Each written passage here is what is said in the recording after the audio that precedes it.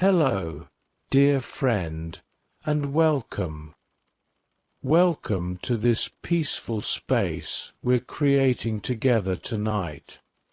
I'm so glad you're here, and tonight I'm going to share with you a very special sleep story. A story called The Moonkeeper's Quiet Night Routine. This is a long story, a journey through the gentlest, most peaceful evening you can imagine. You don't need to hear all of it. In fact, you're not meant to. This story is designed to help you drift off to sleep naturally, whenever your body and mind are ready. So please, get comfortable. Adjust your pillows.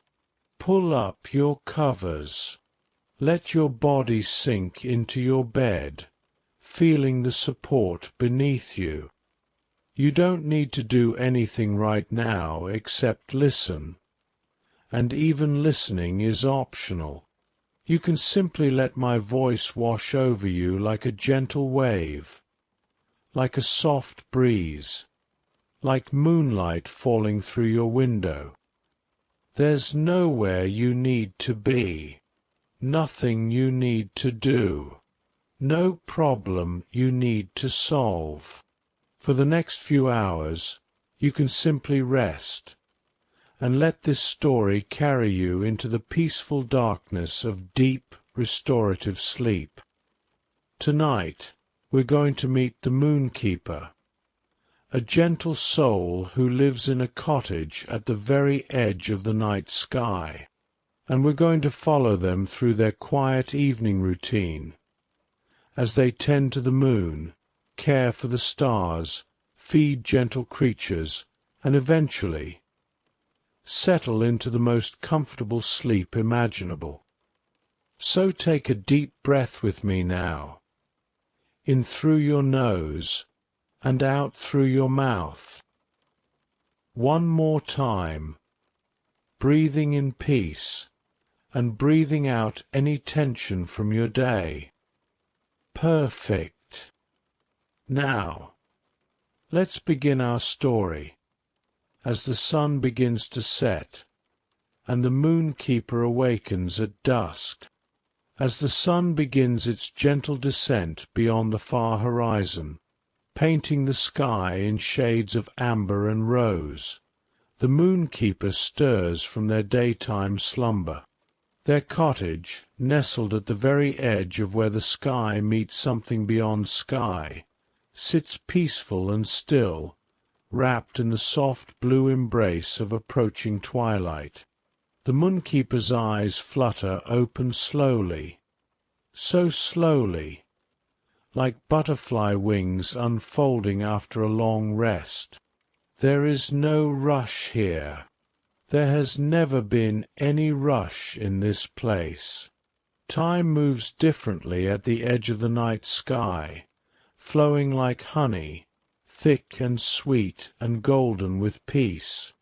Through the window beside the bed, the first whisper of evening light filters in, gentle as a lullaby.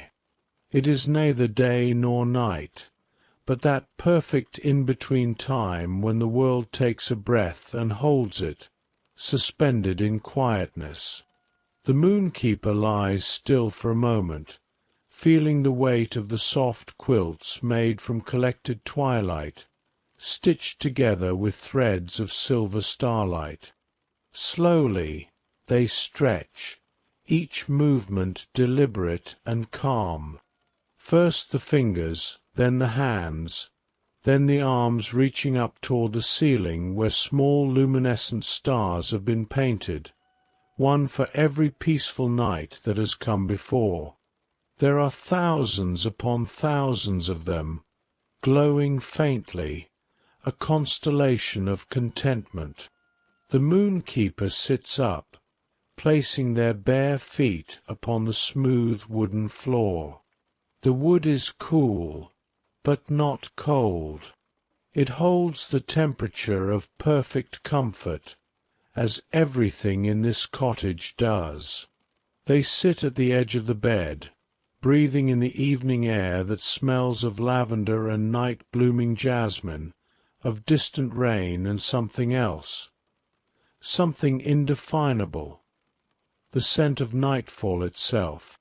Outside the window, the sky continues its slow transformation. The rose and amber deepen into violet and indigo. The first brave star appears, twinkling tentatively, waiting for the Moonkeeper to begin the evening's work. But there is no hurry. The star knows this. It twinkles patiently, contentedly, as stars do. The Moonkeeper stands, moving to the window with footsteps that make barely a whisper against the floor. They place one hand upon the window-sill, feeling the smooth wood beneath their palm, worn soft by countless evenings of just this gesture. They look out across the vast expanse of darkening sky, across the rolling fields of cloud that stretch beneath their cottage like an ocean of softest wool. In the distance they can see the great curve of the world below, tiny lights beginning to flicker on in villages and cities, in homes and harbours. People are lighting their lamps, drawing their curtains, settling in for the evening. The Moonkeeper smiles softly. Soon, they think, soon I will light the moon for them, and they will have its gentle glow to ease them into sleep. But first there is the waking, the slow, peaceful waking. The Moonkeeper moves to a small washstand in the corner of the bedroom, where a basin of cool water waits, fresh as morning dew, though no morning ever touches this place.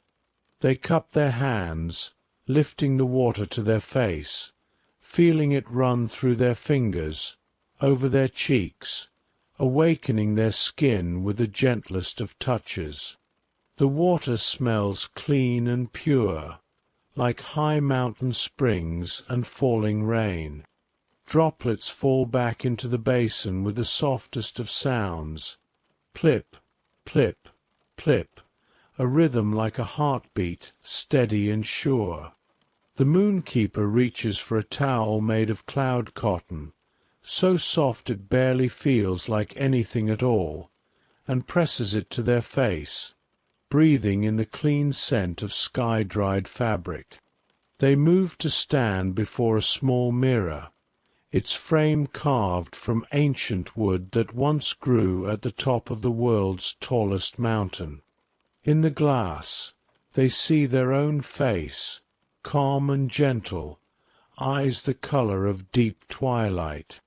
The Moonkeeper has no age here, or perhaps they are every age at once, both ancient and forever young, as eternal as the cycle of day and night they serve. From a peg beside the mirror they take down their robe. It is made of fabric woven from night itself, deep blue-grey and shot through with threads that shimmer like distant nebulas. The Moonkeeper slips it over their shoulders, feeling its familiar weight settle around them like an embrace. The robe knows them. The robe has been with them for longer than memory. They tie the sash slowly, their fingers moving through the familiar motions without thought, the way one's fingers remember old songs on piano keys or the way home through darkened streets. Around their neck they fasten a pendant, a small crescent moon made of silver so pure it seems to glow from within. The Moonkeeper takes one more deep breath, standing in the centre of their bedroom as the light outside continues to fade. They can feel the night approaching, feel it in their bones, in the quiet spaces of their heart. The world is ready. The evening is ready. And now so are they. With slow, measured steps, they move toward the bedroom door. Their hand rests upon the handle for just a moment, cool brass worn smooth by centuries of evening touchings. They turn it gently, and the door opens without a sound, revealing the main room of the cottage beyond. The evening's work is about to begin, but there is no rush. There is never any rush. The night has all the time in the world, and so does the Moonkeeper. As they step through the doorway, leaving the bedroom behind, the first section of the night's gentle routine begins to unfold, slow and peaceful as a flower opening its petals to receive the dew. The cottage awaits. The sky awaits. And everything is exactly as it should be. The main room of the cottage greets the Moonkeeper with its familiar, comforting presence. It is a space that has been lived in, loved in, tended to with care through countless cycles of night and day. The ceiling beams are old oak, dark with age, and from them hang bundles of dried herbs, lavender, chamomile, moonflower, and night-blooming jasmine. Their gentle fragrance fills the air, a perfume of peace and tranquillity. The room is dim now, caught in that threshold moment between light and dark. Shadows gather softly in the corners, not frightening but friendly, like old companions settling in for the evening.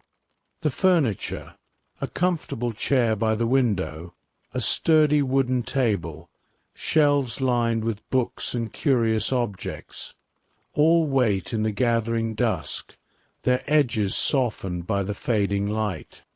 The Moonkeeper moves through this beloved space with the ease of long familiarity. Their feet know every board of the floor, every slight dip and rise. Their hands know where everything rests, even in darkness. But tonight, as every night, they will bring light, gently, gradually, in the proper order, as it has always been done. On a small table near the door sits a wooden box. It is carved from birchwood, smooth and pale, decorated with intricate patterns of stars and moons that spiral across its surface. The Moonkeeper approaches this box slowly, reverently, and places both hands upon its lid. They pause, taking a breath, feeling the connection between themselves and this simple ritual that has been performed for more evenings than can be counted. The lid opens with the softest whisper of wood against wood. Inside, nestled in beds of silk the colour of midnight, rest the evening candles. There are 7 of them, each one slightly different from the others. The Moonkeeper looks down at them with fondness, the way one might look at old friends. The first candle is small and round, made of beeswax so pale it is almost white. It smells of honey and summer meadows, of warm afternoons and lazy bees drifting from flower to flower. This is the candle of gentle transitions, meant to ease the change from day to night, to soften the edges of the world as it shifts. The Moonkeeper lifts this candle from its resting place, their fingers cradling it gently. It is smooth and cool to the touch, surprisingly heavy for its size, as if it carries within it the weight of all the peaceful evenings it has illuminated. They carry it to the window-sill where they stood earlier, watching the dusk deepen. A box of matches sits there, simple wooden matches with blue tips. The Moonkeeper takes one match, holds it for a moment, then strikes it against the side of the box. The sound is soft, hey, and then there is light. The small flame dances at the end of the match, orange and gold and alive, casting moving shadows across the Moonkeeper's face. They touch the flame to the wick of the candle of gentle transitions. For a moment, nothing happens. Then the wick catches, and a new flame blooms, smaller than the match flame, steadier, burning with a light that seems softer, more knowing. The Moonkeeper shakes out the match gently, and the match flame dies with a final curl of smoke that smells of sulphur and wood. But the candle burns on. The Moonkeeper sets it carefully on the window-sill, where its light immediately begins to do its work. The room seems to sigh, to settle, to accept that yes, the day has ended and the evening has truly begun. The transition is made. The threshold is crossed. Outside the window, the sky has deepened further. The violet has become a rich purple, scattered with more stars now, dozens of them, hundreds. They twinkle more confidently, knowing the Moonkeeper is awake, is moving through the cottage, is beginning the sacred work of bringing forth the night. The Moonkeeper returns to the wooden box. The second candle is taller, thinner, made of white wax infused with dried lavender petals that show through like purple stars in snow. This is the candle of peaceful breath, meant to slow the racing heart, to ease the worried mind, to remind all who see its light that breathing is enough, that simply being is enough. They carry this candle to the mantelpiece above the cold fireplace. Here, carved into the wooden mantel, are symbols of rest and comfort: a sleeping cat, a closed book, a pillow with the indent of a head. The Moonkeeper strikes another match, and lights the candle of peaceful breath. As this flame takes hold, the scent of lavender intensifies, filling the room with its calming perfume.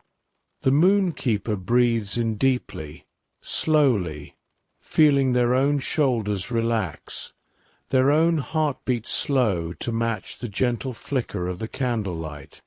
In, the breath goes. Out, it flows. In, out.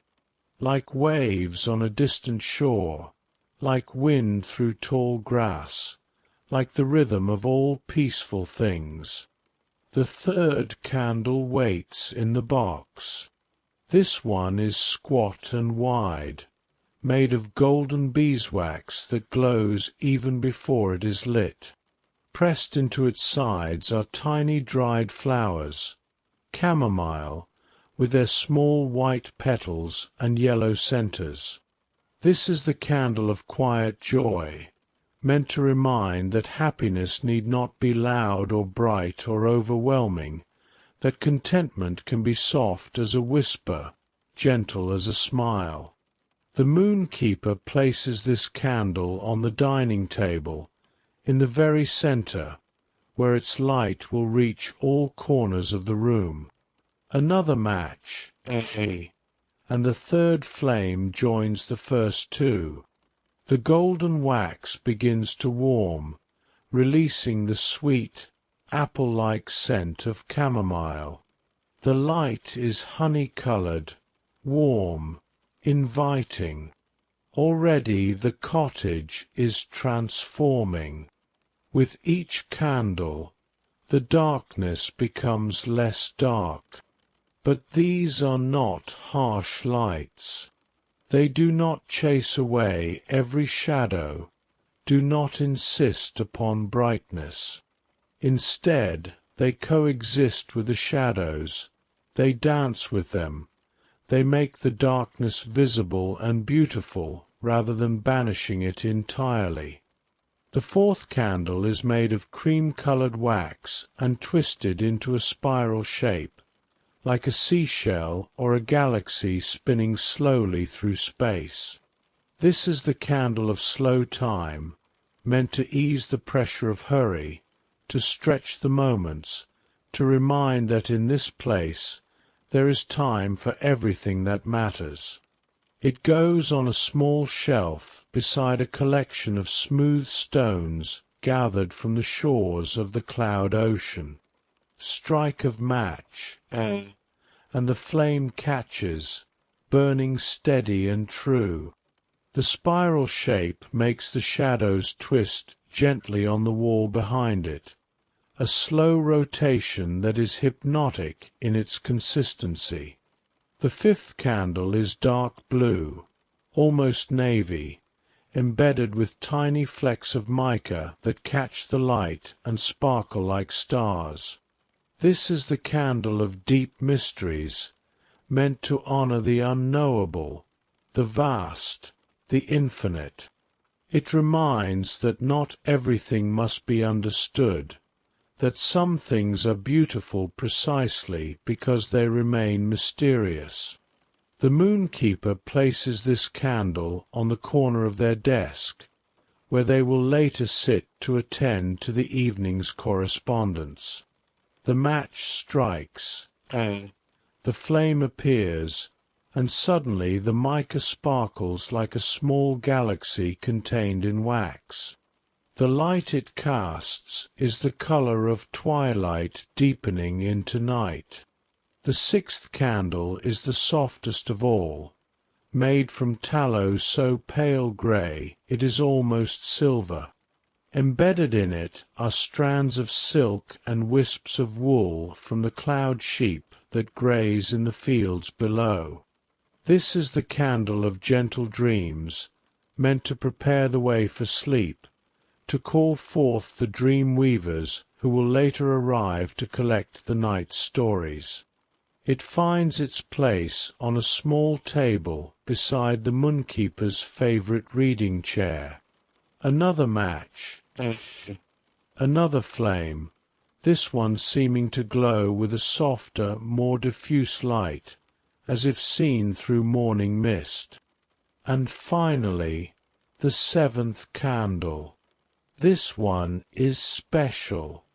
It is made from wax that came from the eternal hive, where bees as old as time itself tend flowers that bloom only once every 100 years. The wax is pale and perfect, and the candle is shaped like a simple pillar, unadorned, pure. This is the candle of presence, meant to ground the Moonkeeper in this moment, in this evening, in this exact breath and heartbeat. This final candle goes on a small altar by the door, a shelf that holds nothing else. No clutter, no decoration, just empty space waiting to be honored. The last match, and the seventh flame joins its companions. The Moonkeeper steps back into the center of the room and looks around at the work of their hands.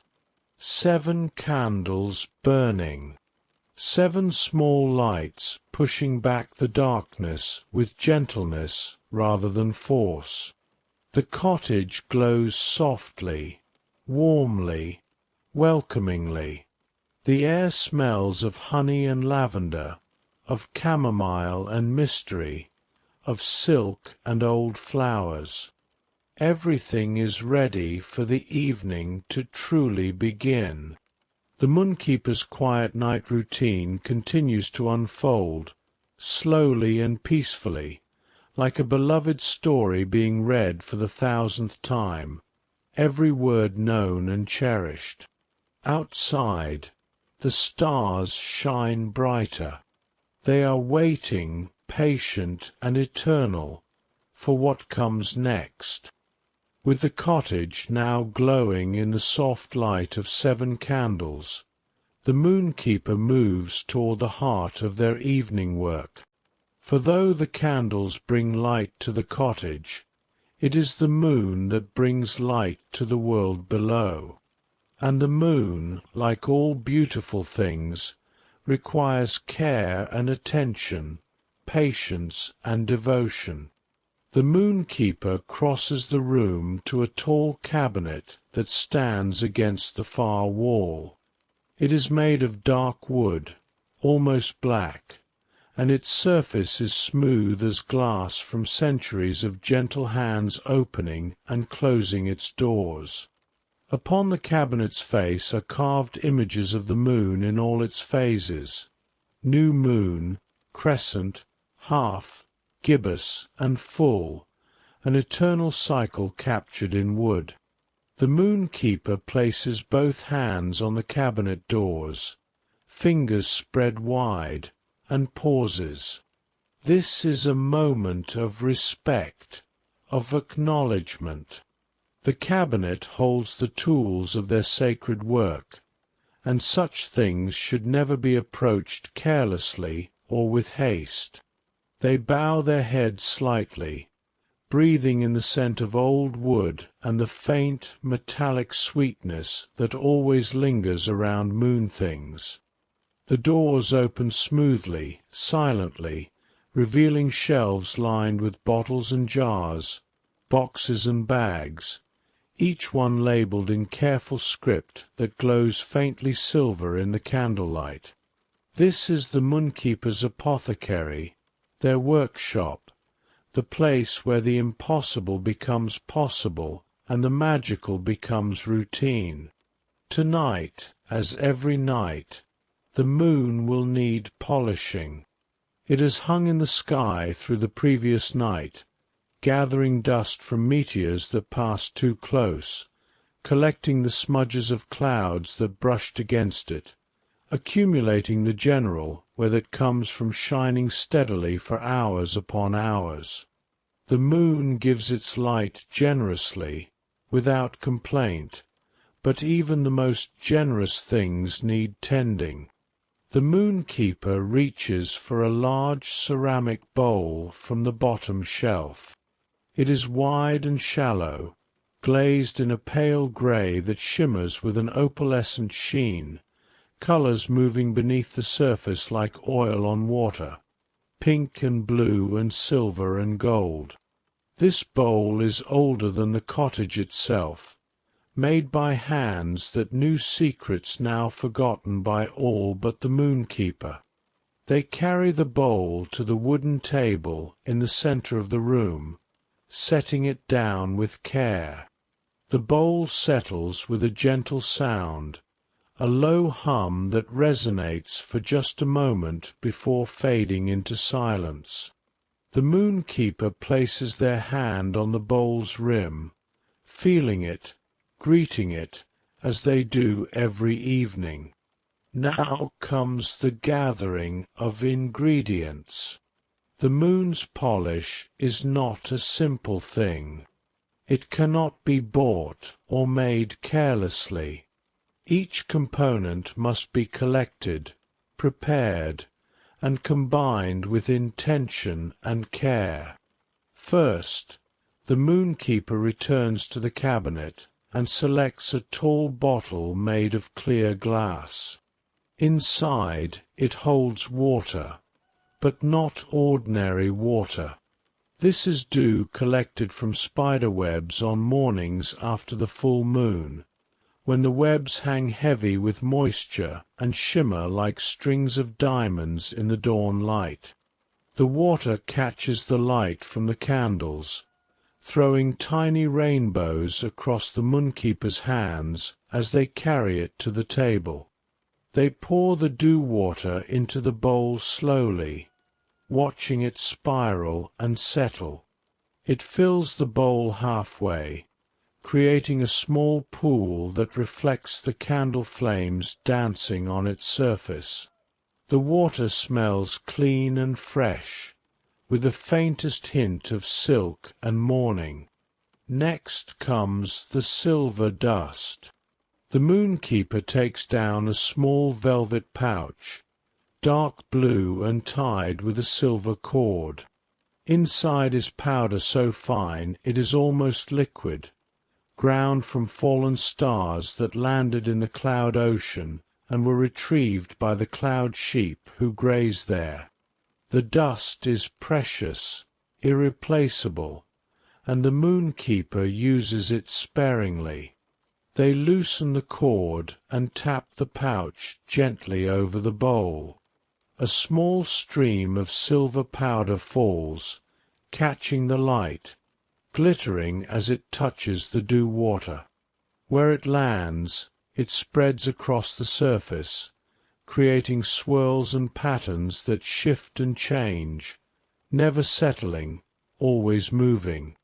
The water begins to glow faintly from within, as if it has swallowed moonlight itself. The third ingredient is salt, but again, not ordinary salt. This salt comes from the tears of quiet joy, those tears that people shed when they are moved by beauty, by love, by the perfect rightness of a moment. These tears are collected by invisible spirits and crystallized into salt that holds within it the essence of emotion, of connection, of being truly alive. The Moonkeeper takes a small silver spoon and dips it into a jar of this salt.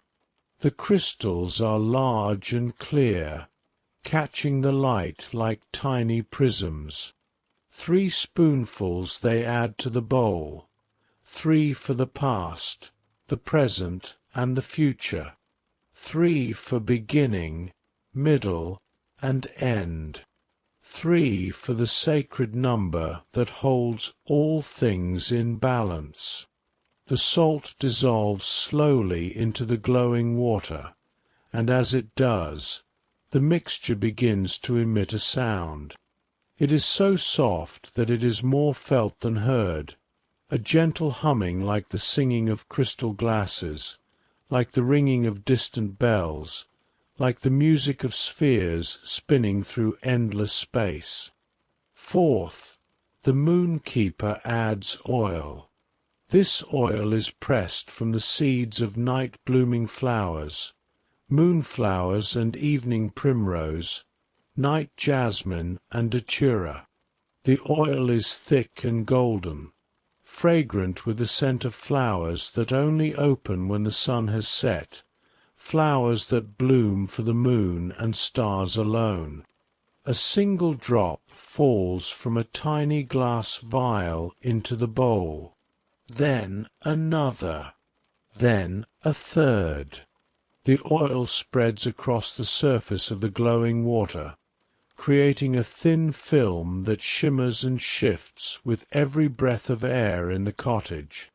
The fragrance rises, sweet and heady, filling the room with the perfume of night gardens.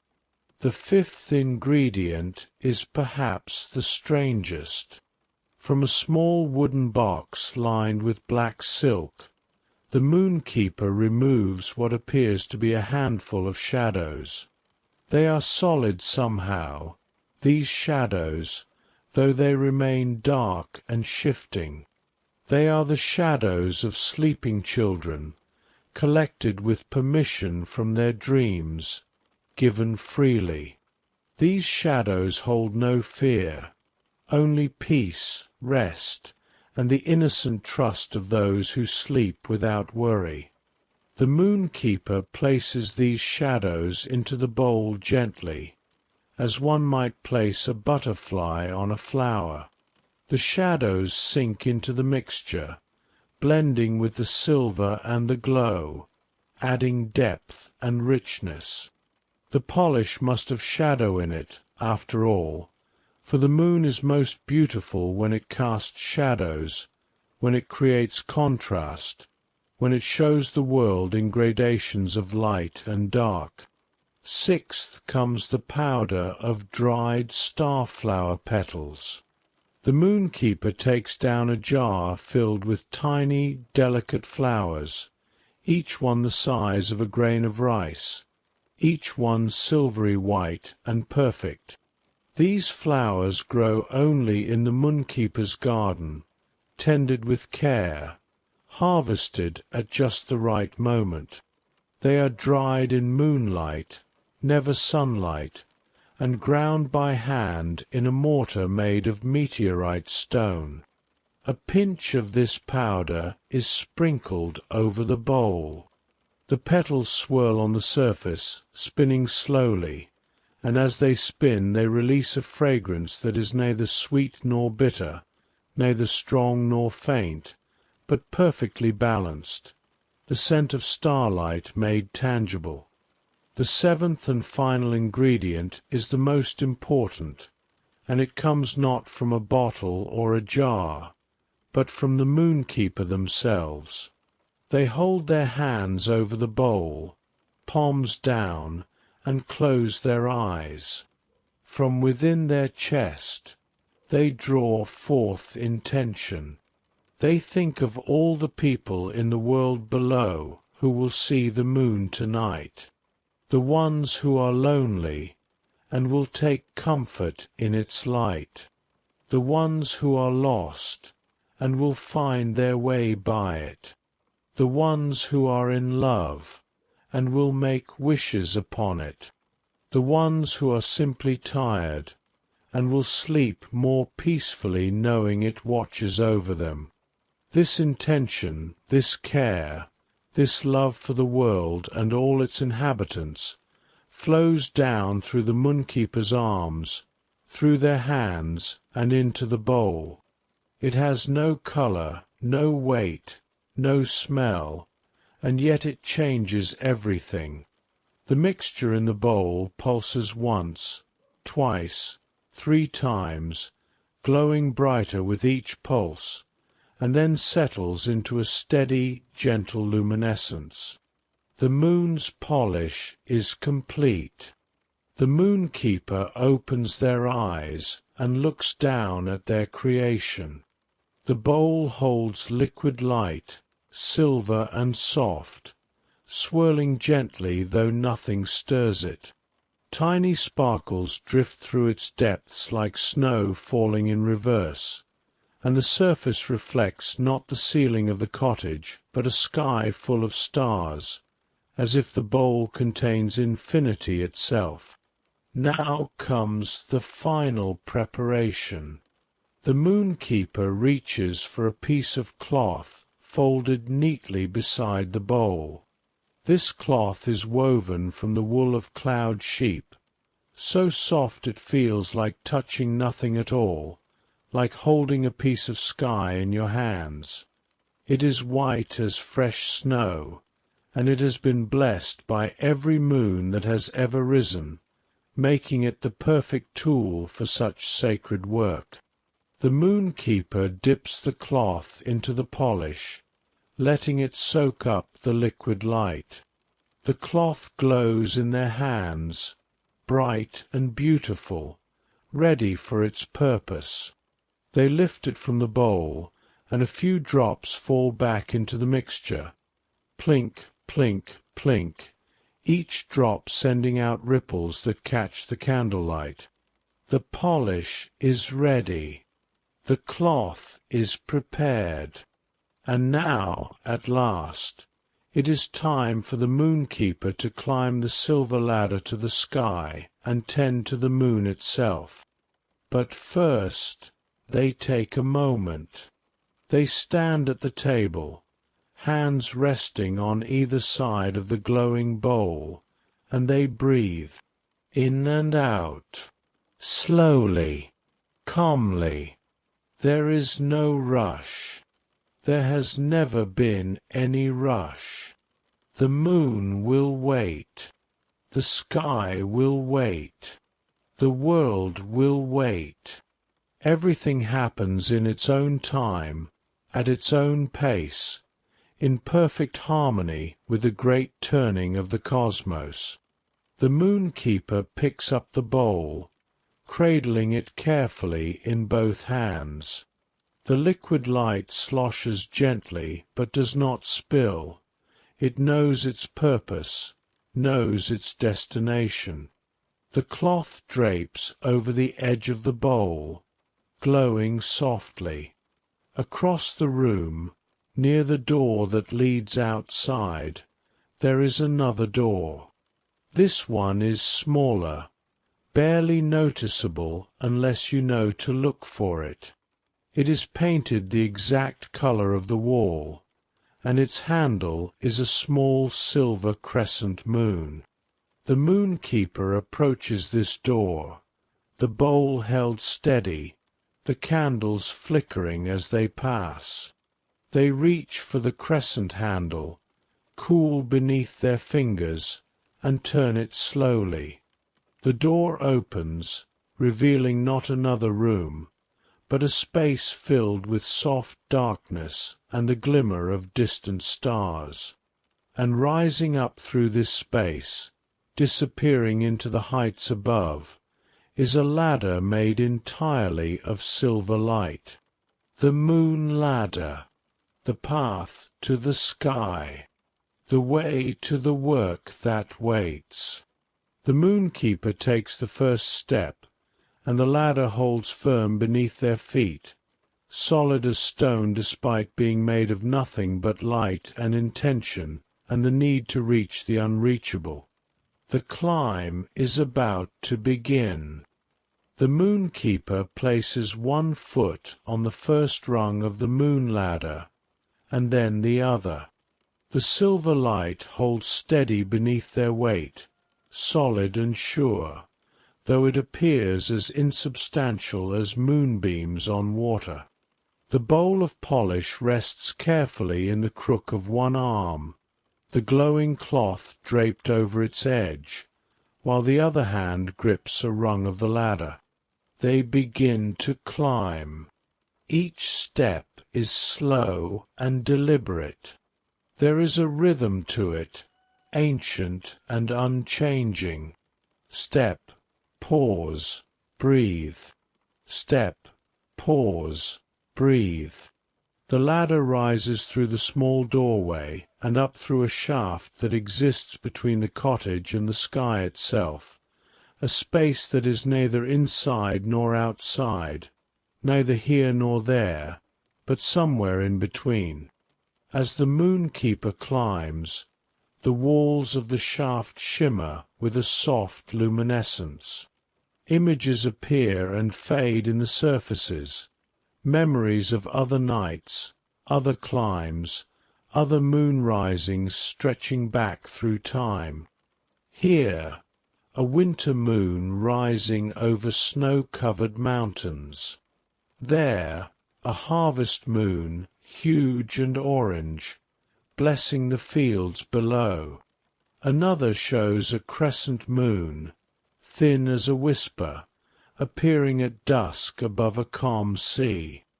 The Moonkeeper has made this climb thousands upon thousands of times, and yet it never grows old, never becomes routine. Each night is different. Each moon is unique. Each climb is its own small meditation, its own journey from the earthly to the celestial. Step, pause, breathe. The air grows cooler as they climb higher, but not uncomfortably so. It is the coolness of clear nights, of mountain peaks, of places where the atmosphere thins and the stars come closer. The Moonkeeper breathes it in deeply, feeling it fill their lungs with crispness and clarity. Step, pause, breathe. Higher now. The cottage is far below, though the Moonkeeper does not look down. There is no need. They know it is there, safe and warm, candles burning, waiting for their return. The ladder continues upward, rung after rung of silver light, each one appearing just before the Moonkeeper needs it, as if the ladder is being created by the very act of climbing. The sound of the world below begins to fade. The rustle of wind through the cloud ocean, the distant bleating of the cloud sheep, the soft hum of the cottage itself, all of it recedes into silence. Not an empty silence, but a full one, the silence of space, the silence of the stars, the silence that exists between heartbeats, between breaths, between thoughts. Step, pause, breathe, and then, suddenly, the Moonkeeper's head emerges through the top of the shaft, and they are in the sky itself. The vastness of it is breathtaking, even after all these countless nights. The sky stretches out in every direction, deep and dark and infinite, studded with more stars than could ever be counted. They burn with a fierce, cold light, each one a sun to some distant world, each one holding its own stories, its own mysteries. The Moonkeeper climbs the last few rungs and steps off the ladder onto a platform made of solidified starlight. It is a small space, circular, just large enough for the Moonkeeper to move comfortably. The platform floats here at the very edge of the atmosphere, where the air becomes space, where the earthly becomes cosmic. And there, resting in a great cradle of silver chains, is the moon. It is smaller than it appears from the ground, no larger than a great wagon wheel, but what it lacks in size it makes up for in presence. Even unlit, even resting, the moon commands attention. It is made of something between stone and light, between matter and magic. Its surface is pale grey, marked with darker patches and the faint traces of ancient craters. The moon is not awake yet. It rests in its cradle, dormant, waiting. This is the way of things. Each day, the moon sleeps while the sun does its work, and each night the Moonkeeper comes to wake it, to polish it, to raise it into the sky where it can shine its gentle light upon the world below. The Moonkeeper approaches the cradle slowly, reverently. They set the bowl of polish down on the platform and stand before the moon, hands clasped in front of them. For a long moment they simply look at it, appreciating its form, its function, its beauty. Then they speak, as they do every night, the words of the ancient greeting. Moon of night, keeper of tides, companion of stars.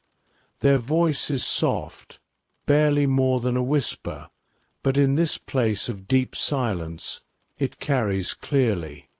I have come as I always come, to tend you, to honor you, to help you rise once more. The world below is growing dark, and they need your light. Will you wake? Will you shine? For a moment, nothing happens. The moon rests silent in its cradle, and then, so faintly at first that it might be imagined, the moon begins to glow. Just the barest hint of luminescence, like a coal beginning to catch fire. It pulses once, gently, an acknowledgment, an answer. Yes, The moon says without words, "Yes, I will wake. Yes, I will shine." The moonkeeper smiles and reaches for the bowl of polish. They dip the soft cloth into the glowing liquid, soaking it thoroughly, and then approach the moon. The first touch of cloth to surface is always sacred. The moonkeeper places the glowing cloth against the moon's edge and begins to work in slow, circular motions. Around and around, gentle and steady, polishing away the dust of space, the smudges of passing clouds, the general wear of existing in the vast cosmos. As they polish, the moon begins to brighten. The glow spreads from the spot where the cloth touches, radiating outward like ripples on a pond. The surface begins to shimmer, to reflect light that comes from within itself, light that is its own and no one else's. The moonkeeper works methodically, without hurry. They polish each crater, each dark mare, each bright highland. Their hands move with practised ease, knowing exactly how much pressure to apply, exactly how long to work each section. The cloth glides over the surface, and where it passes, the moon gleams. The moonkeeper dips the cloth back into the polish, refreshing it, and continues their work. They move around the moon slowly, reaching high and bending low, ensuring that every inch receives attention. No spot is too small to matter. No blemish is too minor to address. The moon deserves their complete care, their full attention. As they work, the moonkeeper hums softly, a melody with no beginning and no end, a tune that has been hummed by every moonkeeper who has ever lived, passed down through time like a precious inheritance.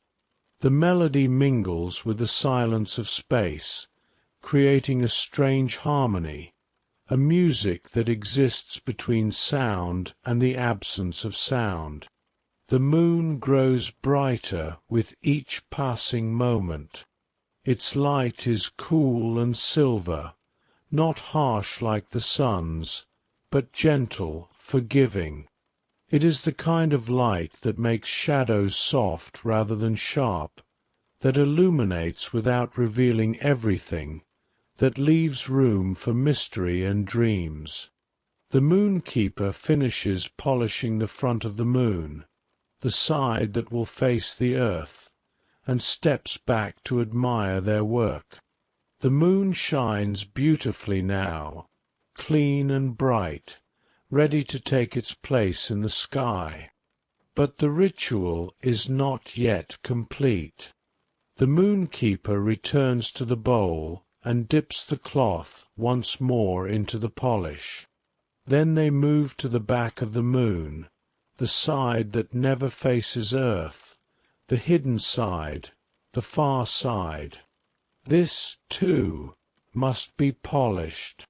This, too, deserves care. Some might wonder why. If no one from earth will ever see this side, why does it matter? But the moonkeeper knows. Things do not need to be seen to be worthy of care. Things do not need an audience to deserve attention.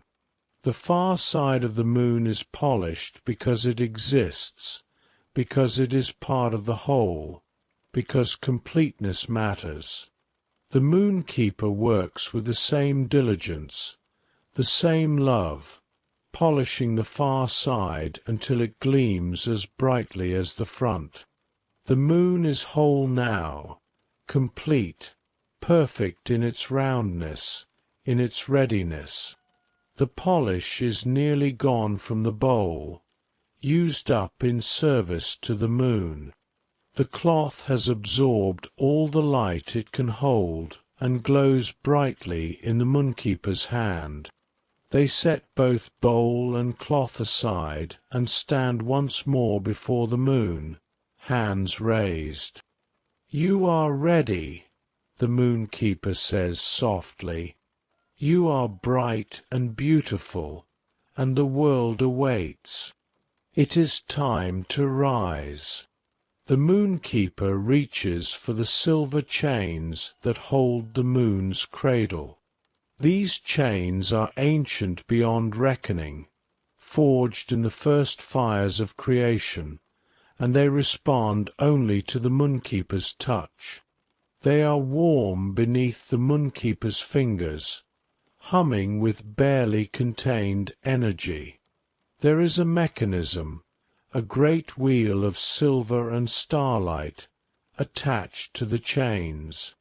The Moonkeeper grasps this wheel with both hands and begins to turn it. Slowly, carefully. The wheel is heavy, even for the Moonkeeper, and it requires all their strength to move it. As the wheel turns, the chains begin to lift. They slide through great pulleys made of concentrated gravity, through gears made of time itself. The moon's cradle rises, tilting slightly, preparing to release its precious cargo. The Moonkeeper continues to turn the wheel. Their breathing deepens with the effort, but they do not rush, do not hurry. This must be done properly, at the right speed, with the right intention. Too fast, and the moon might lurch into the sky, disrupting the tides, startling the nocturnal creatures below. Too slow, and the darkness will linger too long, and people will worry. Just right. That is the only way. The wheel turns. The chains lift, and the moon rises higher in its cradle, tipping now, beginning to roll forward. And then, with a grace that seems impossible for something so massive, the moon lifts free from its cradle and begins to float upward on its own. It rises slowly into the sky, drawn by forces that existed before words, before thought, before anything. It rises because it must, because it is time, because this is the way of things. The Moonkeeper releases the wheel and watches as the moon ascends. It grows smaller as it moves away, but also brighter, as if distance somehow intensifies its light rather than diminishing it. Up and up it goes, taking its place among the stars, finding its proper position for this night. The moon knows where to go. It always has. It follows the ancient paths, the invisible roads through space that were laid down at the beginning of everything. The Moonkeeper does not need to guide it. They need only to give it permission to rise, to polish it clean, to show it the care and respect it deserves. The moon reaches its position for the night, not quite full, but approaching fullness, a waxing gibbous that will cast strong light and deep shadows. It hangs there against the darkness, glowing steadily, beautifully, perfectly. Below, on the earth far beneath, people are beginning to notice. Faces turn upward. Eyes widen with appreciation. Some smile. Some sigh with contentment. Some make wishes. Some simply stop and look, taking a moment from their busy lives to appreciate this ancient light, this faithful companion that has watched over humanity since the very first humans looked up at the sky. The Moonkeeper stands on the platform of starlight and watches the moon settle into its night's work. They feel a deep satisfaction, the kind that comes from a task completed with care, from a responsibility fulfilled with love. The moon is risen. The night can truly begin. The Moonkeeper picks up the empty bowl and the spent cloth. They tuck them carefully under one arm and turn back to the moon ladder. It is time to descend, to return to the cottage, to continue with the evening's routine. But first, they pause at the edge of the platform and look out across the vast expanse of sky. The stars twinkle in their eternal dance. The moon shines steady and sure, and somewhere far below, the world turns in darkness made beautiful by light. All is as it should be. The Moonkeeper places a foot on the first rung of the ladder and begins the descent. Step, pause, breathe. Down and down, leaving the sky behind but carrying its peace within their heart. Step, pause, breathe. The cottage waits below, warm and welcoming. There is still much to do before the night is complete. But there is no hurry. There is never any hurry. The Moonkeeper's feet touch the floor of the cottage once more, stepping down from the last rung of the moon ladder with a soft settling of weight. The small door closes behind them with a gentle click, sealing away the vastness of the sky and returning them to the warm, candlelit comfort of their home. They carry the empty bowl and the spent cloth to the wash-basin near the kitchen alcove, setting them carefully on the wooden counter. These will need to be cleaned later, prepared for tomorrow night's polishing, but for now they can rest. Everything in its own time, everything in its own season. The Moonkeeper walks to the window and looks out. Yes, there it is. The moon hangs bright and beautiful in the darkened sky, exactly where it should be, casting its silver light across the cloud ocean below. The clouds glow softly in the moonlight, rolling like luminescent waves, peaceful and still. A small smile touches the Moonkeeper's lips. The first task is complete. The moon is tended. But the night's work is far from finished. The Moonkeeper moves through the cottage to another door, this one on the opposite wall from the moon ladder entrance. This door is painted a soft green, the colour of new leaves in spring, and its handle is shaped like a small flowering vine. They turn the handle and pull the door open, and a wave of cool, fragrant air washes over them. Beyond the door is the garden, the Starflower Garden. It exists in a space that is neither fully inside nor fully outside the cottage, a pocket realm where the Moonkeeper grows the flowers that feed the stars, the plants that produce the pollen that becomes stardust, the herbs that hold the essence of night itself. It is a place of deep magic and simple growing things, where the cosmic and the earthy meet and dance together. The Moonkeeper steps through the doorway and onto a path made of smooth, flat stones. Each stone is a different color, grey and silver, deep blue and pale lavender, black as midnight and white as bone. The path winds through the garden in gentle curves, never hurrying, never taking the shortest route, but meandering like a stream through a meadow. Above the garden there is no roof, just the open sky with its stars and the newly risen moon. But the garden itself is sheltered somehow, protected from harsh winds and storms by invisible walls of intention and care. The air here is always perfect, cool enough to refresh, warm enough to comfort, still enough to allow the delicate flowers to grow undisturbed.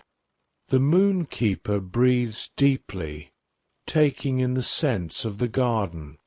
There are so many fragrances here, layering over each other like a symphony of perfume.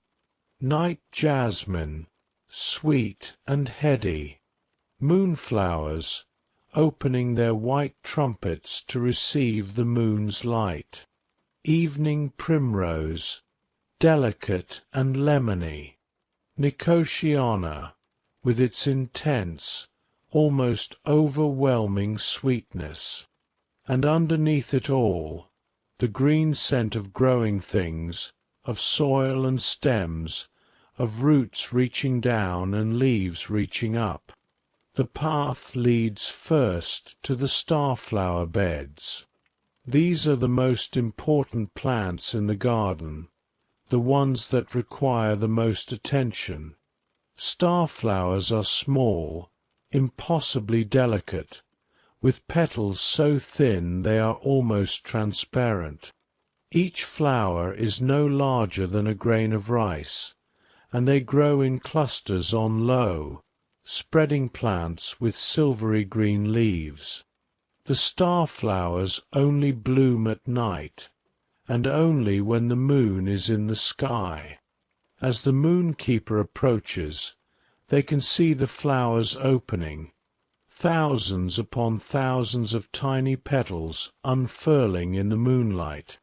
Each flower glows with its own faint luminescence, creating a carpet of light across the garden bed, a reflection of the starry sky above, as if the cosmos has been planted in soil. The moonkeeper kneels beside the first bed, unconcerned about the dampness of the earth, and examines the flowers closely. Some are fully open, their centres bright with golden stamens that release pollen fine as mist. Others are still opening, their petals curled and cautious. A few have finished blooming and are beginning to close again, their work done for this night. From a pocket in their robe, the moonkeeper withdraws a small pair of scissors, delicate as those used for embroidery. The scissors are made of silver that never tarnishes, and their handles are wrapped in silk thread the color of twilight. These scissors have been used by generations of moonkeepers, passed down from hand to hand, from age to age. The moonkeeper begins the careful work of deadheading, removing the spent blooms to encourage new growth. Each flower must be cut at just the right place, at just the right angle, with just the right amount of pressure. Too rough, and the plant will be damaged. Too timid, and the cut will not take properly. Snip. A tiny spent flower falls into the moonkeeper's palm. Snip. Another joins it. Snip. And another. The work is meticulous, requiring complete focus. The moonkeeper's mind empties of all other thoughts. There is only the flower before them, the scissors in their hand, the gentle night air on their face. This is a meditation, a practice of presence, a way of being completely in this moment and no other. As they work, the collected flowers pile up in their palm, a small mound of silver petals that continue to glow faintly even after being cut. These will not be wasted. Later, they will be dried and ground into the powder that goes into the moon polish. Nothing in the garden is ever wasted. Everything serves a purpose. Everything is part of the great cycle. The Moonkeeper moves slowly from plant to plant, working their way across the first bed.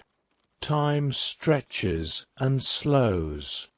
Minutes might be passing, or hours. It is impossible to tell, and it does not matter. The work takes as long as it takes. The flowers receive what they need. When the first bed is finished, the Moonkeeper stands slowly, their knees slightly stiff from kneeling, and carries the handful of spent blooms to a small basket that sits at the edge of the path. They place the flowers inside gently, then brush their hands together, releasing a small cloud of glowing pollen that drifts away on the breeze like miniature stars. The second task in the garden is watering. The Moonkeeper walks along the path to a small well that sits in the center of the garden. The well is made of stone so old it has worn smooth, and it is fitted with a simple wooden bucket on a rope. But this well does not draw water from underground.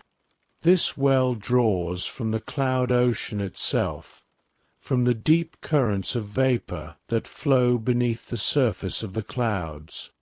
The Moonkeeper lowers the bucket into the well. They cannot see the bottom.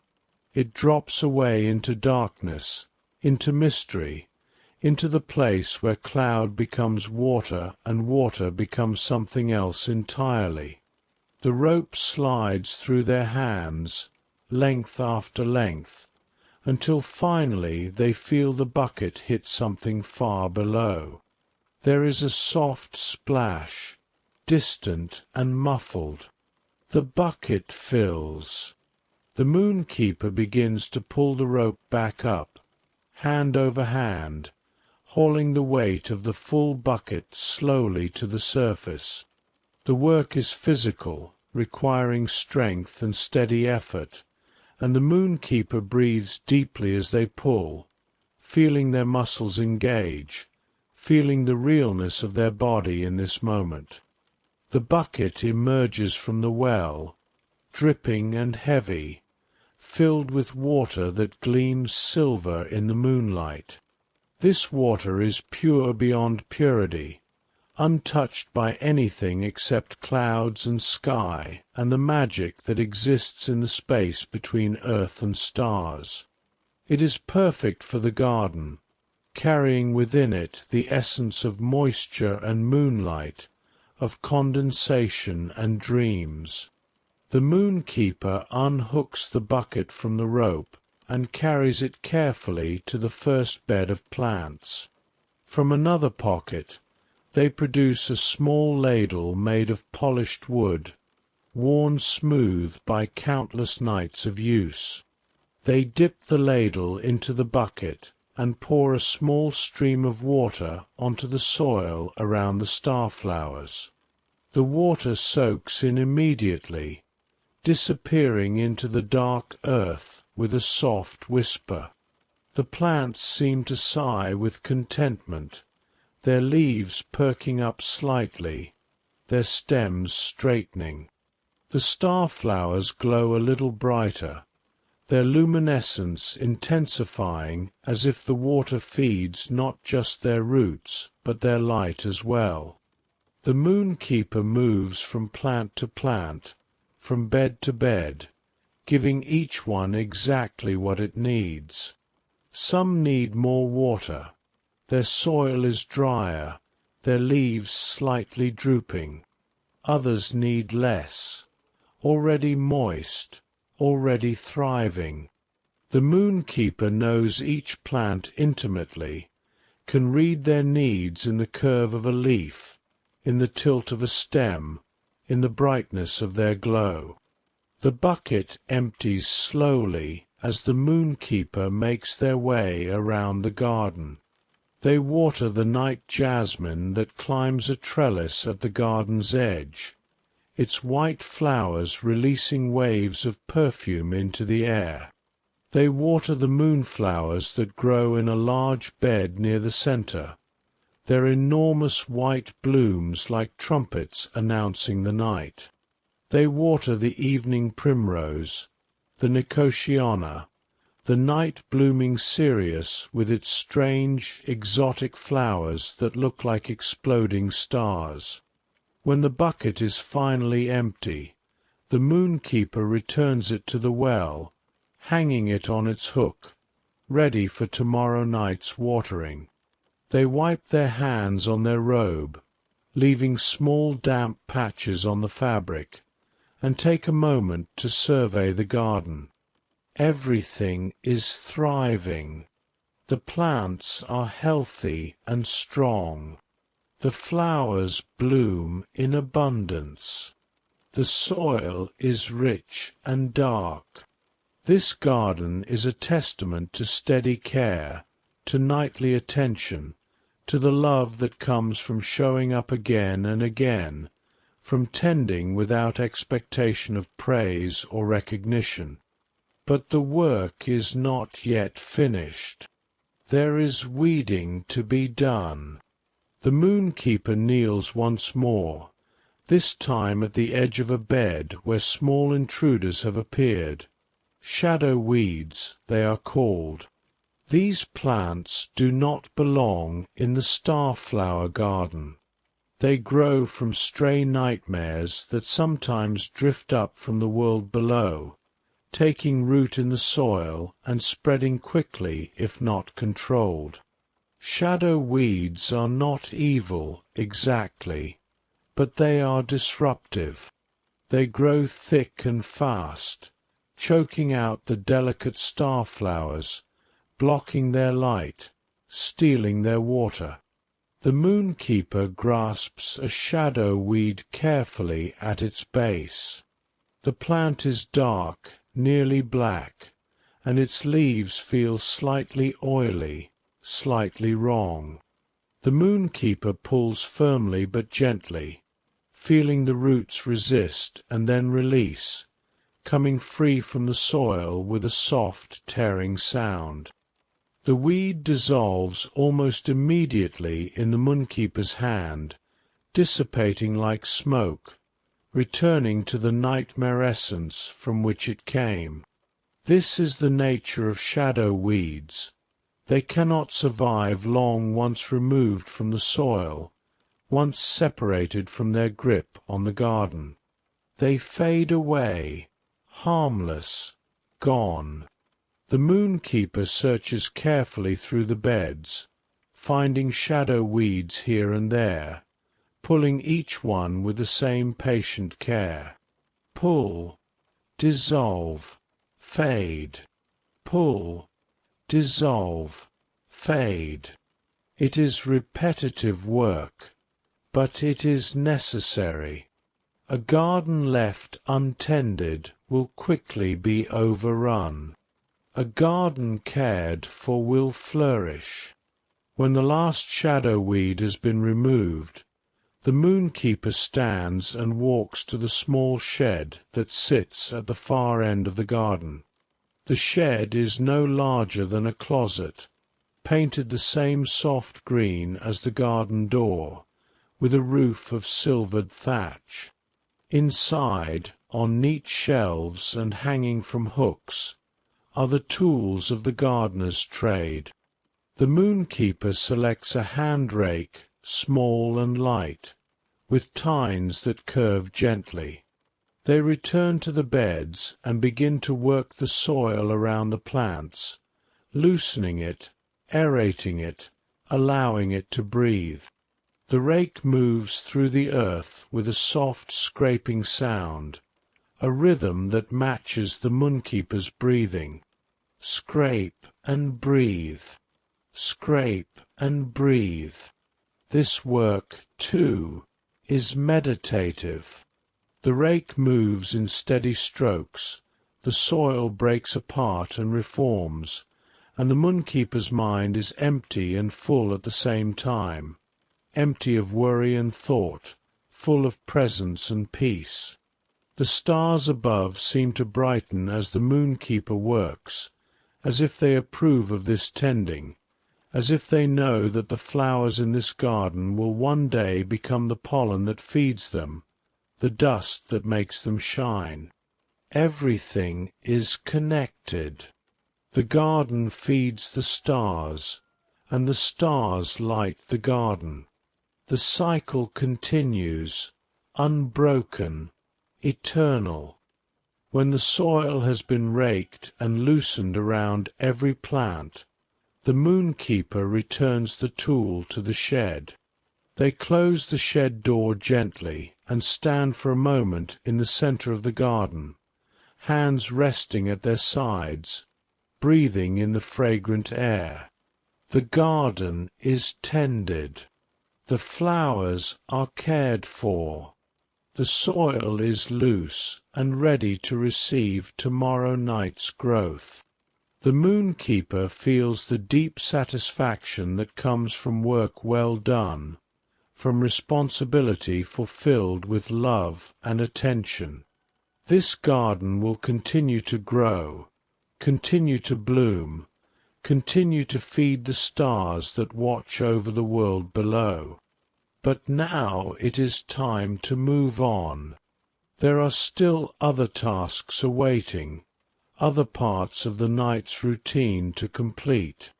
The moonkeeper walks back along the winding path, past the beds of glowing starflowers, past the climbing jasmine and the trumpet moonflowers, past the well with its bucket of cloud water.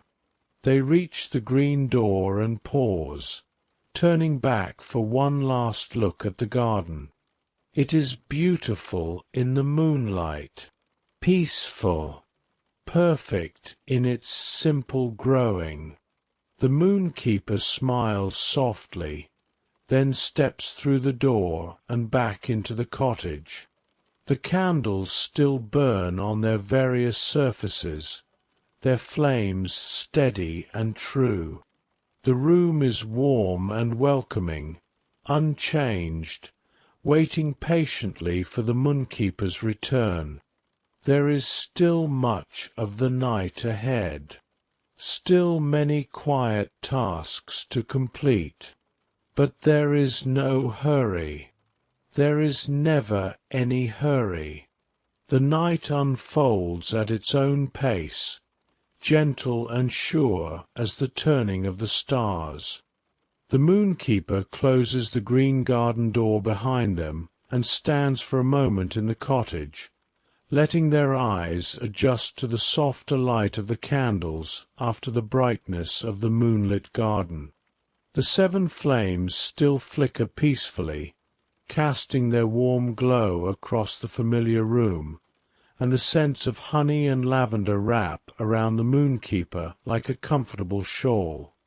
But now, from somewhere outside, comes a sound, soft and distant, but unmistakable, a gentle bleating, drowsy and content. The cloud sheep are stirring, and they will be hungry. They are always hungry at this time of night, when the moon has risen and the stars are bright, when the dew begins to form on the endless fields of cloud below. The moonkeeper moves to a large wooden cupboard that stands near the kitchen alcove. This cupboard is painted a warm cream color and decorated with carved images of sheep, some sleeping, some grazing, some simply standing and looking peaceful. The moonkeeper opens the cupboard doors, and the scent that emerges is earthy and sweet, comforting and nourishing. Inside the cupboard are sacks and baskets, jars and bins, all filled with the various foods that cloud sheep enjoy. The Moonkeeper begins to gather what is needed for tonight's feeding, moving through the cupboard with practiced ease, knowing exactly where everything rests. First, they take down a large basket woven from willow branches that grow at the edge of the cloud ocean. The basket is sturdy but light, perfect for carrying. They set it on the kitchen table and begin to fill it. Into the basket goes a measure of star oats, grains that grow only in the highest meadows of the sky, where the air is thin and the starlight strong. The oats shimmer faintly, each grain catching the candlelight like a tiny pearl. They rattle into the basket with a sound like gentle rain on a roof. Next comes a handful of dream hay, grass that has been cut from the fields where daydreams grow, then dried in moonlight until it turns silver-grey and soft as silk. The hay smells sweet and slightly dusty, with undertones of lavender and chamomile. The Moonkeeper places it carefully in the basket, arranging it so it won't spill. Then they add cloud clover, delicate three-leafed plants that grow wild in the lower reaches of the cloud ocean, where the mist is thick and the condensation heavy. The clover is still slightly damp, cool to the touch, and it smells fresh and green, like the air after rain. The Moonkeeper reaches for a jar filled with what looks like small, translucent pellets. These are condensed dewdrops, harvested from the spider-webs in the garden at dawn and compressed into treats that the cloud sheep particularly enjoy. Each pellet holds within it the essence of morning, even here in the depths of night. The Moonkeeper pours a generous portion into the basket. The sheep have worked hard today, grazing the clouds into gentle shapes, and they deserve a special treat. Finally, the Moonkeeper takes down a smaller basket filled with sky apples. These fruits are strange and beautiful, small and round, with skin that shifts color from pale blue to soft gray to silvery white, depending on how the light hits them. They grow on trees that float freely through the upper atmosphere, their roots dangling in empty air, fed by mist and moonlight. Sky apples taste like fresh air and distant rain, like the feeling of wind on your face and the scent of approaching storms. The cloud sheep love them. The Moonkeeper places half a dozen sky apples in the feeding basket, nestling them among the hay and clover. The basket is full now, heavy with good food, ready to be taken out to the waiting flock. From a hook beside the door, the Moonkeeper takes down a lantern. It is made of brass that has mellowed to a soft golden color, with panes of glass that are slightly frosted, diffusing the light within. The Moonkeeper opens the small door on the lantern's side and touches the wick inside with one finger. Immediately, without need for match or flame, the wick begins to glow, not with fire, but with a cool, steady light that comes from the Moonkeeper's own essence, their own connection to the magic of this place. The lantern's light is gentle, perfect for walking through the night without disturbing the peace, without startling the sleepy creatures. The Moonkeeper closes the lantern door and hangs it from a brass hook attached to the handle of the feeding basket. Now they are ready. The moonkeeper carries the basket to the front door of the cottage, a door they have not yet used tonight. This door is painted soft blue, the color of sky just before dawn, and its handle is shaped like a small cloud. They turn the handle and pull the door open, and the night air flows in, cool and fresh and infinite. Beyond the door is a narrow porch, just wide enough to stand on, with a simple railing of twisted branches. And beyond the porch, stretching out in all directions as far as the eye can see, is the cloud ocean. It is not made of water, this ocean, but of clouds, thick and white and billowing, rolling in slow, gentle waves that move to rhythms older than memory. The clouds glow softly in the moonlight, creating a landscape of soft hills and shallow valleys, of ridges and hollows, all shifting and changing with impossible slowness. Here and there across this vast expanse, the moonkeeper can see them, the cloud sheep. They appear as slightly denser patches of white against the white of the clouds, their fleeces so pure and perfect that they blend almost completely with their surroundings. Only their dark eyes and small black hooves give them away, along with their occasional soft bleating.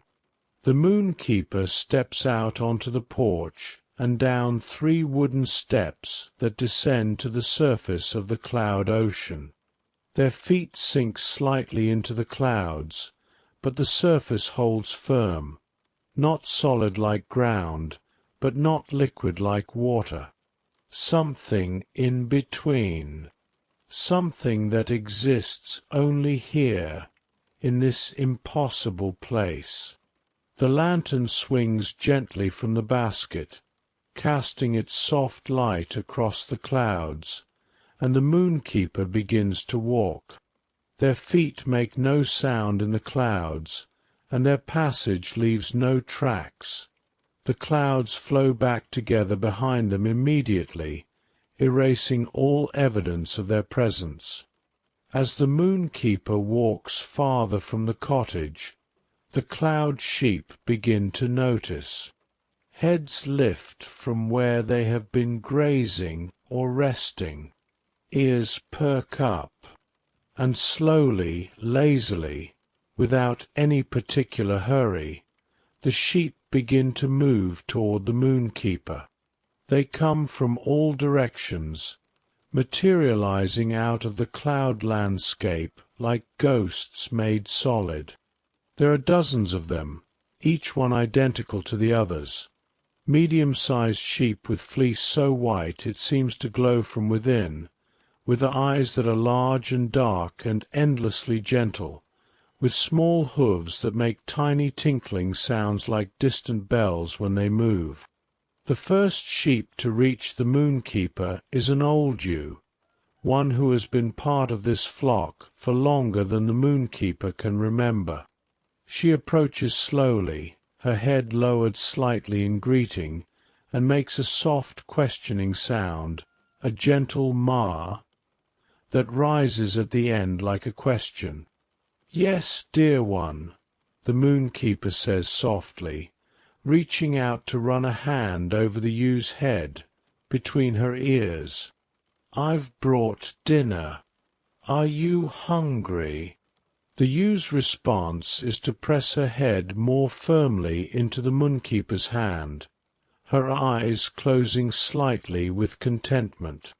The cloud sheep cannot speak in words, but their meaning is always clear. "Yes," she says without speaking. "Yes, I am hungry. Yes, I am happy you are here." More sheep arrive, gathering around the moonkeeper in a loose circle. They press close, but not too close, patient and polite, waiting. Their collective body heat creates a bubble of warmth in the cool night air, and their breathing, slow and steady, creates a rhythm like gentle waves lapping at a shore. The Moonkeeper sets the basket down on the surface of the clouds. It sinks slightly but remains stable, held up by the same magic that holds up the cottage, that holds up everything in this place. The Moonkeeper reaches into the basket and brings out a handful of the star oats, holding them out on their open palm. The old ewe steps forward first, as is her right as the eldest. She lowers her head to the Moonkeeper's hand and begins to eat, her soft lips tickling the Moonkeeper's palm as she carefully gathers up every grain. Her chewing is slow and thoughtful, and her eyes half close with pleasure.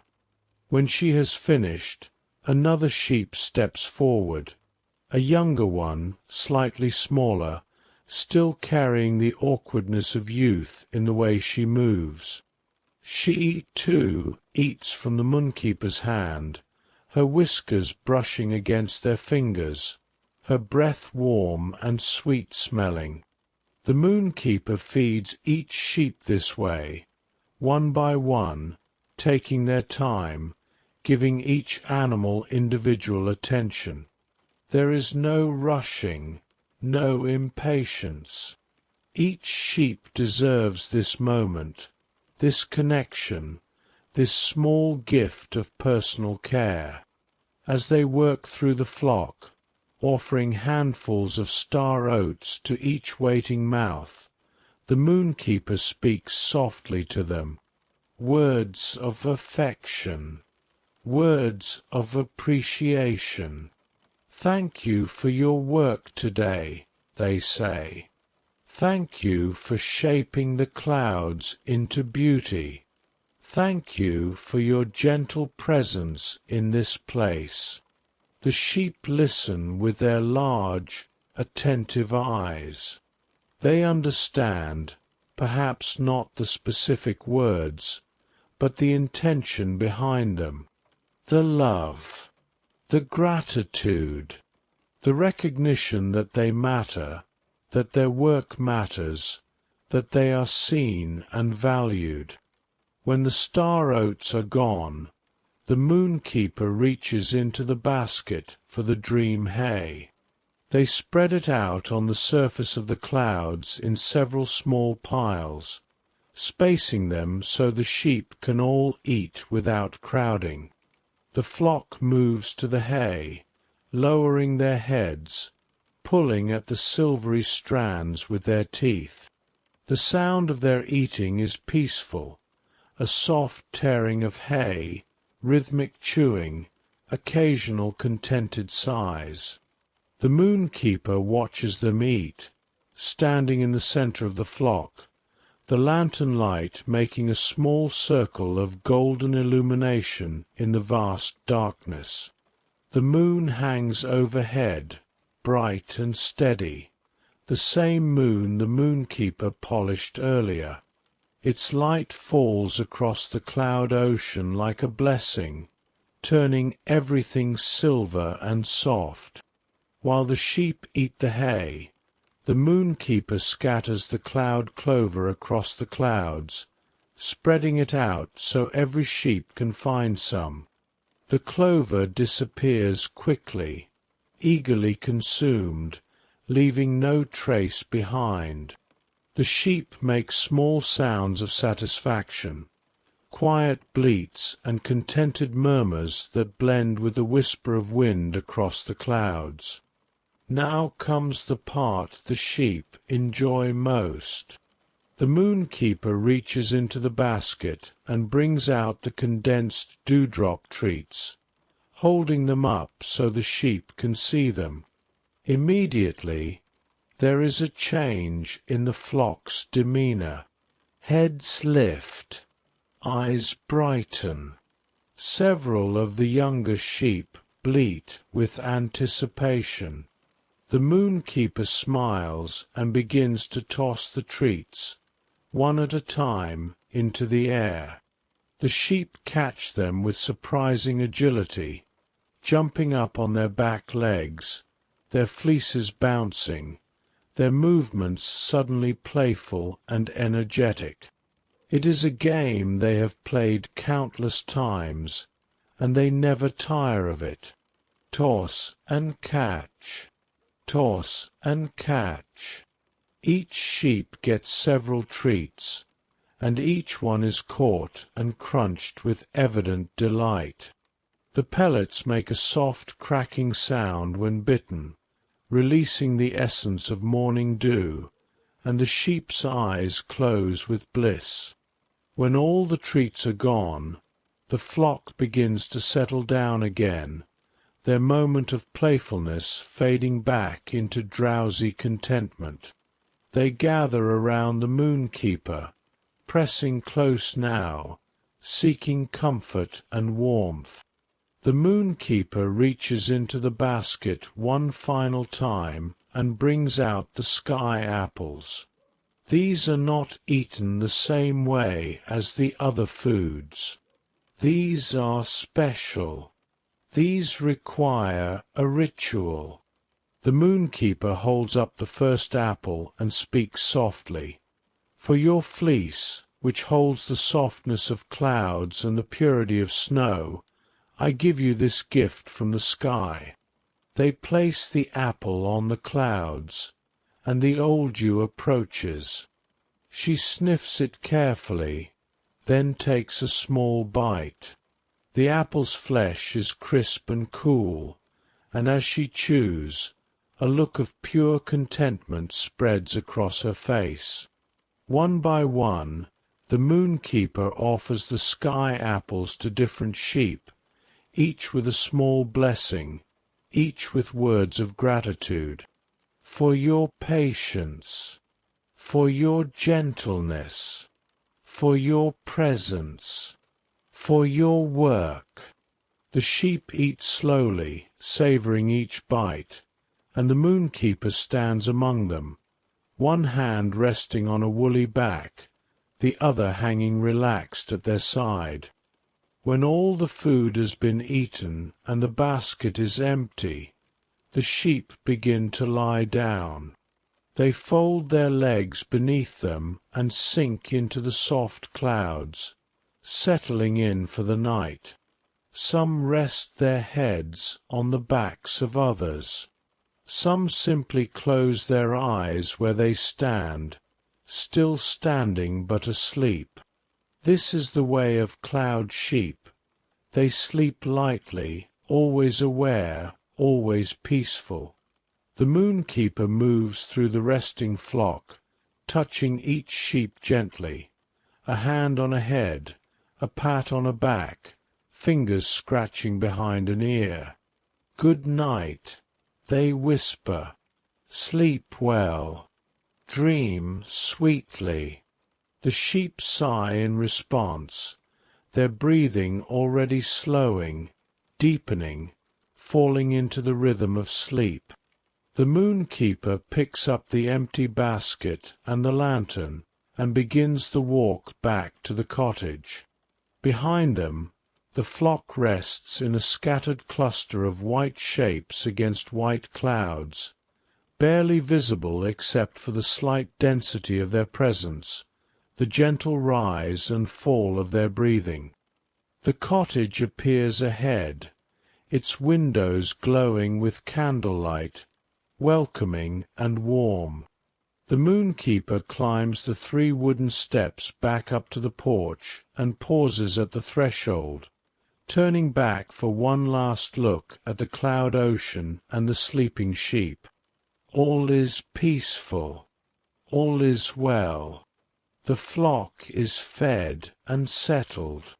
The moonkeeper steps back inside the cottage and closes the blue door softly behind them. They set the empty basket down and extinguish the lantern with a gentle breath across its panes. The light within fades obediently, returning to wherever it came from, waiting to be called forth again tomorrow night. The cottage is quiet except for the soft crackling of the candles and the gentle whisper of wind around the eaves. There is still more of the night ahead, still more tasks waiting to be completed. But the sheep are cared for, and that is enough for now. The Moonkeeper hangs the empty feeding basket back on its hook and moves toward the kitchen alcove. The physical work of the evening, climbing the moon ladder, tending the garden, walking across the cloud ocean, has been gentle but real, and now the Moonkeeper feels the pleasant tiredness that comes from honest effort, from tasks completed with care. It is time for tea. The kitchen alcove is small but perfectly arranged, with everything in its proper place. Copper pots hang from hooks on the wall, their surfaces burnished to a soft glow by years of use and careful polishing. Wooden shelves hold jars and tins, each one labelled in the Moonkeeper's careful script. A small stove sits against the wall, its surface clean and ready, though no fire burns beneath it yet. The Moonkeeper approaches the stove and places one hand flat against its cool surface. They close their eyes and breathe slowly, drawing warmth from within themselves, from the quiet fire that burns at the centre of all living things. The warmth flows down through their arm, through their palm, and into the stove. The stove begins to glow softly from within, a gentle heat that builds gradually, never harsh, never rushing. This is not fire in the ordinary sense. No flames dance here, no smoke rises. It is simply warmth, pure and clean, exactly what is needed and no more. From a shelf, the Moonkeeper takes down a copper kettle. It is old, this kettle, older perhaps than the cottage itself. Its surface is covered with a patina that speaks of countless nights, countless pots of tea, countless moments of quiet rest. The handle is wrapped in cloth to protect the hand from heat, and the spout curves gracefully, designed for perfect pouring. The Moonkeeper carries the kettle to a basin where fresh water waits in a large clay jar. This water comes from the same well as the garden water, drawn from the deep currents of the cloud ocean, pure and cold and perfect. The Moonkeeper fills the kettle carefully, listening to the sound of water pouring, a musical splash that echoes softly in the quiet cottage. The kettle, now heavy with water, is carried back to the stove and placed on its glowing surface. There is a soft hiss as the cool copper meets the warm stove, and then a settling, an acceptance. The water will take time to heat. Everything here takes time, and the Moonkeeper is content to wait. While the water heats, the Moonkeeper turns their attention to choosing the tea. The shelves hold many options, jars filled with different herbs and flowers, leaves and roots, each one with its own properties, its own gifts. But tonight, as most nights, the Moonkeeper reaches for the jar labelled Chamomile Starlight. The jar is made of amber glass, and when the Moonkeeper holds it up to the candlelight, the contents glow like captured sunshine. Inside are dried chamomile flowers, but not ordinary chamomile. These flowers were grown in the starflower garden, watered with cloud water, fed by moonlight, and dried under the stars. They hold within them all the peace of the garden, all the serenity of the night sky. The moonkeeper unscrews the lid of the jar and breathes in deeply. The scent that rises is sweet and apple-like, with undertones of honey and hay, of warm summer afternoons and cool evening breezes. It is a scent that immediately relaxes the shoulders, that softens the breath, that quiets the mind. From a drawer, the moonkeeper takes out a tea strainer made of fine silver mesh. It is shaped like a small basket with a long handle, perfect for steeping tea directly in a cup. The moonkeeper holds it over the jar and tips the jar carefully, allowing several spoonfuls of the dried chamomile to fall into the strainer. The flowers are pale yellow-white, their petals still intact despite being dried, their centers darker and full of tiny seeds. But the tea is not complete with chamomile alone. The name on the jar says chamomile starlight, and the starlight must be added. The moonkeeper sets down the chamomile jar and reaches for another container, this one smaller, made of dark blue glass so deep it is almost black. Inside this jar is something that cannot quite be seen, something that exists at the edge of visibility. It is starlight that has been collected, condensed, and preserved, not the light itself exactly, but the essence of it, the feeling of it, the way it makes the heart feel when you stand beneath the stars and look up in wonder. The moonkeeper unscrews this lid carefully, respectfully. A faint glow emanates from within, soft and silvery, pulsing gently like a heartbeat. Using a small spoon made of crystal, the moonkeeper takes just a tiny amount, no more than a pinch, and sprinkles it over the chamomile in the strainer. Where the starlight touches the dried flowers, they begin to glow faintly, taking on a luminescence that makes them look alive again, as if they are still growing in the garden, still reaching toward the sky. The scent intensifies, deepens, becomes something more than just chamomile. It becomes peace itself, rest itself, the very essence of a quiet night. The moonkeeper closes the jar of starlight carefully and returns it to the shelf. Some things are too precious to waste, too powerful to use carelessly. A little starlight goes a long way. From the stove comes a new sound, a soft humming, a gentle whisper. The water is beginning to warm, though it has not yet reached a boil. The moonkeeper can hear it, can feel it in the air, the subtle shift that happens when water begins to remember that it can be steam, that it can rise and change and become something new. While waiting, the moonkeeper takes down a teacup from a shelf. They have many cups, collected over the years, each one different, each one special in its own way.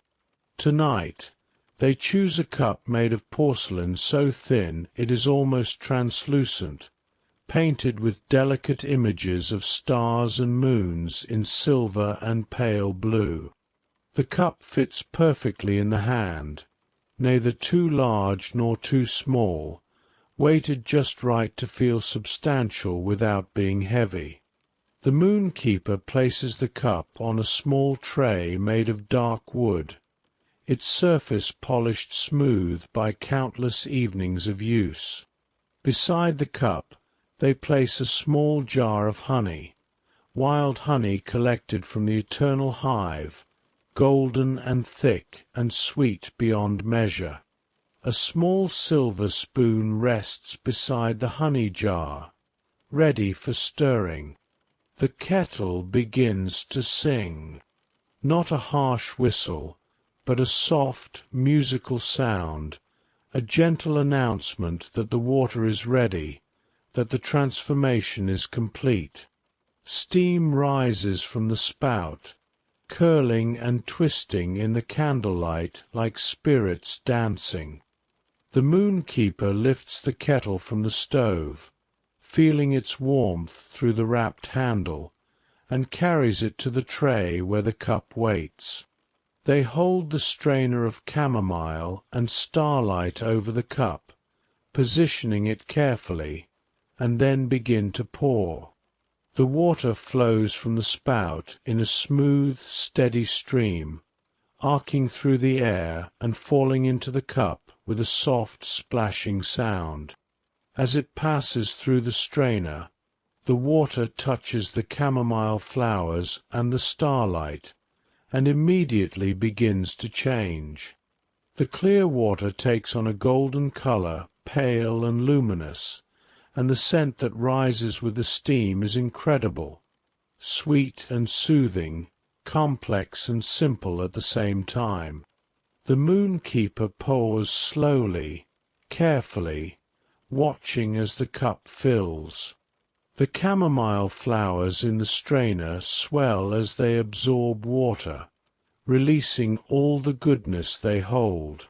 The starlight dissolves into the tea, spreading through the liquid like mist through air, making the tea glow softly from within.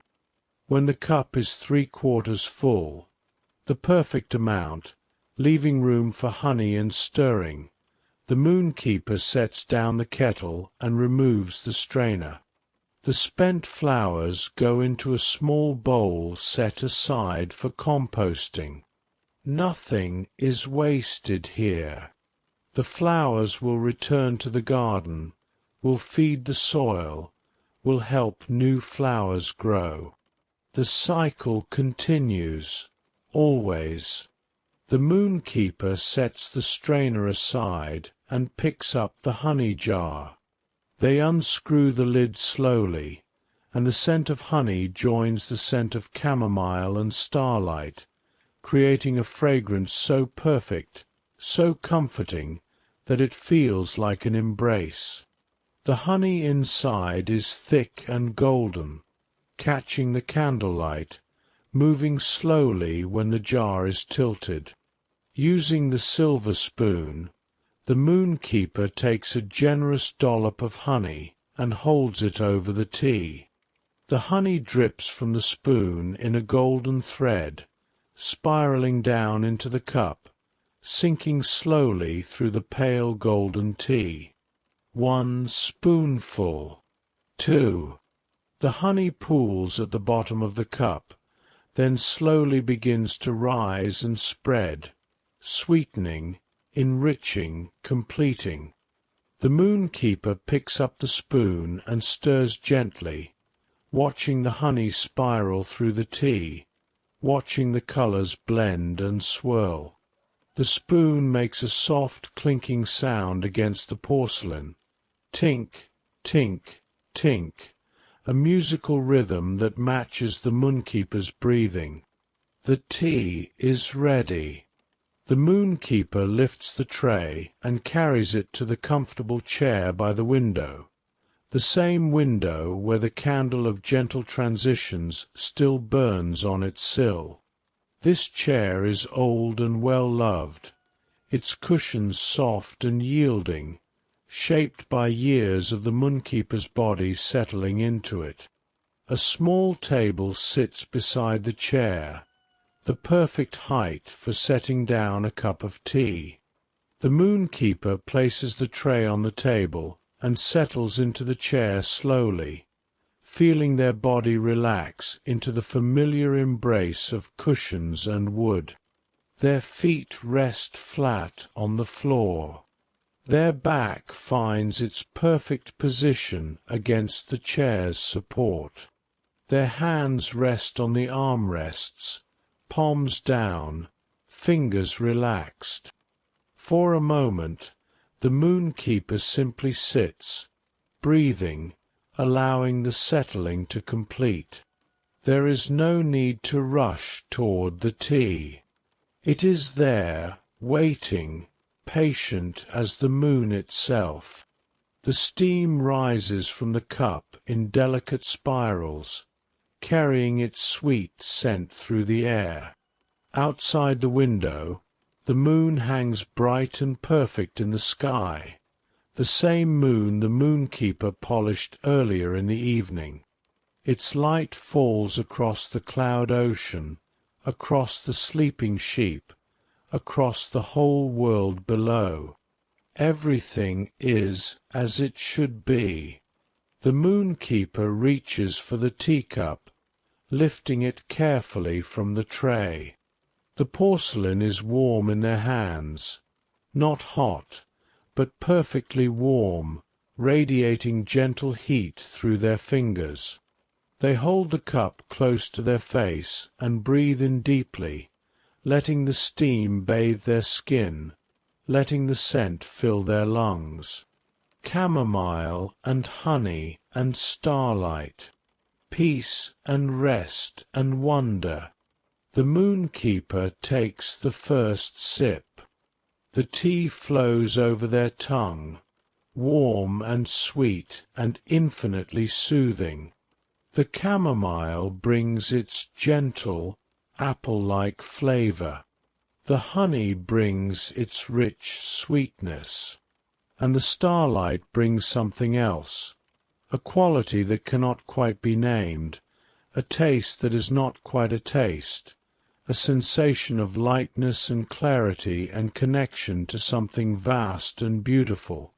The Moonkeeper swallows and feels the warmth of the tea travel down their throat, into their chest, spreading outward through their body like a gentle wave. Their shoulders drop a little lower. Their breathing deepens. The small tension they didn't even know they were carrying in their jaw releases. They take another sip, and another. Each one is savored, held in the mouth for a moment before swallowing, appreciated fully before moving on to the next. This is not drinking for thirst. This is drinking for the soul. As the Moonkeeper drinks their tea, they look out the window at the night they have helped to create. The moon shines. The stars twinkle. The clouds roll gently below. The sheep sleep peacefully in their scattered cluster. All is quiet. All is well. All is exactly as it should be. The tea slowly disappears, sip by sip, leaving only a small pool of honey-sweet liquid at the bottom of the cup. The Moonkeeper drinks this last bit, tilting the cup to receive every drop, not wanting to waste a single moment of this peace, this comfort, this perfect now. When the cup is empty, the Moonkeeper sets it back on the tray with a gentle sound, a soft click of porcelain against wood. They lean back in the chair and close their eyes, hands resting in their lap, breathing slowly and deeply. The tea has done its work. The Moonkeeper feels centered, grounded, refreshed despite the tiredness in their body. The work of the evening has been good work, and the rest has been good rest. The balance is perfect.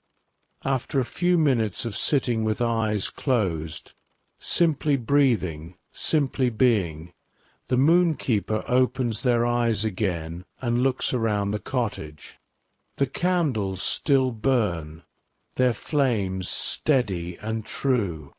The room is warm and welcoming.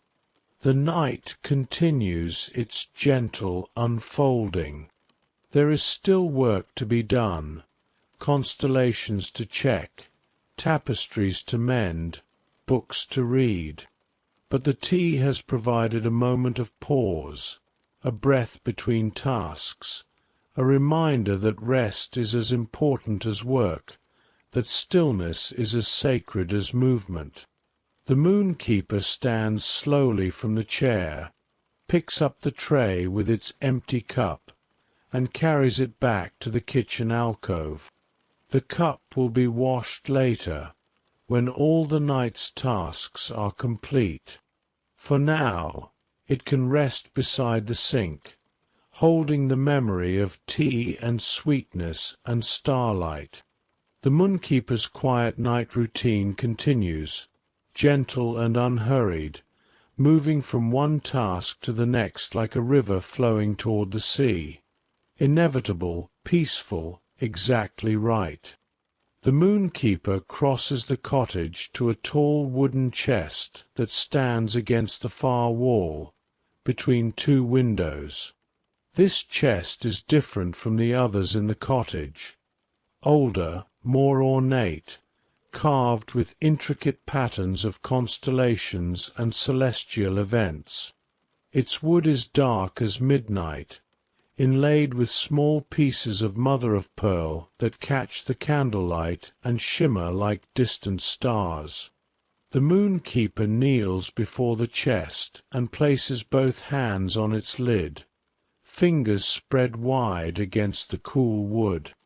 This is another moment of respect, of acknowledgment. What rests inside this chest is precious beyond measure, the work of countless nights, the accumulated care of generations of Moonkeepers. The lid opens smoothly on well-oiled hinges, revealing the contents within. The chest is filled with fabric, but not ordinary fabric. These are the constellation tapestries, woven from threads of pure starlight and darkness, depicting each of the great star patterns that wheel across the night sky. The tapestries are folded carefully, layer upon layer, each one separated from the others by sheets of silk the color of twilight. The Moonkeeper reaches in and begins to lift them out, one by one, treating each with the reverence it deserves. The first tapestry shows Ursa Major, the Great Bear. The fabric is deep blue-black, and the stars of the constellation are embroidered with thread that glows softly, actually glows, as if each stitch contains a tiny piece of star matter. The Moonkeeper unfolds this tapestry and lays it across their lap, running their hands over its surface gently, checking for any damage. These tapestries hang in the sky itself, invisible to most eyes, but visible to those who know how to look. They form the framework upon which the constellations arrange themselves, the pattern that keeps the stars in their proper places. But the tapestries are old, older than time itself, and they require constant maintenance. Threads fray, stitches come loose. The fabric of the cosmos wears thin in places and must be mended. The Moonkeeper examines the Great Bear carefully.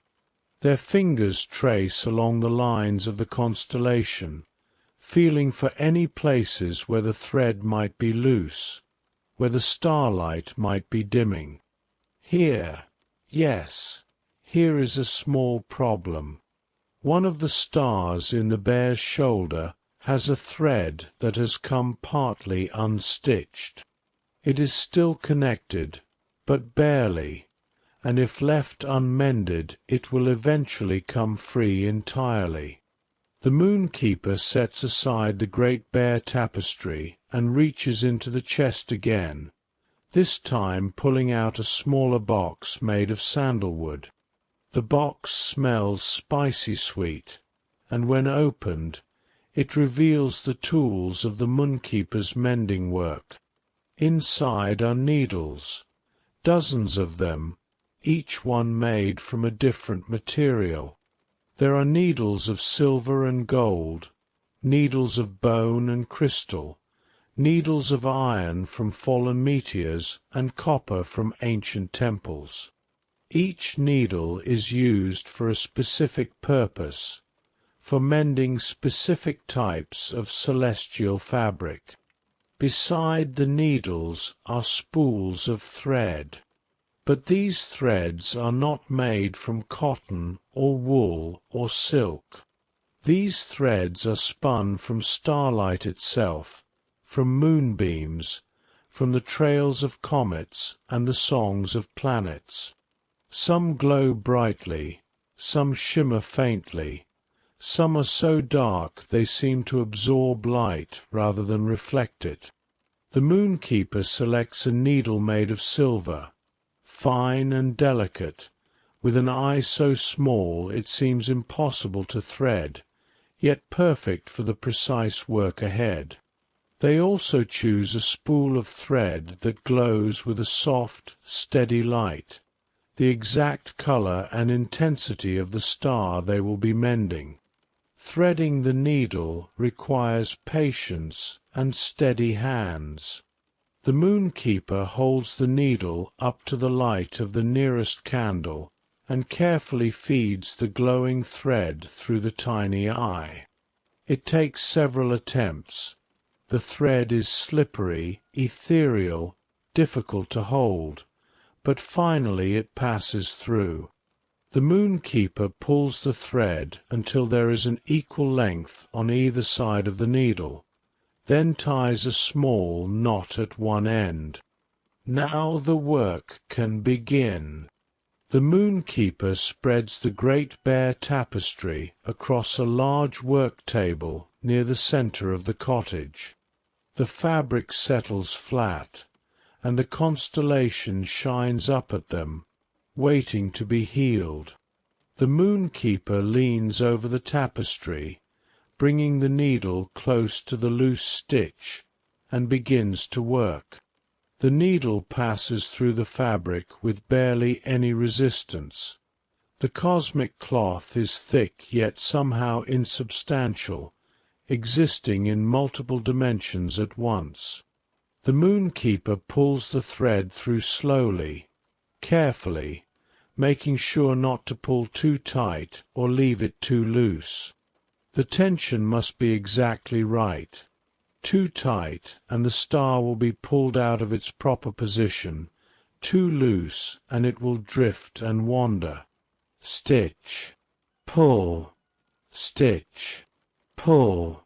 The rhythm is soothing, meditative. The Moonkeeper's breathing slows to match the pace of the needle's movement. In and out, through and pull, in and out. As they work, the Moonkeeper hums softly, the same melody they hummed in the garden, the ancient tune that belongs to all Moonkeepers. The humming helps focus the mind, helps the hands remember the patterns, helps the work flow smoothly. The star in the bear's shoulder begins to stabilize as the new stitches secure it in place.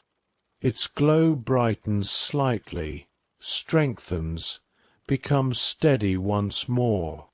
The Moonkeeper works around it in a careful circle, reinforcing all the old stitches, making sure the repair will last for many nights to come. When the mending is complete, the Moonkeeper ties off the thread with a special knot, a knot that will not come undone, that will hold through meteor storms and solar winds, through the slow turning of the ages. They bite through the excess thread with their teeth, and the loose end drifts away like a tiny shooting star, fading to nothing.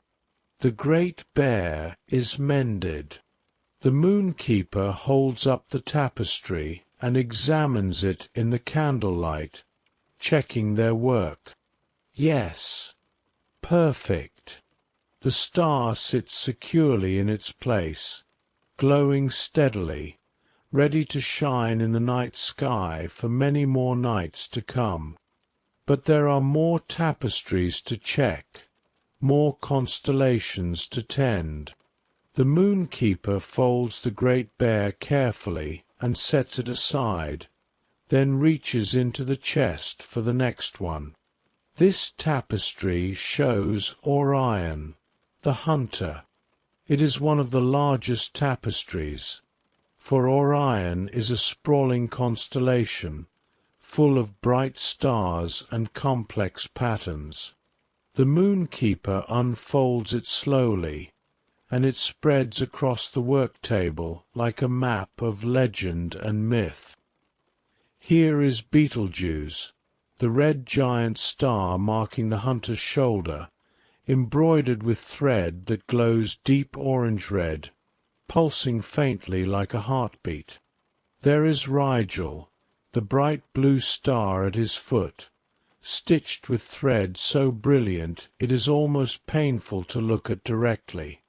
And there, in the centre, are the 3 stars of Orion's belt, perfectly aligned, perfectly spaced, marking the hunter's waist.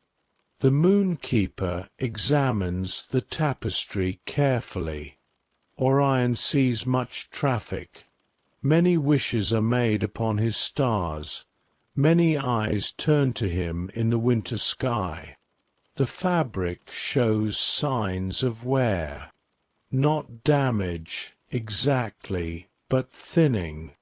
The areas around the bright stars are lighter, more translucent, worn by the weight of attention, of hope, of human longing. This requires a different kind of mending, not stitching, but reinforcement. The Moonkeeper sets aside the needle and thread and reaches into the sandalwood box for something else. A small vial of liquid darkness, pure and thick as honey.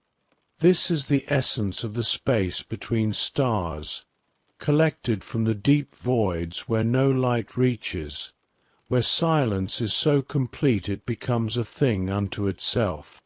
A single drop of this essence, applied carefully to worn fabric, will restore its strength, will give it depth and substance once more. The Moonkeeper unstoppers the vial carefully. A small brush rests in the sandalwood box, its bristles made from the tail hairs of cloud sheep, impossibly soft and fine.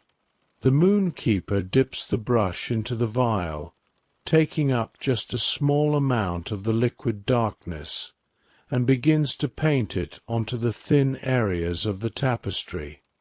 The brush moves in long, slow strokes, spreading the essence evenly across the fabric.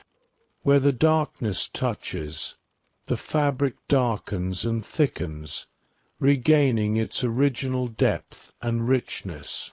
The contrast between the dark fabric and the glowing stars becomes more pronounced, more beautiful. The stars seem to shine brighter against the reinforced darkness. The Moonkeeper works patiently, covering all the worn areas, taking care not to touch the stars themselves. Only the darkness between them needs reinforcement. The stars are eternal, but the darkness that holds them requires renewal, requires care. When Orion's tapestry is fully restored, the Moonkeeper sets down the brush and stoppers the vial once more. They hold up the tapestry and admire it. The hunter stands proud and strong, his stars blazing, his form clear and distinct against the deep darkness of space. He is ready to take his place in the winter sky once more. The Moonkeeper folds Orion carefully and reaches for the next tapestry. This one shows Cassiopeia, the queen, sitting on her throne, her constellation forming a distinctive W shape across the northern sky. The Moonkeeper unfolds it and examines it closely. Here there is actual damage, a small tear in the fabric, no longer than a fingernail but significant nonetheless. Tears in the constellation tapestries can cause the stars to drift, can disrupt the patterns that have held since the beginning of time. This must be mended carefully, precisely. The Moonkeeper selects a different needle, this one made of crystal, clear as water, perfect for nearly invisible repairs. They choose a thread that matches the deep blue-black of the tapestry exactly, thread spun from the darkness of new moons, when the sky is at its deepest. The work of mending a tear is delicate. The needle must pass through both edges of the fabric at once, drawing them together without puckering, without distorting. The Moonkeeper works slowly, creating tiny stitches that are barely visible, that will hold strong but remain hidden. Stitch by stitch, the tear closes. The fabric becomes whole once more. The Moonkeeper's hands are steady, their focus absolute. There is nothing in the world but this needle, this thread, this fabric, this moment.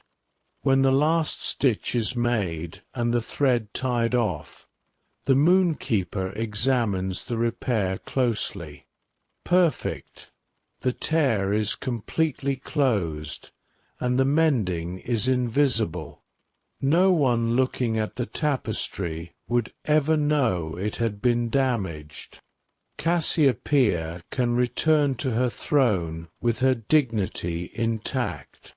The Moonkeeper continues through the tapestries, one by one.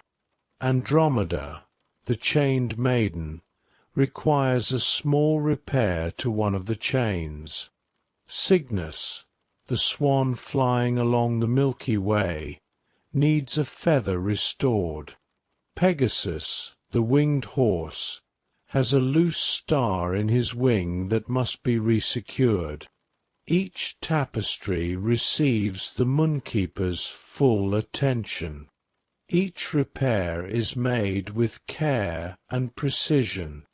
Each constellation is tended with love and respect. This is sacred work, keeping the sky in order, maintaining the patterns that guide travellers and dreamers, that mark the seasons and measure time itself. The work takes long, peaceful minutes. The Moonkeeper loses track of time, absorbed completely in the rhythm of needle and thread, of brush and darkness, of careful examination and precise repair. Their hands move with practised ease, guided by knowledge passed down through countless generations of Moonkeepers. Finally, all the tapestries have been examined, and all repairs have been made. The Moonkeeper begins to fold them once more, carefully, reverently, placing each one back in the chest with sheets of twilight silk between them. The Great Bear rests at the bottom, then Orion, then Cassiopeia and Andromeda and all the others, layer upon layer, constellation upon constellation. When all the tapestries are returned to the chest, the Moonkeeper closes the lid gently. They place their hands on the surface once more, as they did at the beginning, and bow their heads slightly in gratitude. Thank you, they think, for allowing me to tend you. Thank you for your patience. Thank you for your beauty. The sandalwood box with its needles and threads and brushes is closed and set aside. The work table is cleared. The mending is complete. The moonkeeper stands and stretches, feeling the pleasant stiffness in their shoulders from bending over the work, from focusing so intently. They roll their necks slowly, first one direction, then the other, releasing the tension. Outside the window, the constellations shine brightly, stronger now, steadier, secure in their places thanks to the moonkeeper's careful work.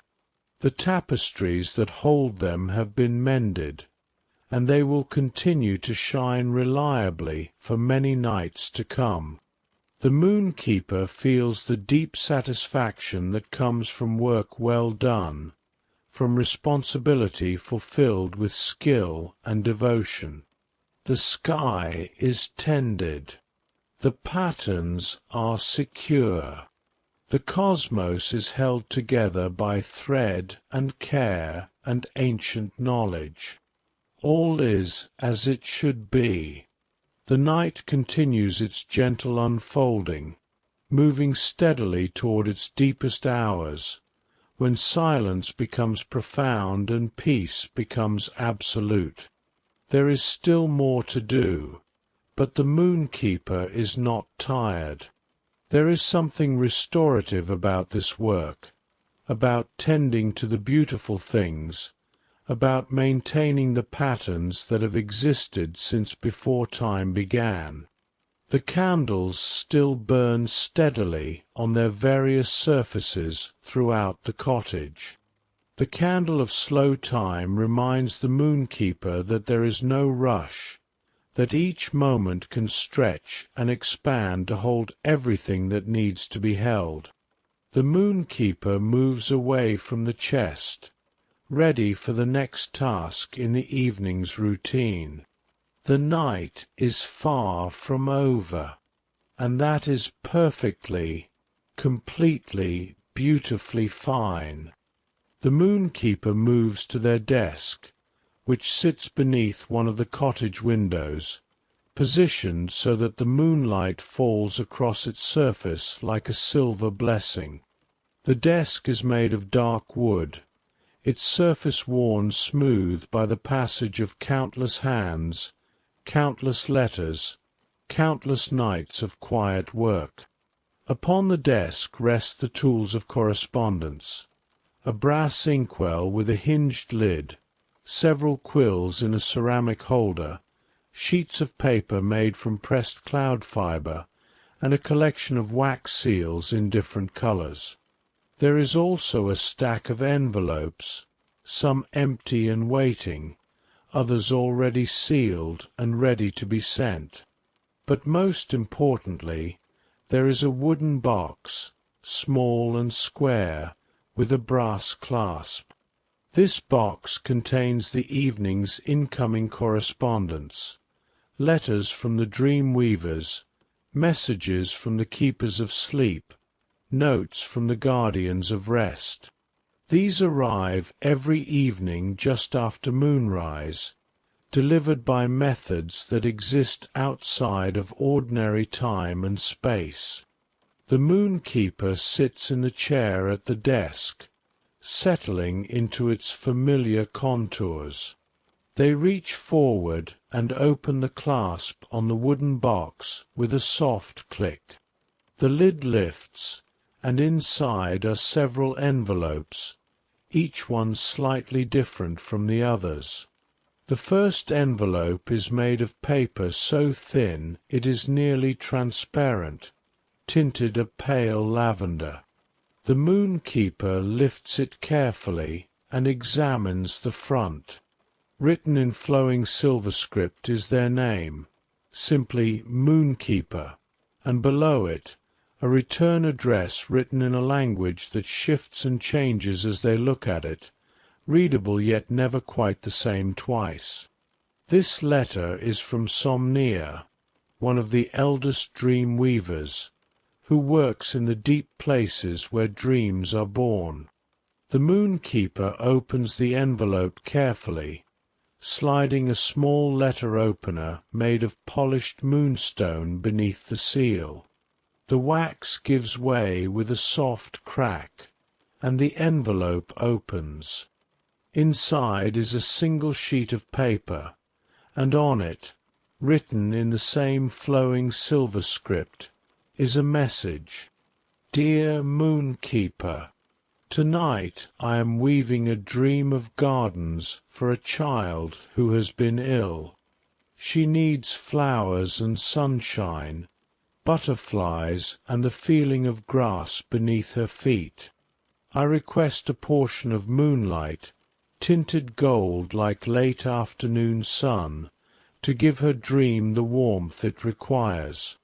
Can you spare this? With gratitude, Somnia. The Moonkeeper reads the letter slowly, carefully, giving it the attention it deserves. A sick child, a healing dream. This is important work, and the dream weavers need the right materials to do it properly. The Moonkeeper reaches for a fresh sheet of cloud fibre paper and selects a quill from the holder. This quill is made from a feather shed by one of the great celestial birds that occasionally pass through the upper atmosphere, and it writes with perfect smoothness, never scratching, never skipping. They dip the quill into the inkwell. The ink inside is not ordinary ink.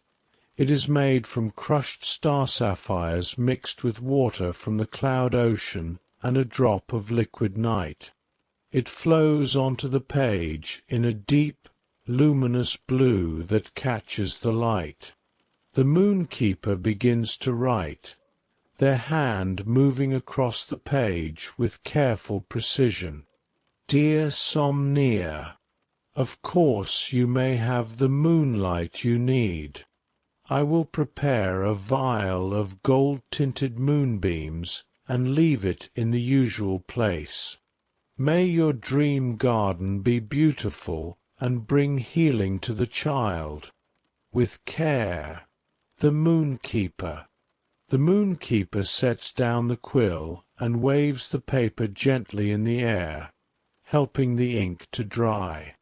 While they wait, they reach beneath the desk and retrieve a small wooden case.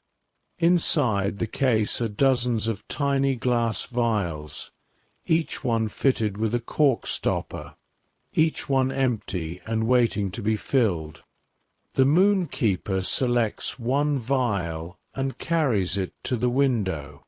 They open the window just slightly, allowing a thin stream of moonlight to pour in. The moonlight is silver-white, pure and cool, but the dream weaver needs it gold-tinted, warm as afternoon sun.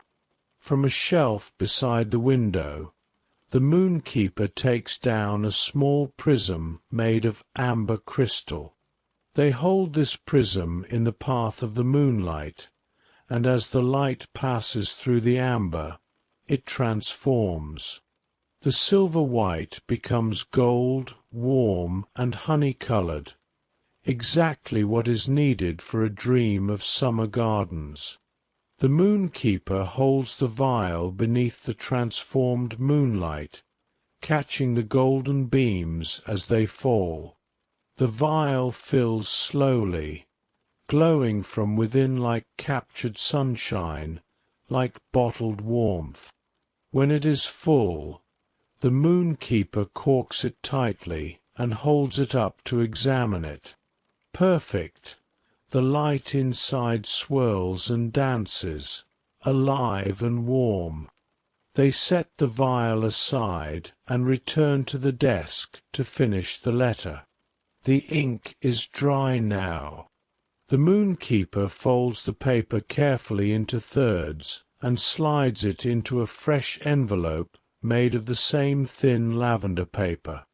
They seal it with wax, golden wax, melted from a candle made of sunlight and beeswax, and press their seal into the soft wax. The seal leaves an impression of a crescent moon surrounded by 7 stars.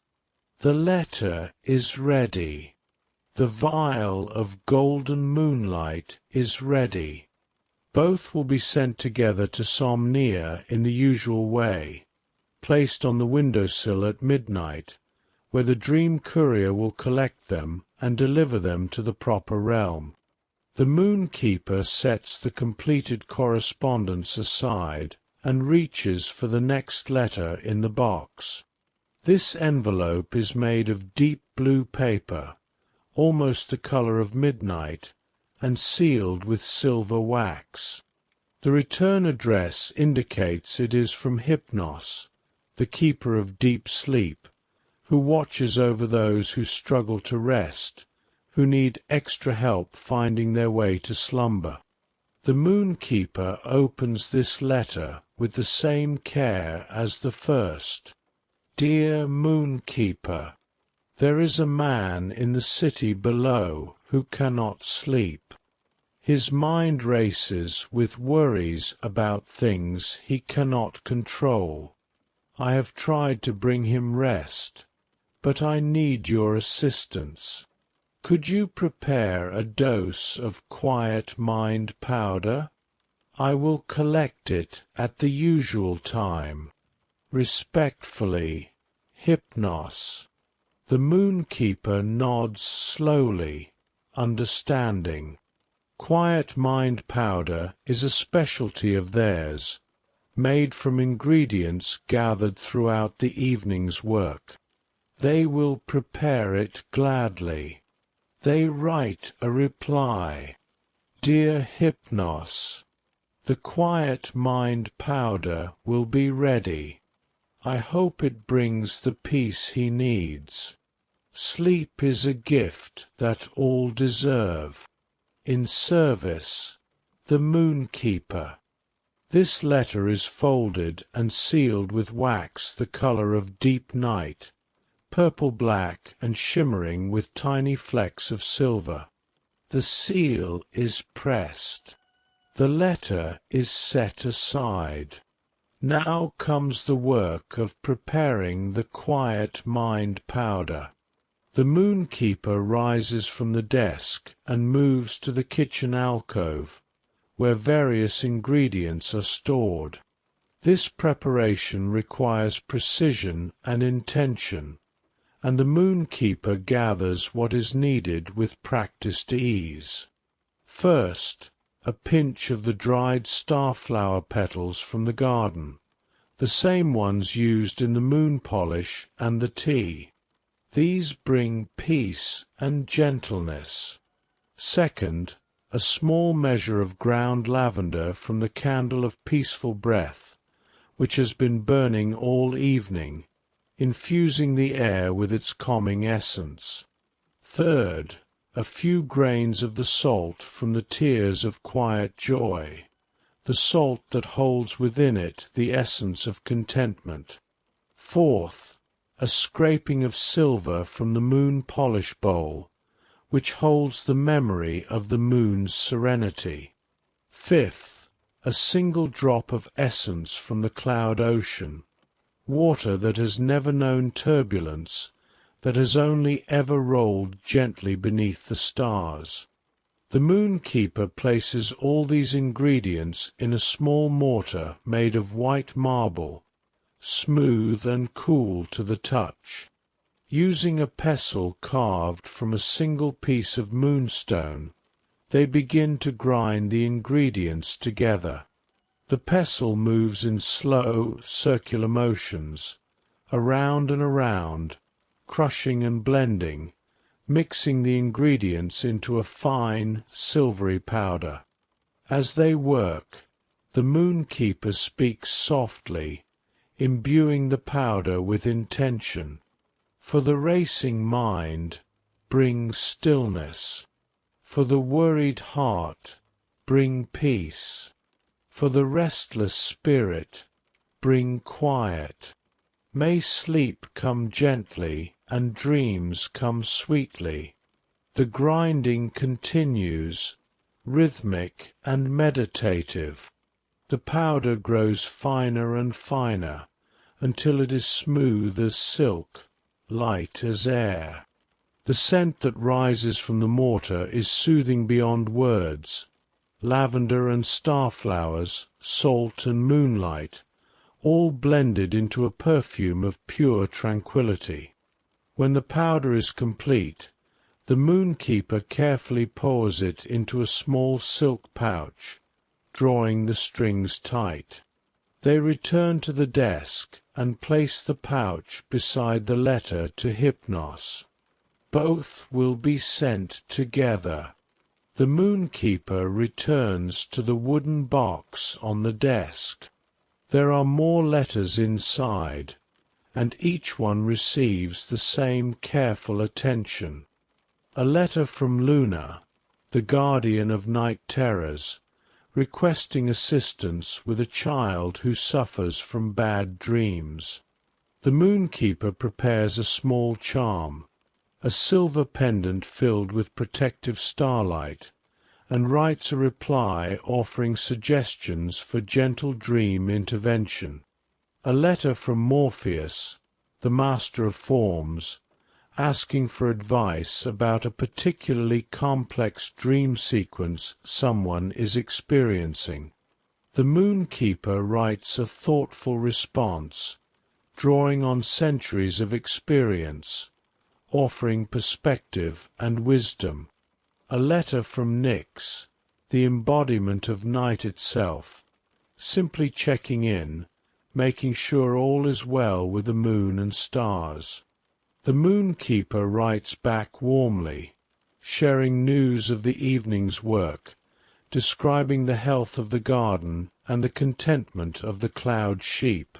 Each letter is answered with care. Each request is fulfilled with attention. Each correspondence is treated as important, because it is. The work of tending the night is collaborative. The Moonkeeper cannot do it alone. They are part of a vast network of beings who work together to ensure that darkness is peaceful, that sleep is restorative, that dreams are meaningful.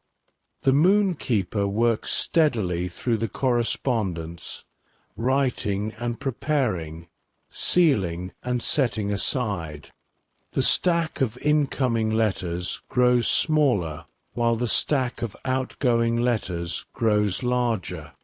The candles burn steadily, their flames unwavering, and the moon shines faithfully through the window. Finally, the last letter is answered. The wooden box is empty. The Moonkeeper leans back in their chair and flexes their fingers, which are slightly stiff from holding the quill for so long. The work has been satisfying, each letter a small connection, each response a small act of service. The Moonkeeper gathers all the outgoing letters and their accompanying items, the vial of golden moonlight, the quiet mind powder, the protective charm, and several other small packages.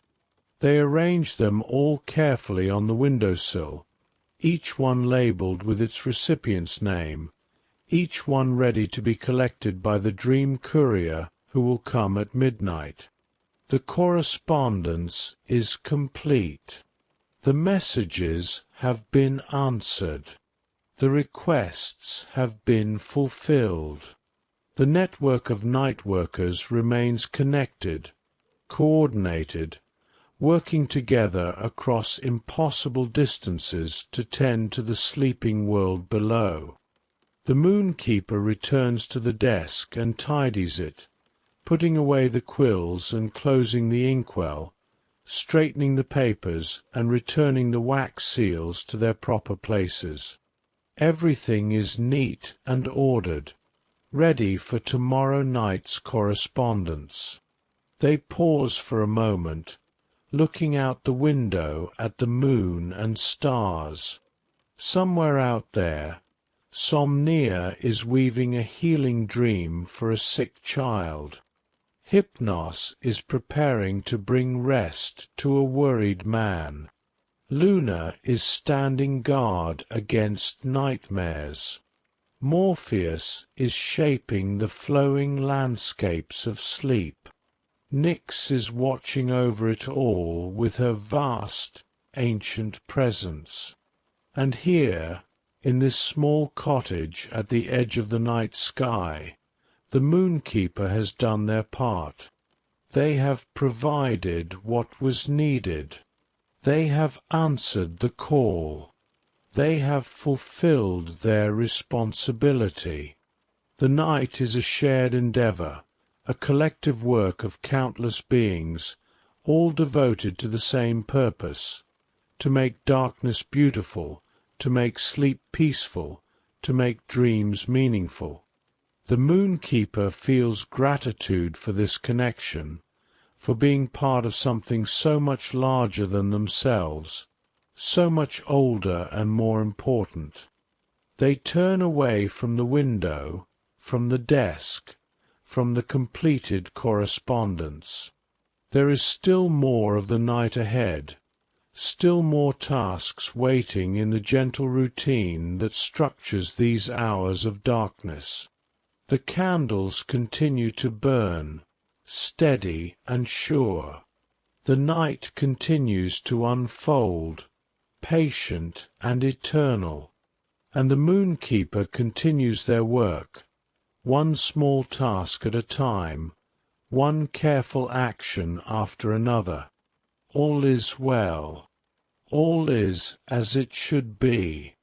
The Moonkeeper turns from the desk and crosses the cottage to the far wall, where a series of large frames hang in careful arrangement. These frames hold the ancient star maps, documents of such age and importance that they must be tended to every single night without fail.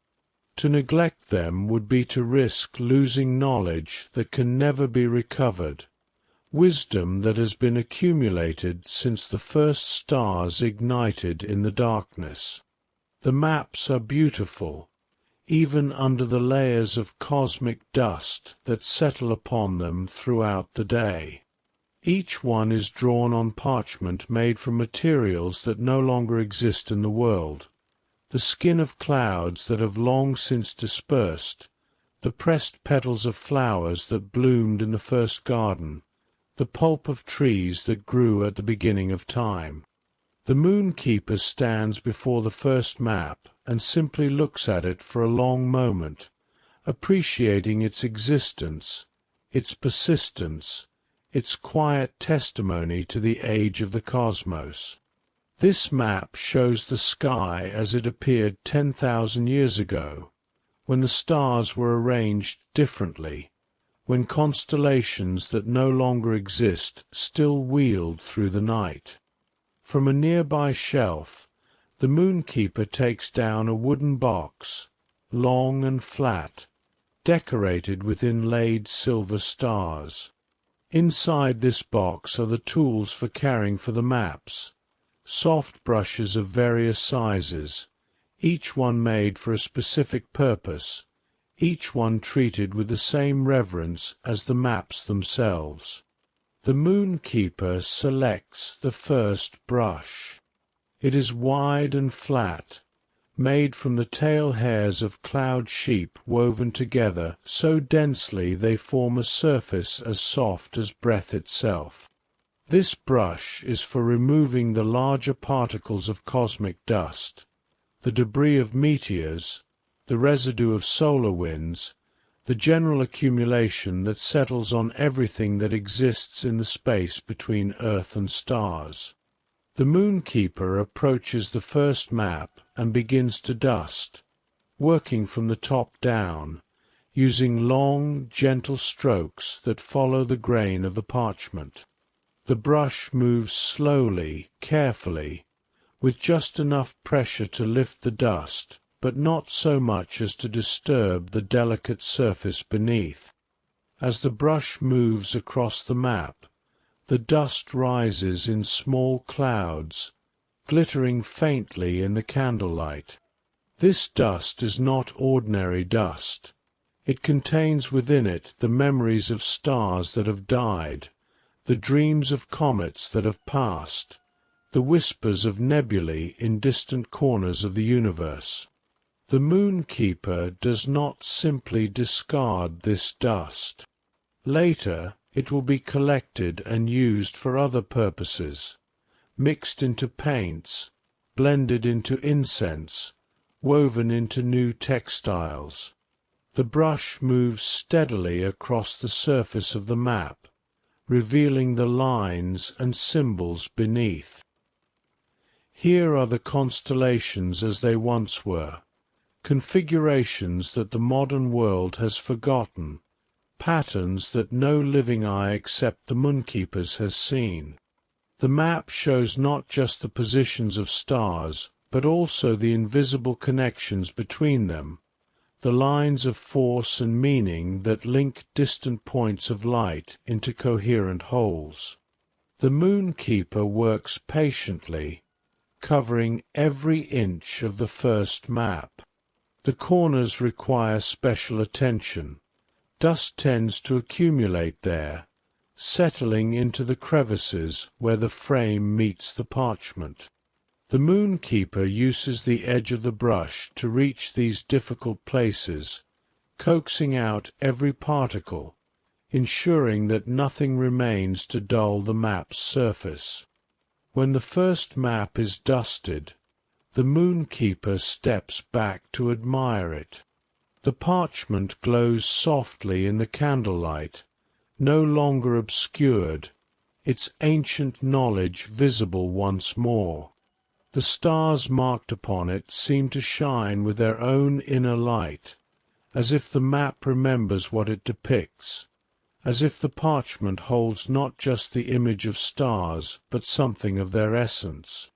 The Moonkeeper moves to the second map. This one shows the sky from 5,000 years ago, when different civilizations looked up and drew their own patterns, gave their own names, told their own stories. The dust here is thicker.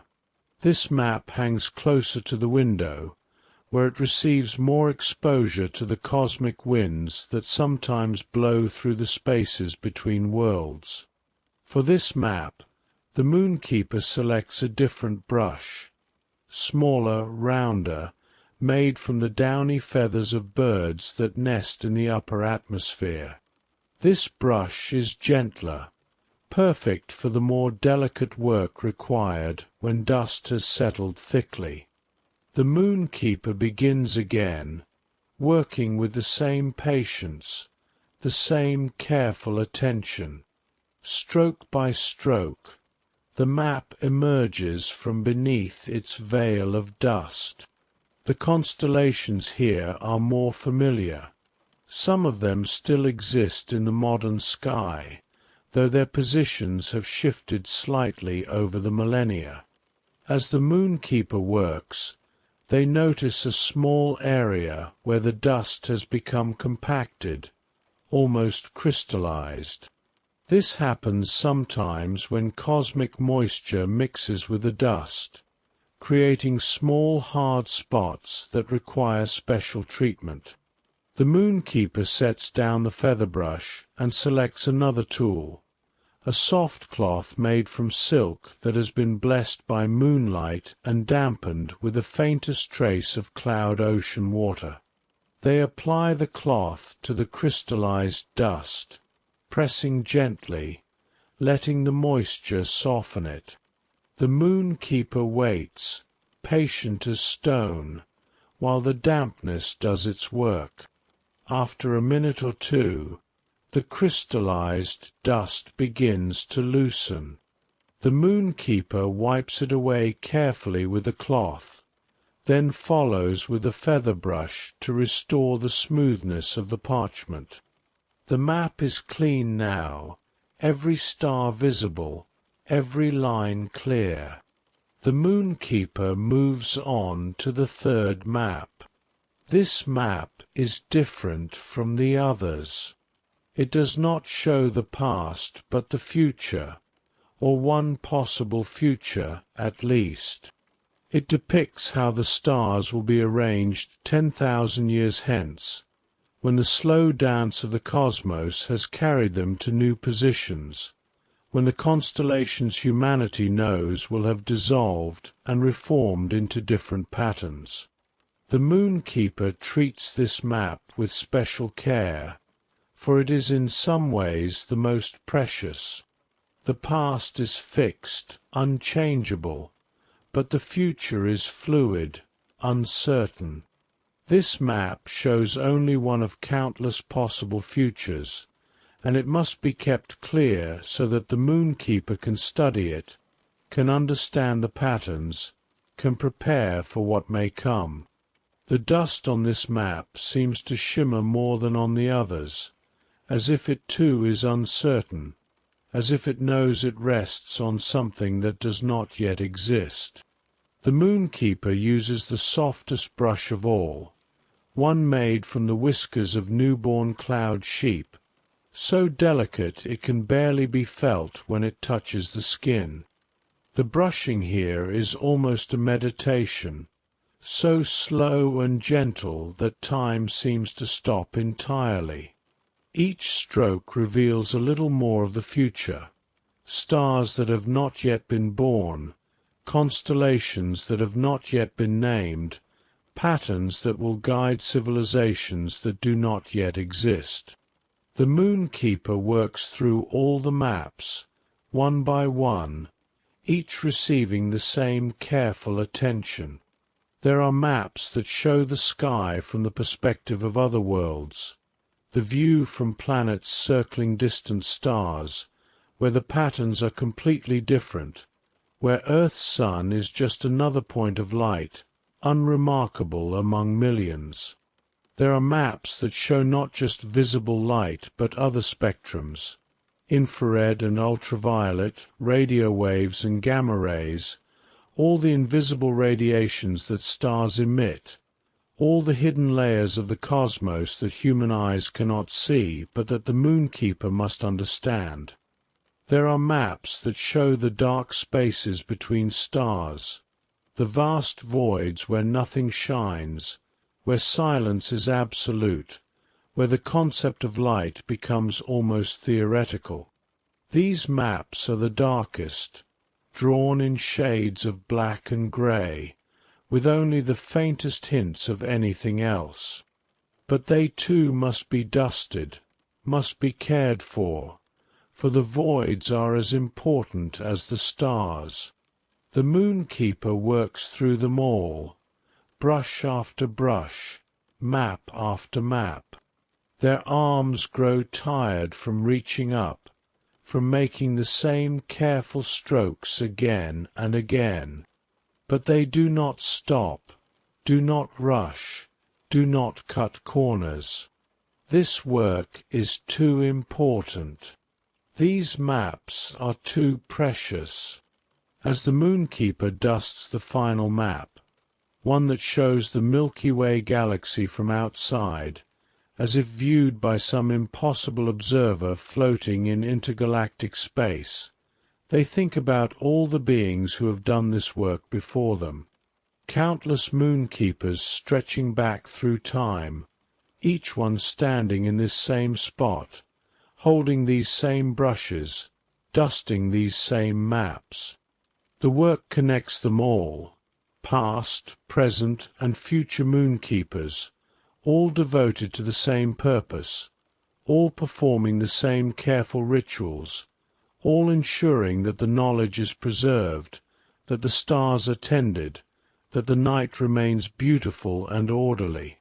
When the last map is dusted, the Moonkeeper returns the brushes to their box, cleaning each one carefully before putting it away. The brushes must be maintained as carefully as the maps themselves. They are tools, but they are also treasures, some of them older than civilizations. The Moonkeeper closes the box and returns it to its shelf. Then they turn back to look at all the maps hanging on the wall, now clean and clear, glowing softly in the candlelight. The accumulated knowledge of ages, the documented patterns of the cosmos, the preserved wisdom of countless nights spent watching the sky, all of it visible, accessible, ready to be consulted if needed. The Moonkeeper reaches up and adjusts one of the frames slightly. It is tilted almost imperceptibly to the left. The frame straightens, and the map hangs perfectly level once more. Even this small detail matters. Even this tiny adjustment is part of the work. Satisfied, the Moonkeeper steps back from the wall. The maps are tended. The dust is removed. The knowledge is preserved for another day, another night, another cycle of watching and recording and understanding. From the window, the moon shines steadily, and the stars twinkle in their ancient patterns. The real sky and the mapped sky exist in harmony, mirror images separated by parchment and time, but connected by meaning, by pattern, by the simple fact that both are observed, both are known, both are cared for.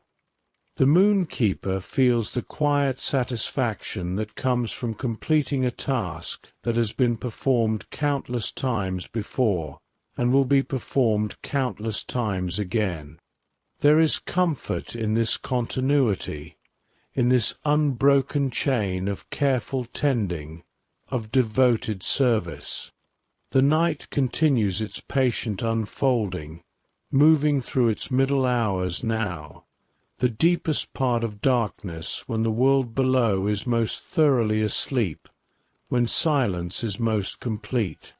The Moonkeeper's work is not yet finished, but they are not tired. There is something energizing about this routine, about moving from task to task with purpose and care, about knowing that each small action contributes to the larger work of tending the night. The candles still burn on their various surfaces, the candle of gentle transitions on the windowsill, the candle of peaceful breath on the mantel, the candle of quiet joy on the table, and all the others, each one still glowing steadily, each one doing its small part to make the cottage warm and welcoming. The Moonkeeper moves away from the wall of maps, ready for the next task in the evening's routine. There is still much to do, and there is still plenty of time in which to do it. The night stretches ahead, dark and peaceful and full of possibility. The Moonkeeper walks to a small alcove in the corner of the cottage, a space that is partly hidden by a curtain of silk the color of deep twilight. This alcove is special. It is where the most delicate and precious objects are kept, the things that require shelter not just from dust, but from too much attention, too much light, too much of anything that might disturb their quiet existence. The Moonkeeper draws back the curtain slowly, and it whispers against itself as it moves, a sound like wind through tall grass. Beyond the curtain is a small shelf, and on that shelf, resting on a cushion of midnight blue velvet, is the celestial music box. The music box is not large, no bigger than both of the Moonkeeper's hands placed together, but it is extraordinarily beautiful. Its case is made of wood so dark it is almost black, polished to a mirror shine, and inlaid with patterns of silver and mother-of-pearl that depict the phases of the moon, the movements of planets, the wheeling of constellations across the seasonal sky. The Moonkeeper lifts the music box carefully, cradling it in both hands, feeling its weight, substantial but not heavy, solid but somehow also delicate. They carry it to the small table near the comfortable chair by the window and set it down gently on the wooden surface. For a moment, the Moonkeeper simply looks at the music box, admiring it, appreciating it. This box has been in the cottage longer than the Moonkeeper has been the Moonkeeper. It has played its songs for generations upon generations, has measured out countless nights with its measured melodies, has provided the soundtrack for the deepest hours of darkness when the world is most profoundly at rest. The lid of the music box is held closed by a small silver clasp. The Moonkeeper reaches forward and undoes the clasp with careful fingers. It opens with a soft click, and the lid lifts smoothly on its hinges. Inside, the mechanism of the music box is visible, a cylinder of brass covered with tiny raised pins, a comb of silver tines of varying lengths, gears and springs and wheels all fitted together with impossible precision. But this is not an ordinary music box mechanism. The cylinder is not just brass, but brass infused with powdered meteorite, giving it a faint shimmer, a subtle glow. The silver tines are made from actual starlight, somehow made solid, somehow given form and substance. And surrounding the mechanism, lining the inside of the lid and the base of the box, are tiny crystals, hundreds of them, thousands perhaps, each no larger than a grain of sand. These crystals are harvested from the frozen peaks of the highest mountains in the world, from places where the air is so thin and cold that breath itself crystallizes, where sound becomes visible as frost patterns in the air. The Moonkeeper reaches for the winding key, which rests in a small depression on the side of the box. The key is made of silver, shaped like a crescent moon, and it fits into a keyhole that is lined with soft felt to protect the mechanism. The Moonkeeper inserts the key and begins to wind.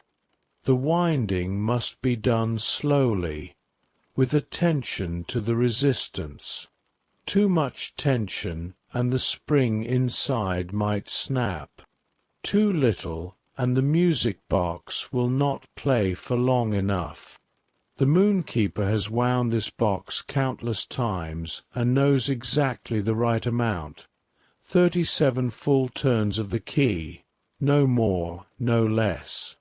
They count silently as they wind. 1, 2, 3. The key turns smoothly, the spring inside coiling tighter with each rotation. 10, 11, 12. The resistance builds gradually, the key becoming harder to turn. 20, 25, 30. The final turns require more effort, but the Moonkeeper's hands are steady, their pressure consistent. 37. The key will not turn any further. The spring is wound to exactly the right tension. The Moonkeeper removes the key carefully and sets it aside in its depression. Now comes the moment of choice. The cylinder inside the music box can play different songs depending on which way it is set. There is a small lever on the side of the box, barely visible unless you know where to look. This lever has 7 positions, one for each song, one for each mood, one for each purpose. Tonight, The Moonkeeper considers carefully which song is needed. They think about the evening so far, the gentle routine, the careful work, the steady accumulation of small tasks completed with love. They think about the sleeping world below, about the people dreaming in their beds, about the cloud sheep resting on their fields of soft white, about the stars shining faithfully in their appointed places. The Moonkeeper moves the lever to the third position. This is the song of deep night, a melody meant for these middle hours when darkness is most complete, when the world has fully surrendered to rest, when even the last stubborn lights have been extinguished and sleep has claimed nearly everyone. The lever clicks softly into place. The music box is ready. The Moonkeeper sits in the comfortable chair, settling into its familiar contours, and reaches forward to touch a small button on the front of the music box, a button made of polished moonstone that glows faintly at the touch. The mechanism begins to turn. For a moment, there is only the sound of gears meshing, of the cylinder beginning to rotate, of the spring unwinding with perfect smoothness. And then the first note sounds. It is a single tone, pure and clear, as the first silver tine is plucked by a pin on the rotating cylinder. The note hangs in the air, shimmering, not fading but seeming to float there, held aloft by something more than just sound waves. The second note joins it, higher than the first, creating a simple harmony. Then a third, lower, providing depth. The melody begins to emerge, slow, measured, each note given space to breathe, to exist fully before the next one arrives. The song of deep night is not a lullaby, exactly, though it has something of that quality. It is more like the musical expression of peace itself, the sound that silence would make if silence could sing. The melody moves in gentle waves, rising and falling like slow breathing, like the roll of clouds across the cloud ocean, like the patient turning of the stars. As the music plays, the tiny crystals inside the box begin to resonate. They catch the vibrations of each note and amplify them in strange ways, adding harmonics and overtones that should not exist, that seem to come from everywhere and nowhere at once. The music fills the cottage, but does not overwhelm it. It is present, but not insistent, there but not demanding. The Moonkeeper closes their eyes and listens. Each note is perfect, exactly the right pitch, exactly the right duration. The spacing between notes is as important as the notes themselves. Those moments of silence where the previous note still echoes and the next one is gathering itself to sound. The melody develops slowly, introducing new phrases, new patterns, but never rushing, never hurrying. Some phrases repeat, creating a sense of familiarity, of comfort.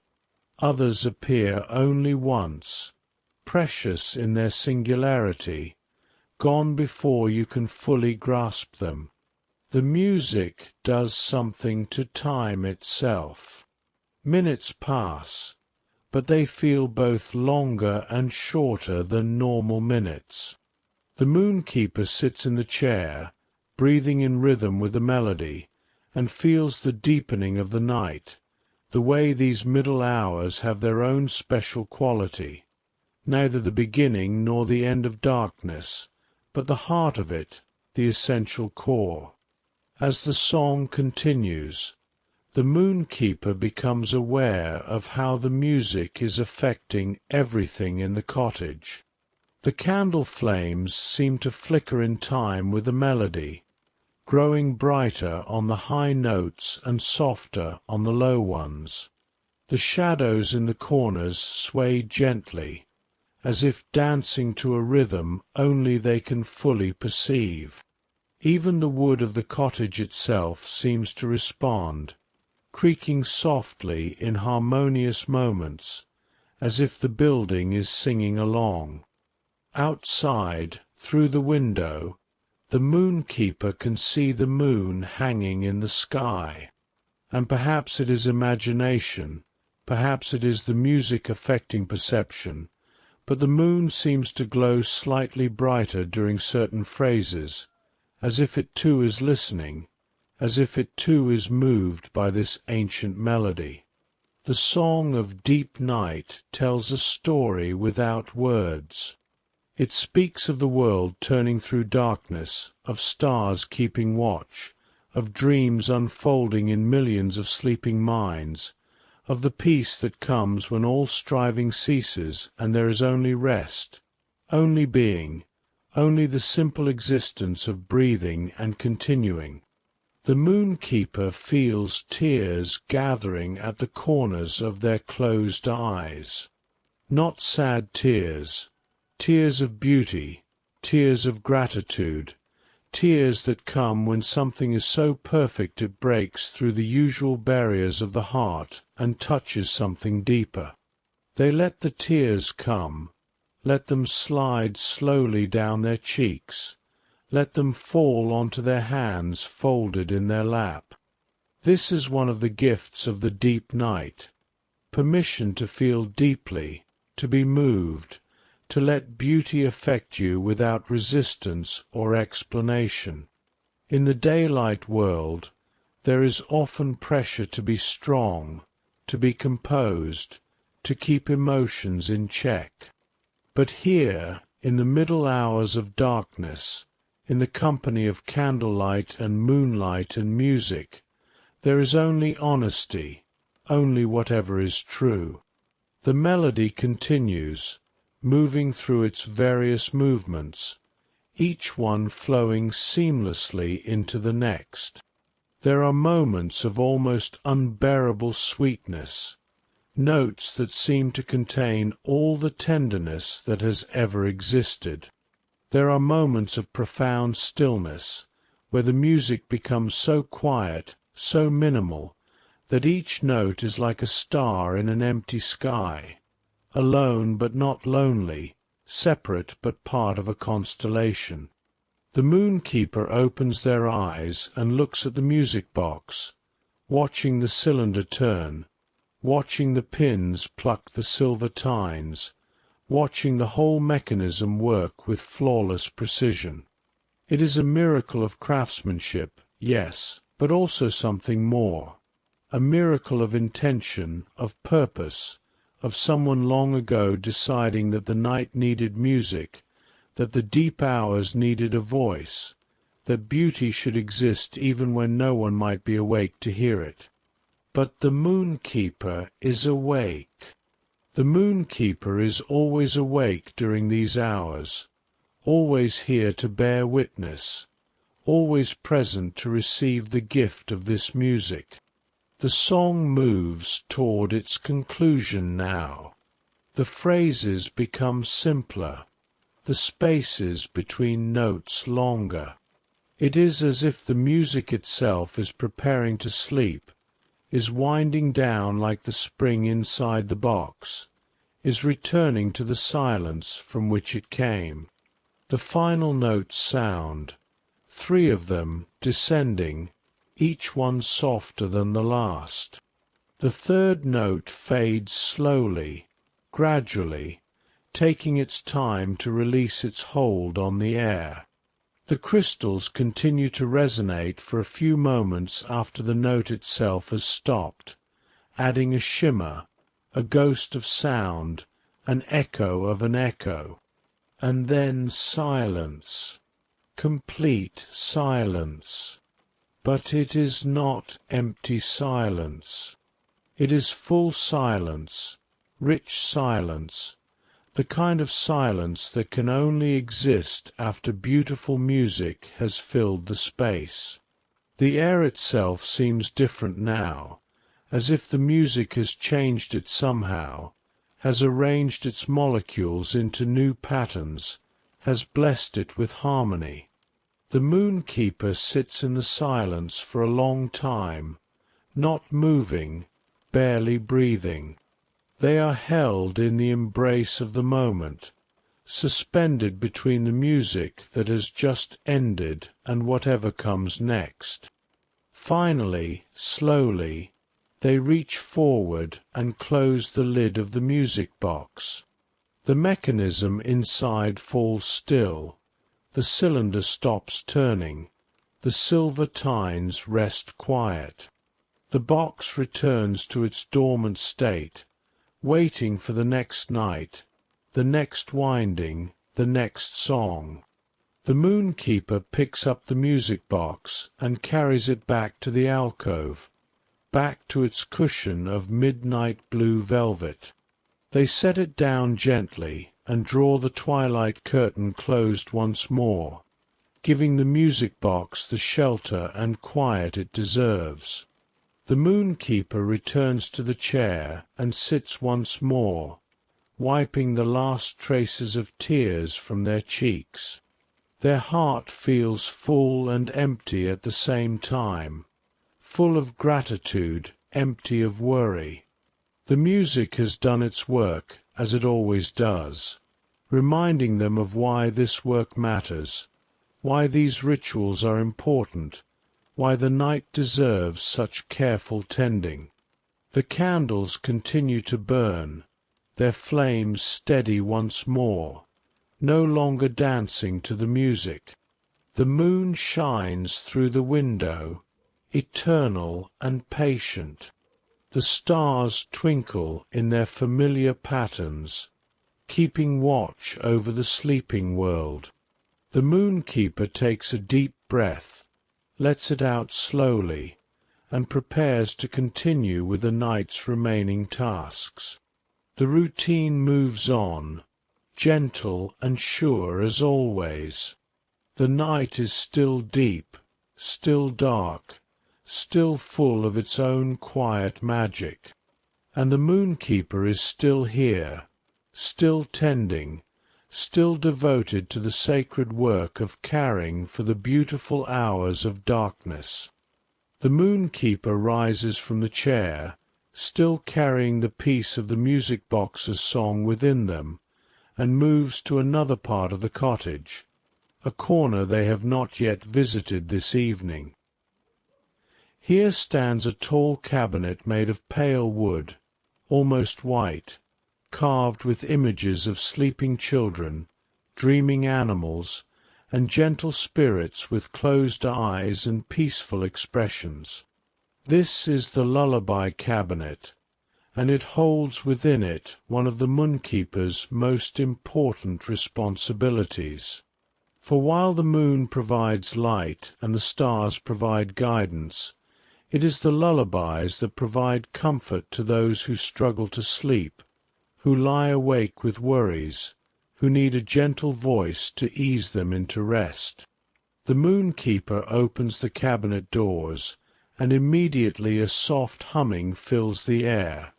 Not music exactly, but the potential for music, the readiness to become song. Inside the cabinet are dozens of small wooden boxes, each one labelled with careful script, each one containing a different lullaby in its dormant form. These are not recordings of songs. They are the songs themselves, captured and preserved in a form that can be stored and sent out when needed. Each box holds a complete lullaby. Melody, harmony, rhythm, and most importantly, the intention behind it, the love that makes a lullaby more than just a song. The Moonkeeper must check each box every night, ensuring that the lullabies are fresh, that their power has not faded, that they are ready to be sent out to those who need them. Some boxes will need to be refreshed, their contents renewed. Others will be fine as they are. But all must be checked. This is not work that can be skipped or hurried. The Moonkeeper begins with the first box on the top shelf. It is labeled Starlight Cradle Song for newborns. They lift it down carefully and open the small hinged lid. Inside, resting on a bed of soft cotton, is what appears to be a ball of light, pale yellow, warm, pulsing gently with a rhythm like a heartbeat. The Moonkeeper lifts this ball of light carefully, cupping it in their palm. They close their eyes and listen with senses beyond hearing. The lullaby is still strong, still full of its original power. The melody is simple and repetitive, perfect for newborn minds that need consistency and calm. The words, though there are no words that can be heard, speak of safety, of being held, of the world being a place of wonder rather than fear. This lullaby is fresh enough. It does not need renewal tonight. The Moonkeeper returns it to its box and closes the lid gently, then replaces the box on its shelf. The next box is labeled Wind Through Leaves for children with nightmares. The Moonkeeper opens it and finds a ball of light that is darker, tinged with green and brown, like forest shadows.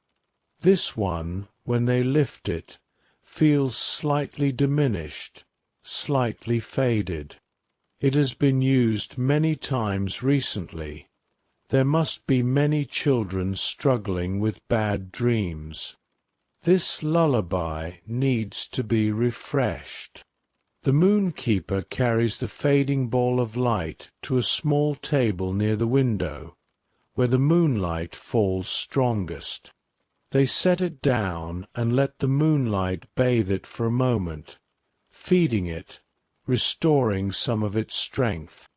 But moonlight alone is not enough. The lullaby needs more. From a shelf nearby, the Moonkeeper takes down a small vial of essence, this one containing the distilled memory of peaceful sleep, collected from people who slept without worry or fear, who woke refreshed and content. The essence looks like liquid starlight, pale and shimmering. The Moonkeeper adds a single drop to the ball of light. The essence is absorbed immediately, and the lullaby brightens, its colors deepening, its pulse strengthening. The Moonkeeper can hear it now, faintly, the sound of wind moving through forest leaves, a gentle rustling that speaks of trees standing watch, of nature's protection, of the forest as a safe place where nightmares cannot reach. But the lullaby needs more than essence. It needs intention.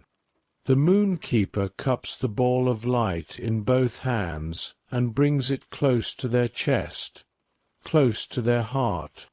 They close their eyes and think of all the children who will hear this lullaby tonight, all the small hearts racing with fear, all the minds trapped in dark dreams. "You are safe," the Moonkeeper whispers to the lullaby, feeding it words, feeding it intention. The darkness is gentle. The night is kind. The trees stand watch. The wind sings softly. Nothing can harm you here. Sleep now. Sleep deeply. Sleep peacefully. The ball of light grows warm in the Moonkeeper's hands, glowing brighter, fuller, restored to its original strength. The lullaby is ready now, strong enough to be sent out, powerful enough to do its work of soothing and comforting. The Moonkeeper returns it to its box and moves on to the next one. Box after box, the Moonkeeper checks and tends to each lullaby. Some are still strong and need no attention. Others require refreshing, a drop of essence here, a whispered intention there, a few moments bathed in moonlight or candlelight depending on what the lullaby needs. There is Rain on Rooftops for the lonely, a lullaby that sounds like gentle rain falling on a safe roof, that speaks of being sheltered and warm while the storm passes outside. It needs refreshing, and the Moonkeeper feeds it with essence of contentment and the memory of cozy evenings. There is Mother's Heartbeat for the anxious, a lullaby that mimics the steady, reliable rhythm of a mother's heart as heard from inside the womb, that speaks of the first safety anyone ever knows. This one is strong. It is always needed, always used, but also always renewed by the love that created it in the first place. There is Ocean Waves at Night for the grieving, a lullaby that sounds like waves rolling onto a shore in darkness, that speaks of the rhythm of loss and return, of tides that always come back even when they go away. This one needs significant refreshing, and the Moonkeeper spends extra time with it, adding not just essence but their own energy, their own compassion. There is Grandmother's Humming for the elderly, a lullaby that sounds like an old voice humming an old tune, that speaks of long lives well lived and the earned right to rest. It is gentle and accepting, making peace with endings, preparing the way for whatever comes next. There is Silence of Snow for the overwhelmed, a lullaby that sounds like the peculiar quiet that comes when snow is falling, that speaks of the world being hushed and softened, of everything slowing down, of the permission to simply stop and be still. Each lullaby is unique. Each serves a different purpose. Each addresses a different need, and the Moonkeeper tends to them all with equal care, equal attention, equal love. As the Moonkeeper works through the cabinet, checking and refreshing each lullaby, they think about all the people in the world below who will receive these songs tonight. Most of them will never know where the lullabies come from. They will simply feel a sudden sense of calm, an unexpected easing of their worries, a melody that seems to come from inside their own minds, but that carries a comfort beyond what they could generate themselves.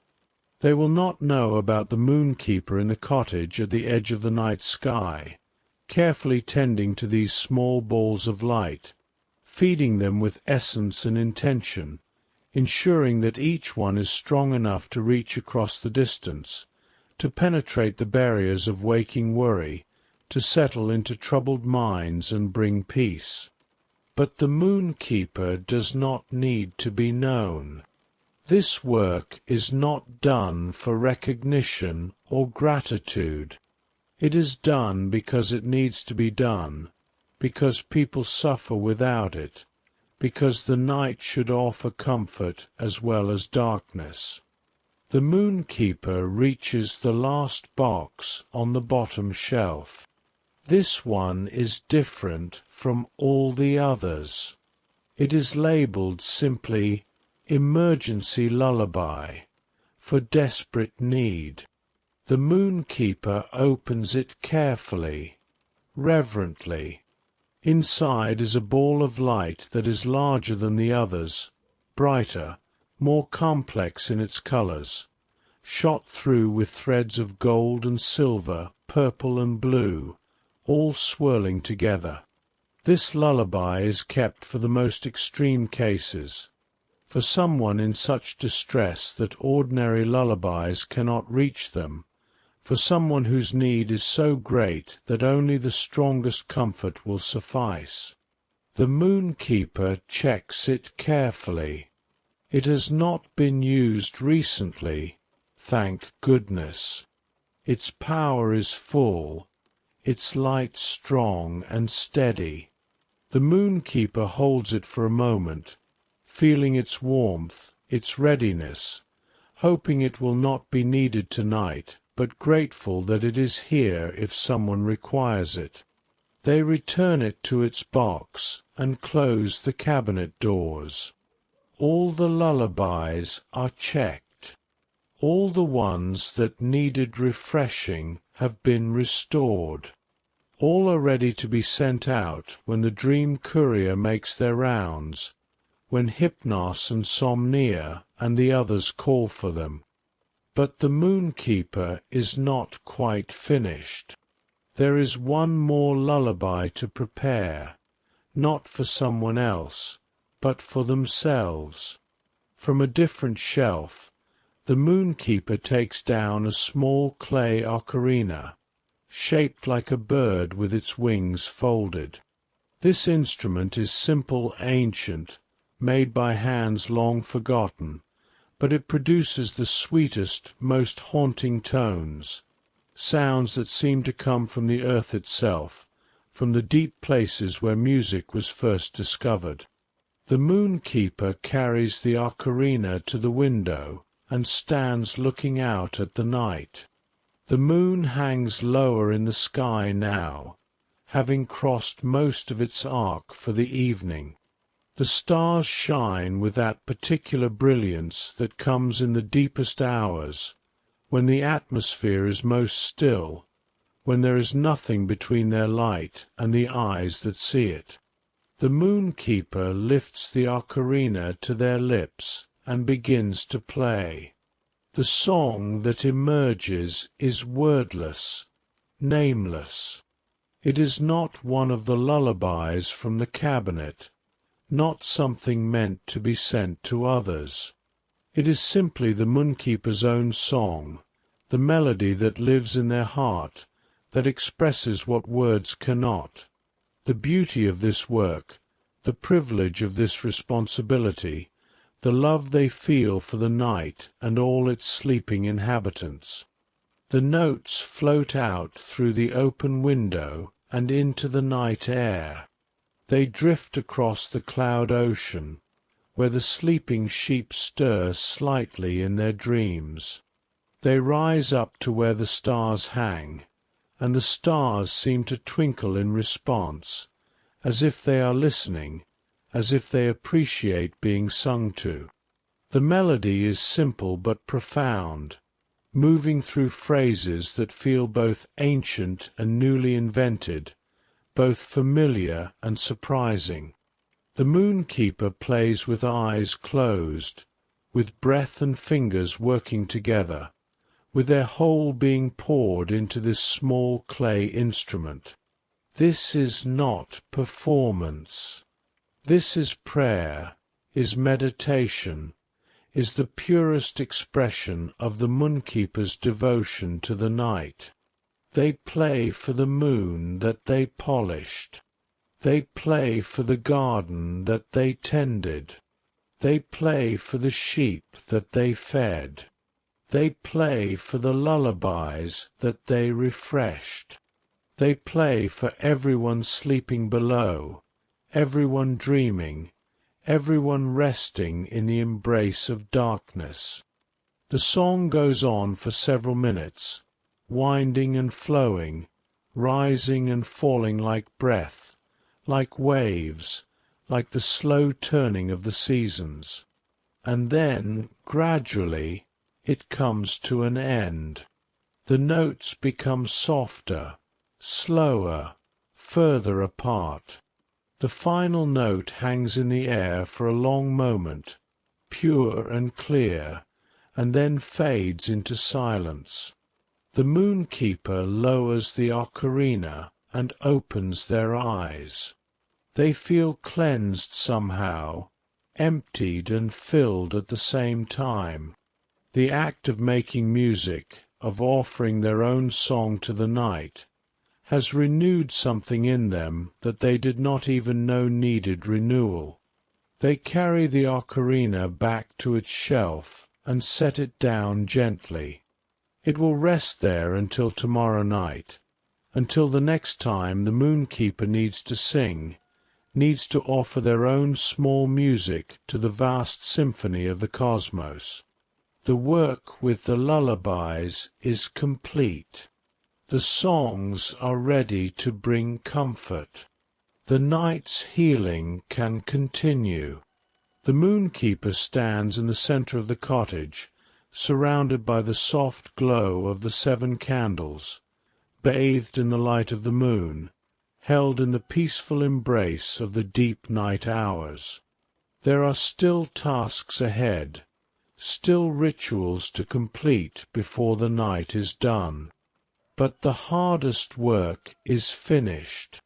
What remains now is gentler, quieter, the slow winding down toward rest. The night continues its patient journey toward dawn, still hours away but inevitable, approaching with the certainty of all natural cycles. The Moonkeeper is ready to move forward, to continue the routine, to tend to the remaining tasks with the same care and devotion they have brought to everything else.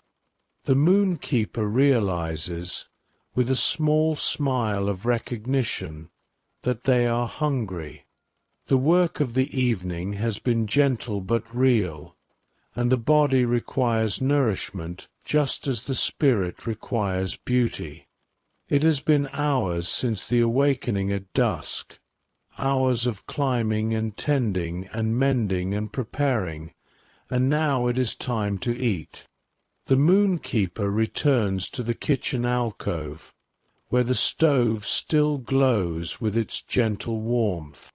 The copper pots hanging on the wall catch the candlelight, and the shelves with their jars and tins wait patiently, holding within them the simple ingredients that will become a meal. The Moonkeeper does not eat elaborate meals. There is no need for complexity here, no desire for richness or excess. The food of the cottage is simple, pure, nourishing, ingredients that are honest and true, prepared in ways that honor their essential nature. From the cupboard, the Moonkeeper takes down a small loaf of bread. This bread was baked yesterday evening, during the previous night's routine, using flour ground from star oats and water from the cloud ocean, leavened with yeast that has been kept alive for generations, passed down from Moonkeeper to Moonkeeper like a precious inheritance. The loaf is round and golden brown, with a crust that crackles softly when the Moonkeeper presses it. They carry it to the wooden table and set it on a cutting board made from a single piece of olive wood, worn smooth by countless knives, countless meals. From a drawer, the Moonkeeper selects a knife, simple, sharp, with a wooden handle that fits their palm perfectly. They begin to slice the bread, cutting through the crust with a gentle sawing motion, revealing the soft, pale interior that smells of grain and warmth and home. The bread falls away in thick slices, and the Moonkeeper arranges 3 of them on a small ceramic plate, cream-colored and undecorated except for a small moon painted in the center.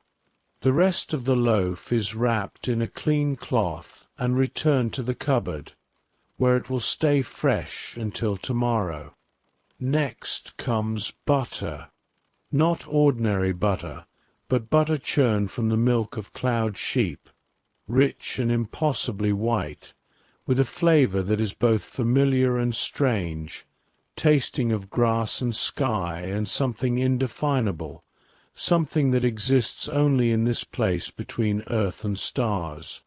The Moonkeeper takes a small dish of this butter from a cool box that sits in the corner of the kitchen, a box that maintains the perfect temperature through some quality of its construction, some magic of old wood and careful joints. They set the butter on the table beside the bread. Now, something to go with the bread. The Moonkeeper opens the cupboard again and considers the options.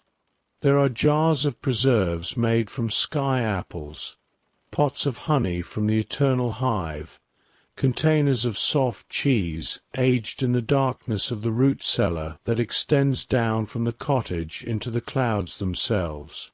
Tonight, the Moonkeeper chooses honey and cheese. They set both on the table, along with a small spreading knife, creating a simple arrangement that is beautiful in its plainness. Bread and butter, honey and cheese, the elements of a meal that has sustained people since the beginning of eating. But there should be something green, something living. The Moonkeeper moves to a windowsill where a small box sits, filled with earth from the starflower garden. Growing in this box are herbs, tender shoots of night basil and moon mint, plants that thrive in the cottage's candlelit dimness, that require no sunlight to flourish. The Moonkeeper snips a few sprigs of each with their fingers, releasing oils that smell sharp and fresh, bright and alive. These herbs will go on the bread, adding their vital energy to the meal. Finally, something to drink. The Moonkeeper still has the teacup from earlier, but tea does not seem right for this meal. Instead, they reach for a tall bottle made of dark green glass, sealed with a cork wrapped in wax.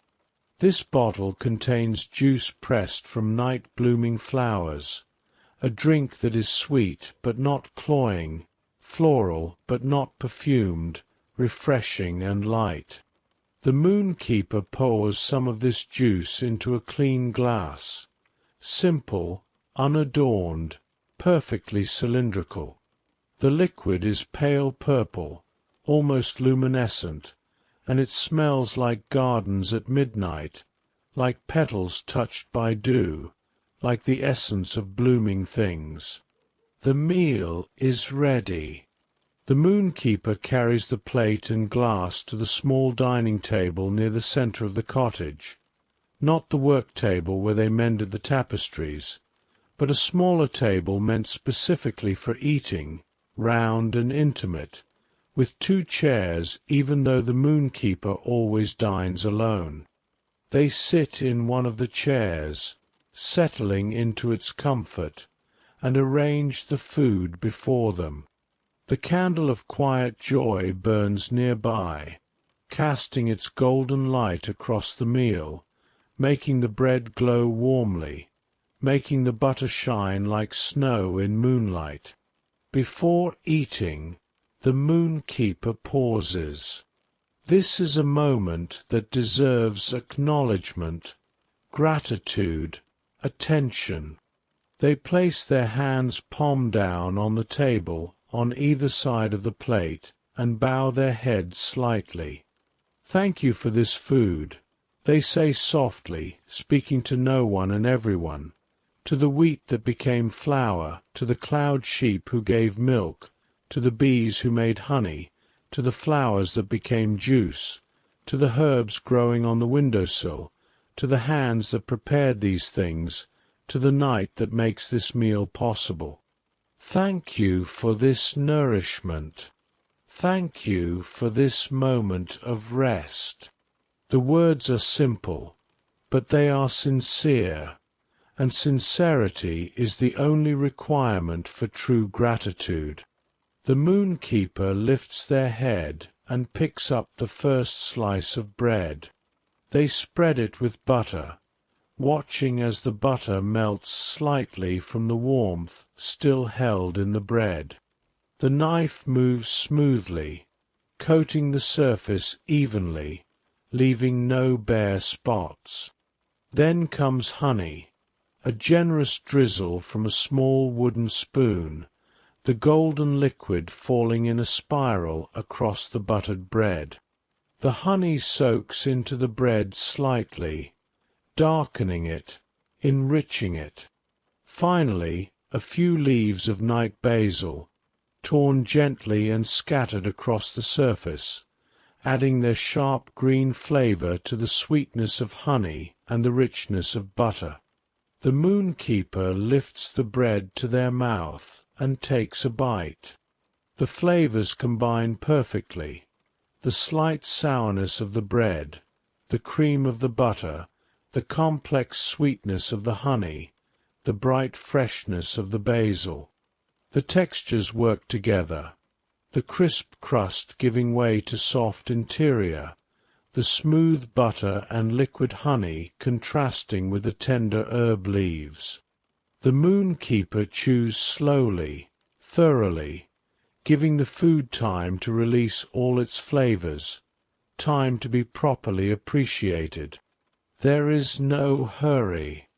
The meal is not just fuel but also pleasure, also meditation, also a way of being present in the body, in this moment, in this simple act of eating.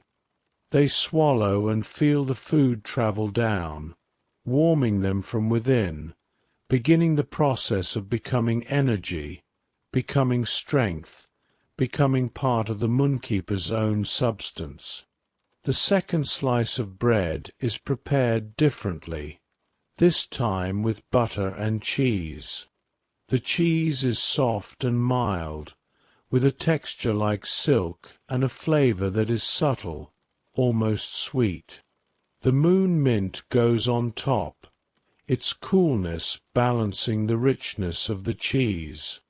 Another bite, another moment of appreciation, another small pleasure received with awareness and gratitude. The moonkeeper eats without distraction. They do not read while eating, do not look at anything in particular, do not let their mind wander to tasks completed or tasks yet to come. They simply eat, present to each bite, present to each flavor, present to the simple miracle of food becoming life. Between bites of bread, they sip the flower juice. It is cool and refreshing, cleansing the palate, preparing it for the next bite. The sweetness is delicate, the floral notes subtle, and there is a slight effervescence that makes the tongue tingle pleasantly. The third slice of bread is eaten plain, just butter, nothing else, so the flavor of the bread itself can be fully appreciated. This bread, made from star oats and cloud water, has a taste unlike any bread from the world below. It tastes like light, somehow like the essence of growing things distilled into grain, ground into flour, transformed by yeast and heat into something that sustains not just the body but also something less tangible, something that might be called the soul. The moonkeeper finishes the last bite and sets down the empty plate. They sit for a moment, hands resting on the table, feeling the satisfaction that comes from a meal completed, from hunger satisfied, from the body acknowledged and cared for.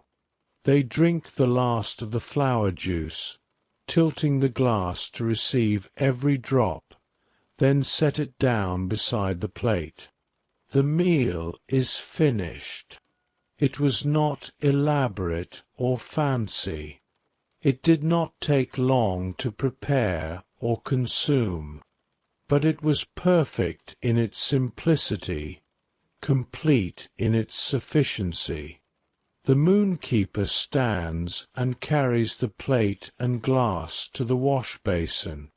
They will be cleaned later, along with the teacup from earlier, along with all the other small vessels and tools that have been used throughout the evening. For now, they rest beside the basin, waiting patiently.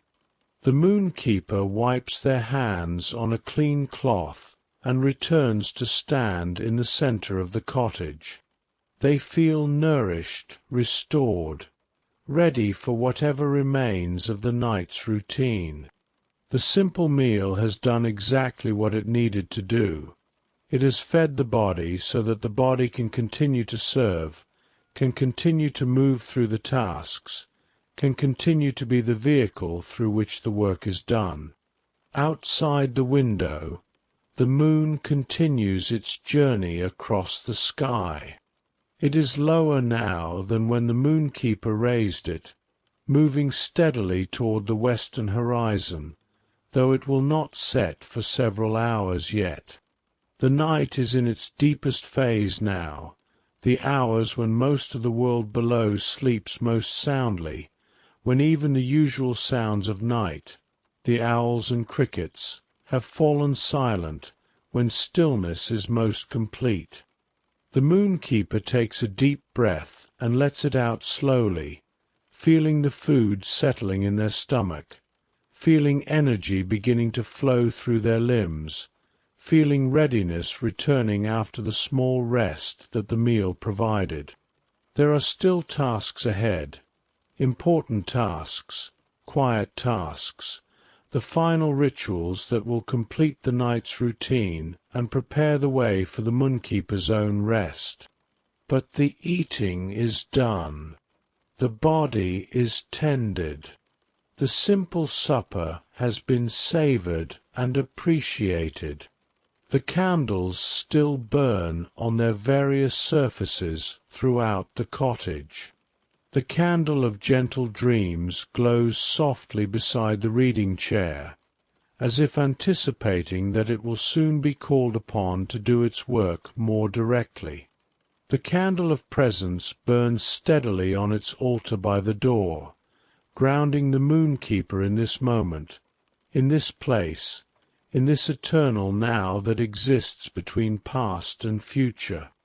The night continues its patient unfolding, moving toward its conclusion, but not hurrying, never hurrying, taking all the time it needs to be complete.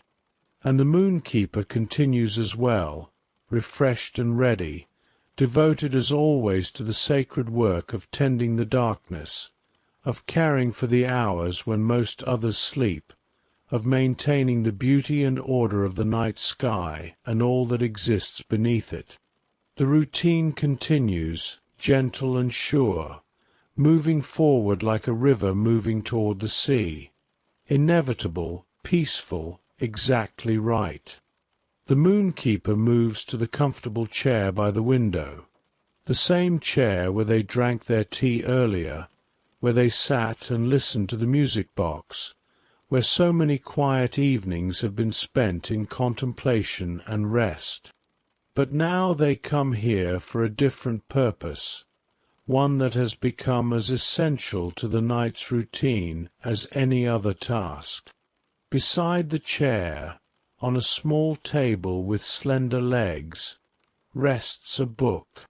It is large and heavy, bound in leather so old it has turned nearly black, though it may once have been brown or burgundy. The cover is unmarked except for a small silver clasp that holds it closed, and the pages are thick, uneven, handmade from materials that have long since ceased to exist in the world below. This is the Book of Quiet Hours. The Moonkeeper sits in the chair and reaches for the book, lifting it carefully and settling it in their lap. It is heavy, substantial, and the weight of it is comforting, grounding. This book has been in the cottage since before the current Moonkeeper's time, and it will remain long after they are gone. It is one of the permanent fixtures of this place, as eternal as the moon itself, as constant as the turning of the stars. The Moonkeeper opens the silver clasp with a soft click and lifts the cover. The first page is blank, or appears to be, but as the Moonkeeper looks at it in the candlelight, faint words begin to appear, written in silver ink that only reveals itself to patient eyes. Here are gathered the thoughts of all the Moonkeepers who have been, the wisdom accumulated through countless nights of watching and tending. Read slowly. Read with your whole heart. Let the words settle like dew upon leaves. Take only what you need, and leave the rest for another night. The Moonkeeper has read these words hundreds of times, perhaps thousands, but they never grow stale. Each time they carry the same weight, the same invitation to slow down, to be present, to receive rather than to rush. The Moonkeeper turns the page. The book is not organized in any conventional way. There is no table of contents, no chapters or sections. Instead, it is simply filled with entries, some long, some short, some written in flowing script, others in careful print, some accompanied by small drawings or diagrams, others consisting only of words. Each entry was written by a Moonkeeper during their tenure in the cottage.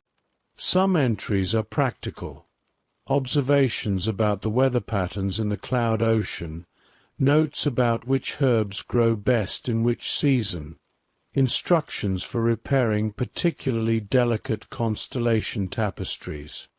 Others are philosophical, meditations on the nature of darkness, reflections on the relationship between light and shadow, questions about the meaning of this work and why it matters. The Moonkeeper never knows which entry they will read on any given night. They simply open the book and turn pages until something catches their attention, until some passage calls out to be read, to be considered, to be absorbed into the quiet hours of this particular evening. They turn through several pages, looking but not searching, waiting but not forcing, and then they stop.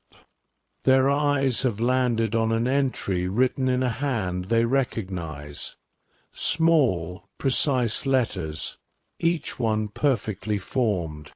This was written by Keeper Lumina, who tended the cottage 3 generations before the current Moonkeeper, who was known for her careful attention to detail and her gentle wisdom. The entry reads, "Tonight I realized something that has been slowly becoming clear over many nights of watching. The work we do here is not about control. We do not make the moon shine. We simply clean it so that its own light can show more clearly. We do not create the stars. We simply mend the patterns that help them hold their places.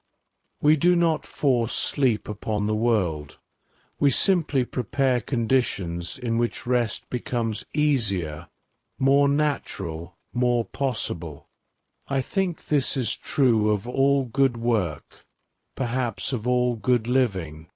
We cannot force outcomes. We can only tend to conditions. We can only clear away obstacles. We can only offer what we have and trust that it will be received in the way it needs to be received. There is great freedom in this understanding, and also great humility. We are important, yes, but we are not in control. We are servants, not masters. We are tenders, not creators. I find this thought deeply restful. The Moonkeeper reads these words slowly, letting each sentence sink in before moving to the next.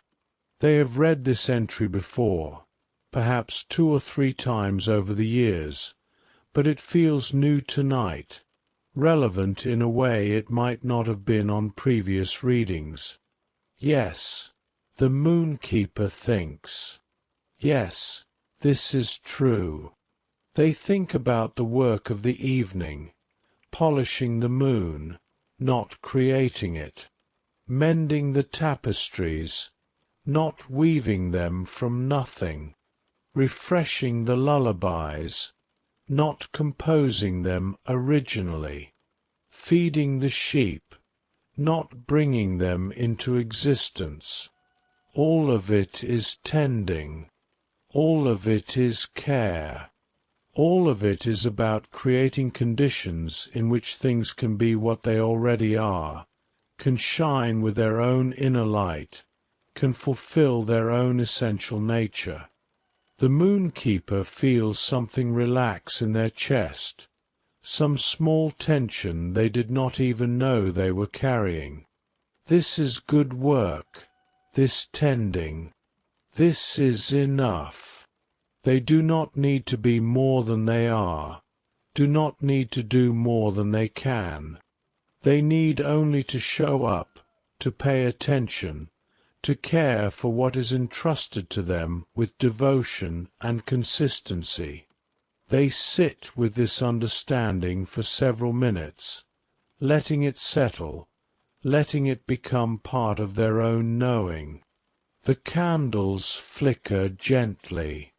The moon shines through the window. Everything continues as it should, requiring nothing from the Moonkeeper in this moment except their presence, their awareness, their willingness to be here.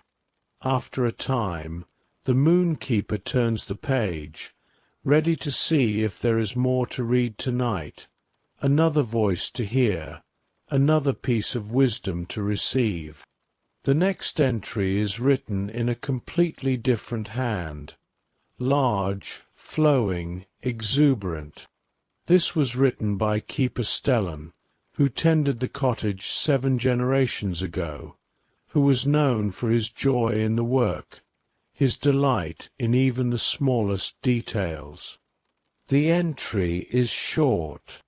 Tonight the moon was so beautiful I wept, not from sadness, from sheer overwhelming appreciation. How did we get so lucky to be the ones who get to polish it, to touch it, to raise it into the sky? How did we deserve this gift? We didn't, of course. No one deserves such beauty. It is simply given. All we can do is receive it with gratitude and pass it on as best we can. I am so happy to be alive.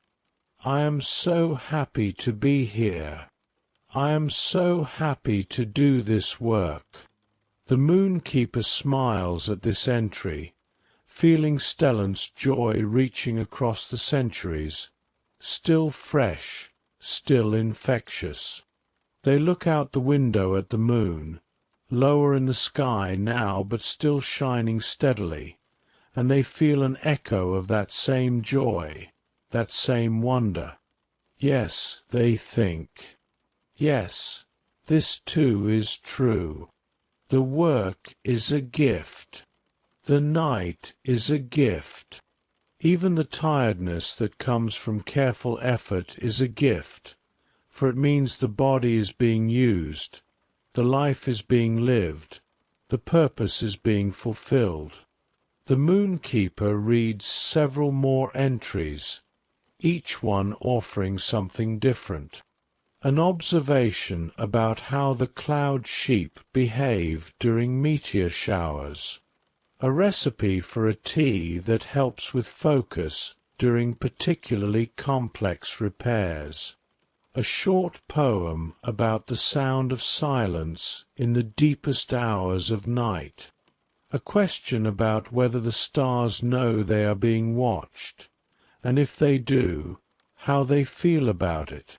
Each entry is like a small gift, a message in a bottle sent from the past, arriving at exactly the right moment to offer exactly what is needed, whether that is practical knowledge, philosophical insight, emotional comfort, or simple companionship across time. The Moonkeeper realizes that they are adding to this same book, that their own thoughts and observations are being recorded somewhere in these pages, in entries written during previous nights when the impulse to write was strong, when something needed to be captured and preserved for future Moonkeepers to discover. They do not know which entries are theirs. The book does not identify authors, but somewhere in these pages their voice exists alongside all the others, part of the ongoing conversation that spans generations, that connects all who have done this work and all who will do it in the future. It is a conversation that requires no response, no debate, no agreement or disagreement.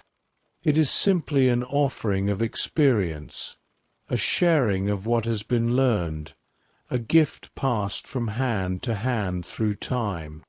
The Moonkeeper turns to one more entry before closing the book for the night. This one is written in a shaky hand, clearly by someone very old or very tired, or perhaps both. I am near the end of my time as Moonkeeper. I can feel it in my bones, in the way my hands tremble when I polish the moon, in the effort it takes to climb the silver ladder. Soon I will pass this work to another, and they will tend the night as I have tended it, as those before me tended it. I want them to know this. The work never becomes easy, but it does become familiar. The routine never loses its importance, but it does become comfortable. You will have nights when you are tired, when the tasks feel heavy, when you wonder if it matters. On those nights, remember, it matters precisely because you wonder. The questioning is part of the devotion. The uncertainty is part of the faith. Keep going. Keep tending. Keep showing up. That is all that is asked of you. That is all that has ever been asked of any of us. And know that you are not alone. We are all here with you, all the Moonkeepers who have been and all who will be. We are all part of this one continuous act of tending, this one long night of care that stretches backward and forward through time. Be gentle with yourself. Be patient with the work. Trust that you are exactly where you need to be, doing exactly what you need to do. And when your time comes to pass the work to another, you will understand what I understand now, that this has been the greatest honor of your life, and you would not trade it for anything. The Moonkeeper's eyes blur slightly as they read these final words. They can feel the weight of them, the truth of them, the love that pulses through every sentence. They think about all the Moonkeepers who have sat in this chair, read from this book, felt this same connection to something larger than themselves. They are part of a lineage, a tradition, a family spread across time. They are never alone in this work, even when they are the only one in the cottage. They are surrounded by the presence of all who have come before, supported by their wisdom, encouraged by their experiences, held by their love for the work and for the night itself. The Moonkeeper closes the book gently and fastens the silver clasp. They sit holding it in their lap for a moment longer, feeling its weight, its presence, its patient accumulation of knowledge and love. Then they lift it carefully and return it to its place on the small table beside the chair. It will rest there until tomorrow night, when it will be opened again, when new pages will be turned, when other voices will speak from the past into the present, offering whatever is needed in that moment. The reading is complete. The wisdom has been received. The connection has been made. The Moonkeeper feels fuller somehow, more grounded, more certain of their place in the great pattern of things. The words from the book have done their work, as they always do, feeding something that cannot be fed by bread alone, nourishing something deeper than the body. The night continues its journey toward conclusion. There are only a few tasks left now before the Moonkeeper can rest. The routine is approaching its end, winding down like the spring in the music box, preparing for the transition from work to sleep, from tending to being tended. But there is no hurry. There is never any hurry. Everything unfolds in its own time, perfect and complete. The Moonkeeper rises from the comfortable chair, leaving the book of quiet hours resting peacefully on its table, and moves toward the small door that leads to the moon ladder. It is time for the final check of the night, the last survey of the sky before the Moonkeeper can retire to rest, the final assurance that all is well with the sleeping world below. This is not a long journey, not like the earlier climb to polish and raise the moon. This is simply a brief ascent to the observation platform, a place where the Moonkeeper can see the full expanse of the night sky, can verify that everything is in its proper place, that no stars have wandered, that no constellations have drifted, that the tapestries are holding firm. The Moonkeeper opens the small door and begins to climb the silver ladder once more. Their feet know the rungs by heart now, having climbed them earlier in the evening, having climbed them thousands of times before. Step, pause, breathe. The rhythm is as natural as walking, as familiar as their own heartbeat. The climb is shorter this time. The observation platform is not as high as the moon's cradle. Within a few dozen steps, the Moonkeeper emerges through an opening in the shaft and steps onto a circular platform made of transparent crystal that seems to float in the middle of the night sky. Here, there are no walls, no railings, nothing between the Moonkeeper and the infinite expanse of space except air and intention. The platform is perfectly safe.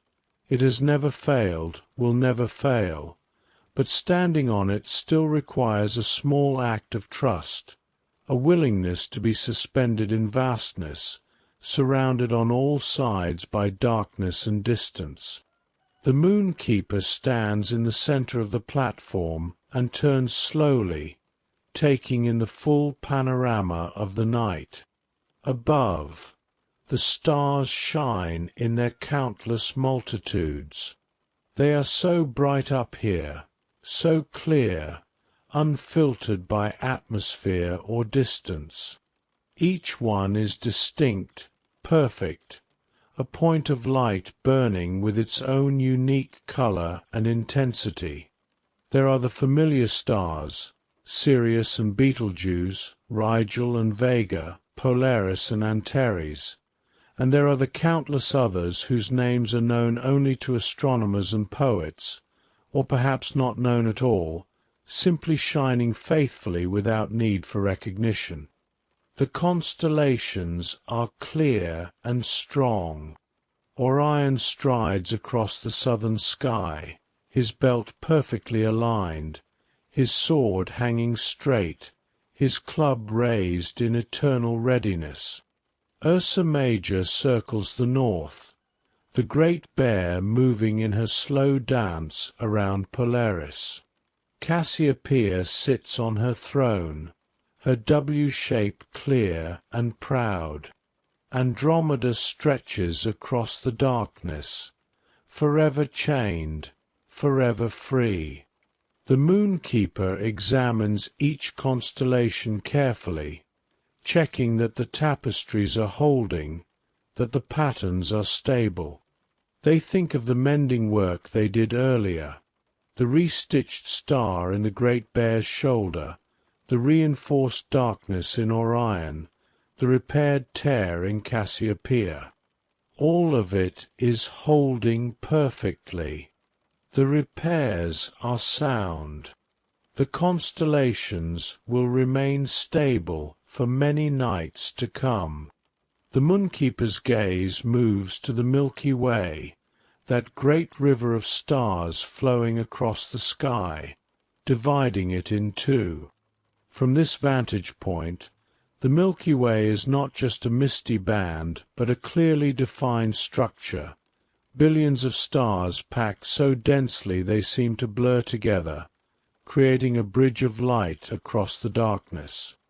Everything is in order. Everything is as it should be. The Moonkeeper turns their attention downward, looking at the world below. From this height, the earth is visible as a great dark sphere, marked with tiny points of light. Cities and towns, roads and harbors, all the places where humans gather and live and dream. Most of the lights are fewer now than they were at dusk, many having been extinguished as people went to sleep, as households settled into rest. The Moonkeeper can see weather patterns moving across the surface, banks of clouds rolling over oceans, storms gathering over mountains, clear skies stretching across deserts. They can see the gentle glow of the northern lights dancing at the polar regions, green and purple curtains waving in the solar wind. And closer, just below the observation platform, they can see the cloud ocean stretching out in all directions, its surface rolling gently, lit by the moon's silver light. The Moonkeeper can make out the cottage from here, a small warm point of light sitting at the edge of the clouds, its windows glowing with candlelight. And there, scattered across the white expanse, are the darker forms of the cloud sheep, still sleeping soundly, peaceful and safe. The Moonkeeper takes a deep breath, pulling the cold night air into their lungs, feeling the vastness of it all, the stars above, the world below, the endless space in between. They are so small in the midst of all this, so tiny and temporary, and yet they have their place, their purpose, their small but essential role in the great pattern of things. They think about all the people sleeping below. How many are there? Millions, billions, each one dreaming their own dreams, living their own lives, facing their own struggles and joys. Most of them will never know about the Moonkeeper, will never think about who polishes the moon or mends the constellations or prepares the lullabies. They will simply wake in the morning, see the sun rise, and go about their days. But the Moonkeeper does not need to be known. The work does not require recognition.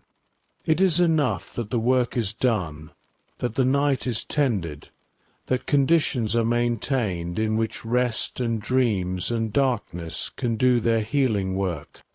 The Moonkeeper turns slowly again, making one more complete rotation, one more full survey of the sky. They check the moon. Yes, still shining steadily, lower in the west now, but still bright and faithful. They check the stars. Yes, all in their places, none wandering or fading. They check the darkness between the stars. Yes, deep and rich, the proper container for all that light. They look toward the east, where the first hints of dawn are still hours away, but waiting nonetheless, gathering itself in the unseen places, preparing for its inevitable arrival. The Moonkeeper feels no anxiety about this, no worry that the night will end. The night always ends. That is its nature, and it will come again, as it always does, completing the cycle. Everything is in order. The night has been well tended. The routine has been followed with care and devotion. The moon shines, the stars hold their patterns, the world sleeps peacefully below. There is nothing that needs fixing, nothing that requires immediate attention, nothing that calls for concern. The Moonkeeper feels the deep satisfaction that comes at the end of good work, the sense of completion that allows rest to truly be restful. They have done what they came to do.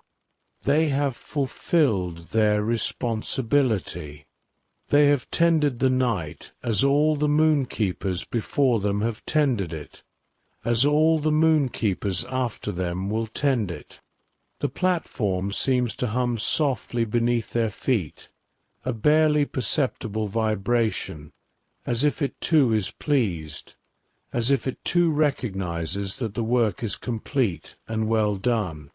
The Moonkeeper takes one last long look at the sky, committing this moment to memory, the stars in their glory, the moon in its beauty, the earth in its sleeping trust, the clouds in their gentle rolling.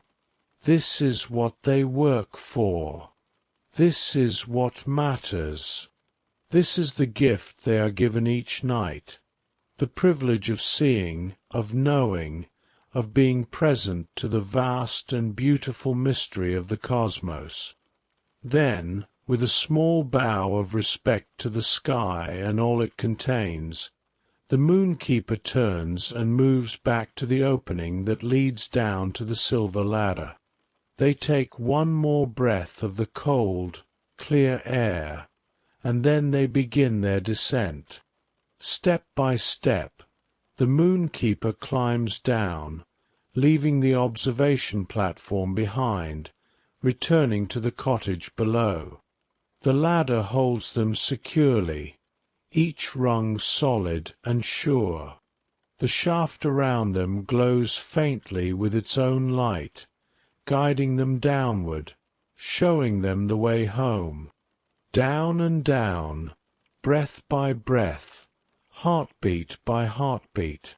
The Moonkeeper's mind is quiet now, empty of thought, simply present to the movement of climbing, to the sensation of hands gripping rungs, feet finding purchase, body descending through space. And then the cottage floor is beneath them once more. They step off the ladder and onto the familiar wooden boards, solid and welcoming. The small door closes behind them with a soft click, sealing away the vastness of the sky, returning them to the intimate warmth of the cottage. The candles still burn, though some are noticeably shorter now than when they were first lit hours ago. Their flames are steady, patient, continuing their work of illumination without complaint or fanfare. The cottage is exactly as the Moonkeeper left it, peaceful, orderly, filled with the evidence of the evening's work. The Moonkeeper stands in the centre of the room for a moment, feeling the shift from the coldness of the observation platform to the warmth of the cottage, from the vastness of the sky to the intimacy of home. Both are necessary. Both are good. Both are part of the whole. The final check is complete. The sleeping skies have been surveyed and found to be in perfect order. There is nothing more to do now except prepare for rest, to allow the body and mind to settle into their own sleep, to trust that the night will continue without constant watching, that some things can be left to their own devices, that not everything requires tending every moment. The Moonkeeper is tired now, a good tired, an earned tired, the kind that comes from a day, or in this case a night, well spent. Their body feels heavy in a pleasant way. Their eyes want to close. Their mind wants to drift into the soft spaces where thought becomes dream. But there are still a few small rituals to complete before sleep can come. The transition must be made properly, with the same care and attention that has characterized the entire evening. The night's routine is not quite finished. Almost, but not quite. The Moonkeeper moves away from the door and the ladder, ready for the penultimate task, the evening bath that will wash away the work of the night and prepare the body for rest. The cottage waits, warm and patient, holding space for these final rituals, for the slow and gentle winding down towards sleep. The Moonkeeper moves to yet another door in the cottage, this one smaller than the others, set into the wall near the sleeping alcove, painted a soft silvery blue that seems to shimmer in the candlelight. This door leads to the bathing room, a space that is both practical and sacred, where the body is cleansed and prepared for rest. The Moonkeeper opens the door and steps into a room that is smaller than the main cottage, but perfectly proportioned for its purpose. The walls are covered in tiles the colour of pale moonlight, cream and silver and the faintest hint of blue. The floor is smooth stone, cool beneath bare feet, worn into gentle curves by centuries of footsteps, of water flowing, of bodies moving through the rituals of washing. In the centre of the room sits a bathing tub, and it is not like any ordinary tub. It is carved from a single piece of white marble, seamless and smooth, shaped like a great shell or perhaps a lotus blossom. The marble seems to glow from within, as if it remembers being stone deep in the earth, as if it carries still some essence of the mountain it came from. The Moonkeeper approaches the tub and places one hand on its cool rim. There is a moment of greeting here, of acknowledgment. The tub has served countless Moonkeepers, has held their tired bodies, has witnessed their vulnerability and their renewal. It deserves respect. From a shelf on the wall, the Moonkeeper takes down a small silver pitcher, beautifully shaped with a long curved spout and a handle that fits the hand perfectly. This pitcher is used to fill the tub, drawing from a source that is neither well nor pipe, but something else entirely. The Moonkeeper stands beside the tub and tips the pitcher downward, and immediately water begins to flow from its spout. But this is not ordinary water.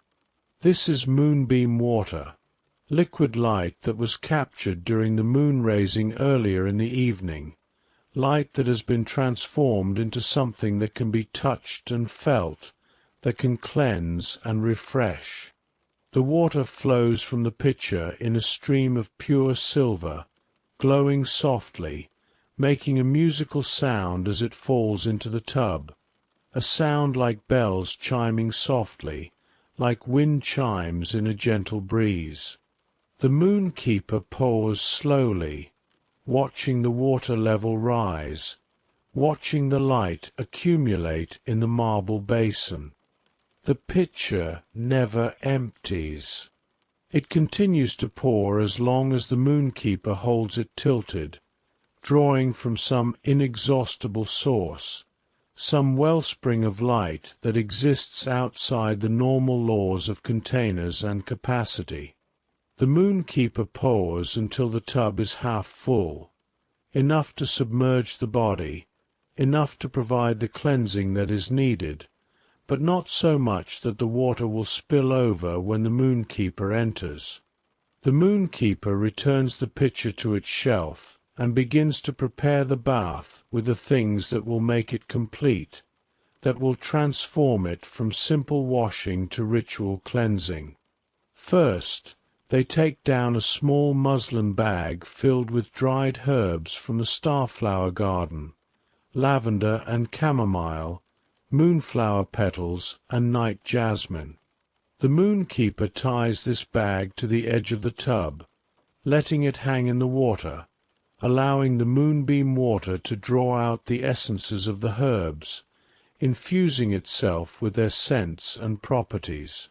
The water begins to take on the fragrance, subtle at first, then growing stronger. The sweet floral scents blend with the clean, crisp smell of the moonbeam water, creating a perfume that is both soothing and revitalizing. Next, the moonkeeper adds a handful of salts, not ordinary salts, but crystals harvested from the frozen peaks of the highest mountains, where snow has been compressed over millennia into minerals so pure they are almost transparent. These salts will help relax the muscles, will draw out any tension or fatigue, will prepare the body for the deep rest that will follow. The moonkeeper sprinkles the salts across the surface of the water, watching them dissolve slowly, each crystal catching the light before disappearing, each one adding its gift to the bath. Finally, the moonkeeper adds 3 drops of oil pressed from night-blooming cereus, a flower so rare that it blooms only once a year, only at midnight, only under a full moon. The oil is precious, used sparingly, but tonight, as every night, the bath deserves this gift. The 3 drops fall onto the water's surface and spread slowly, creating a thin film that shimmers with rainbow colors, that makes the water feel silky and smooth. The scent of the cereus is intoxicating, deep and complex, sweet but not cloying, with undertones of spice and mystery. The bath is ready. The moonkeeper begins to undress, removing the robe they have worn throughout the evening's work. The fabric slides from their shoulders and pools on the floor, and they stand for a moment in the cool air of the bathing room, feeling the transition from clothed to unclothed, from worker to simple body, from role to essence. They fold the robe carefully and set it on a bench carved from pale wood, smooth and simple. Beside the bench stands a tall mirror, and the moonkeeper catches a glimpse of themselves. Their body, familiar and strange at once, marked by time and work, both fragile and strong, both temporary and somehow eternal, at least in the way that all bodies are eternal, all part of the same continuous flow of matter and energy through the universe. The Moonkeeper turns away from the mirror and approaches the tub. They place one foot in the water, testing the temperature.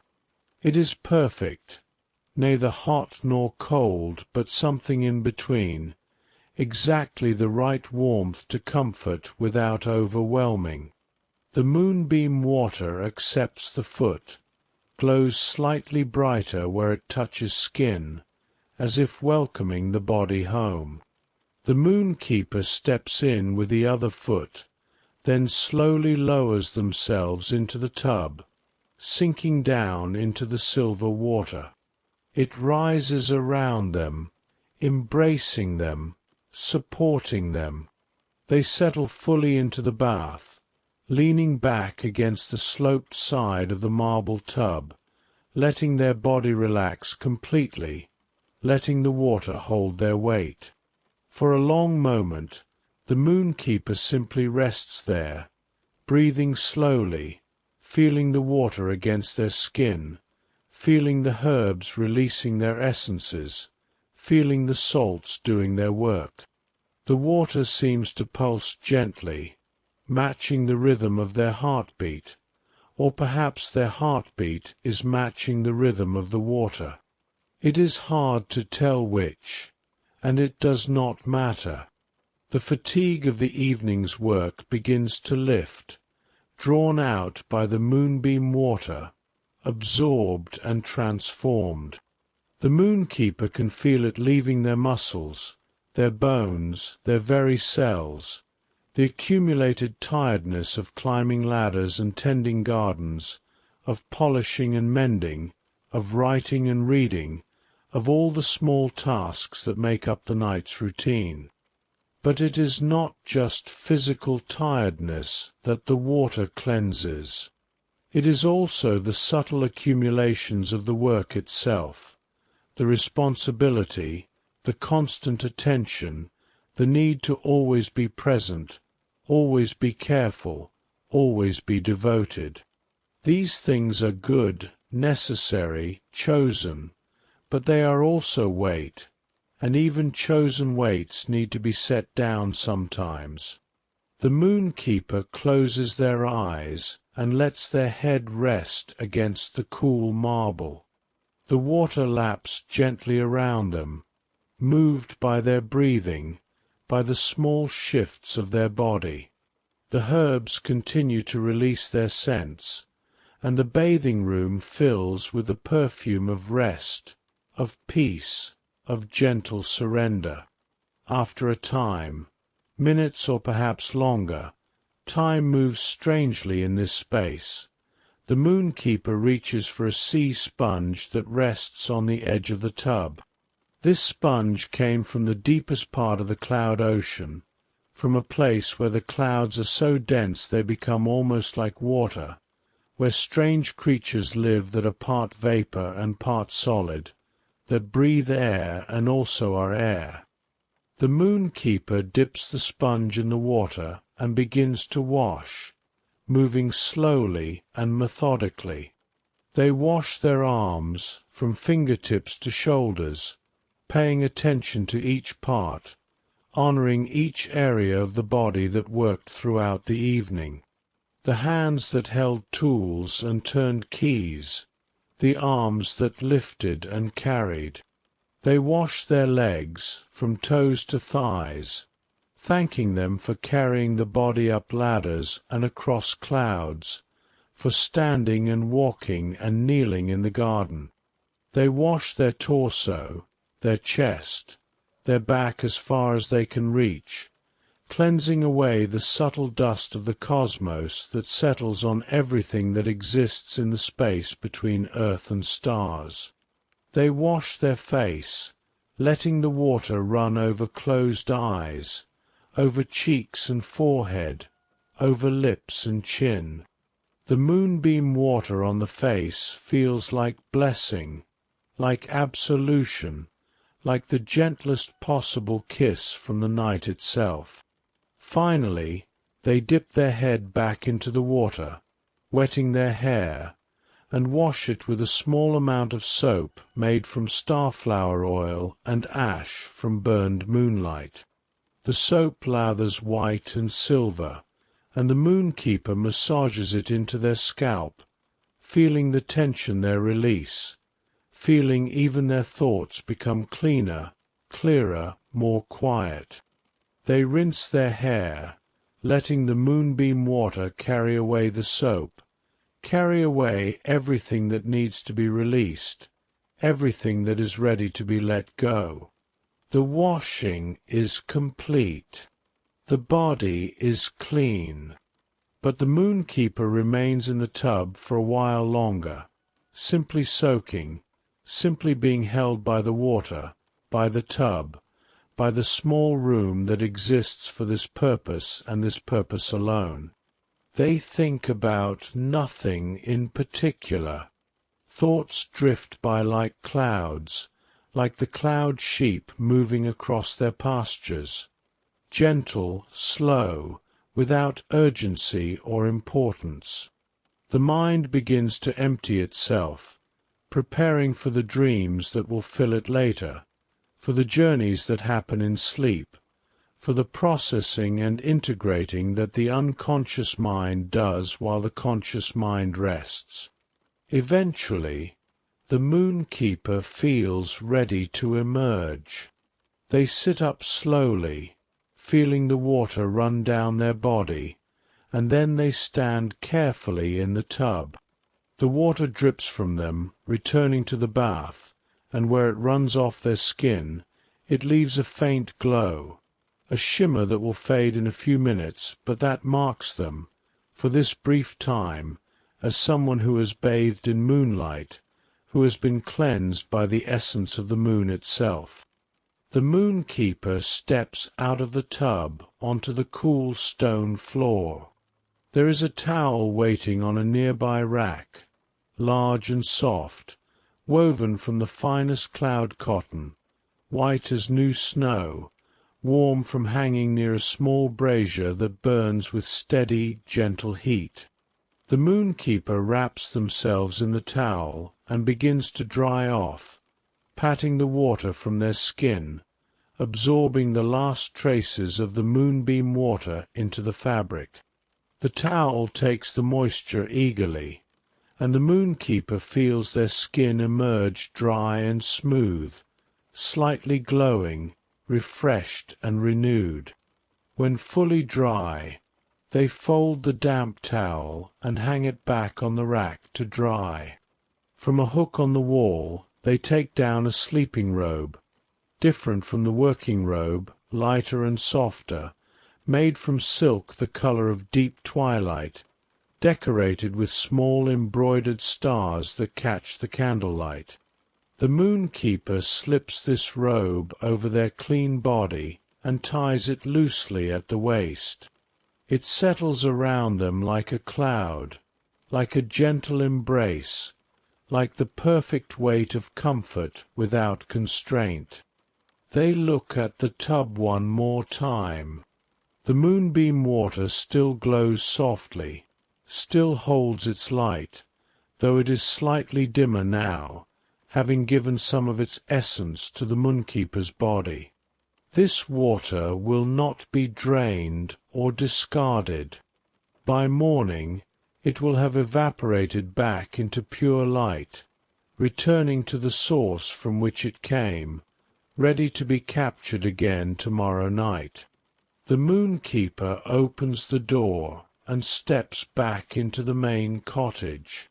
The candles are lower now, several of them having burned down nearly to their bases, their flames smaller but still steady. The cottage is quieter somehow, as if it too is preparing for rest, as if it too is winding down. The Moonkeeper feels profoundly clean, profoundly ready for sleep. The bath has done its work. The body is prepared.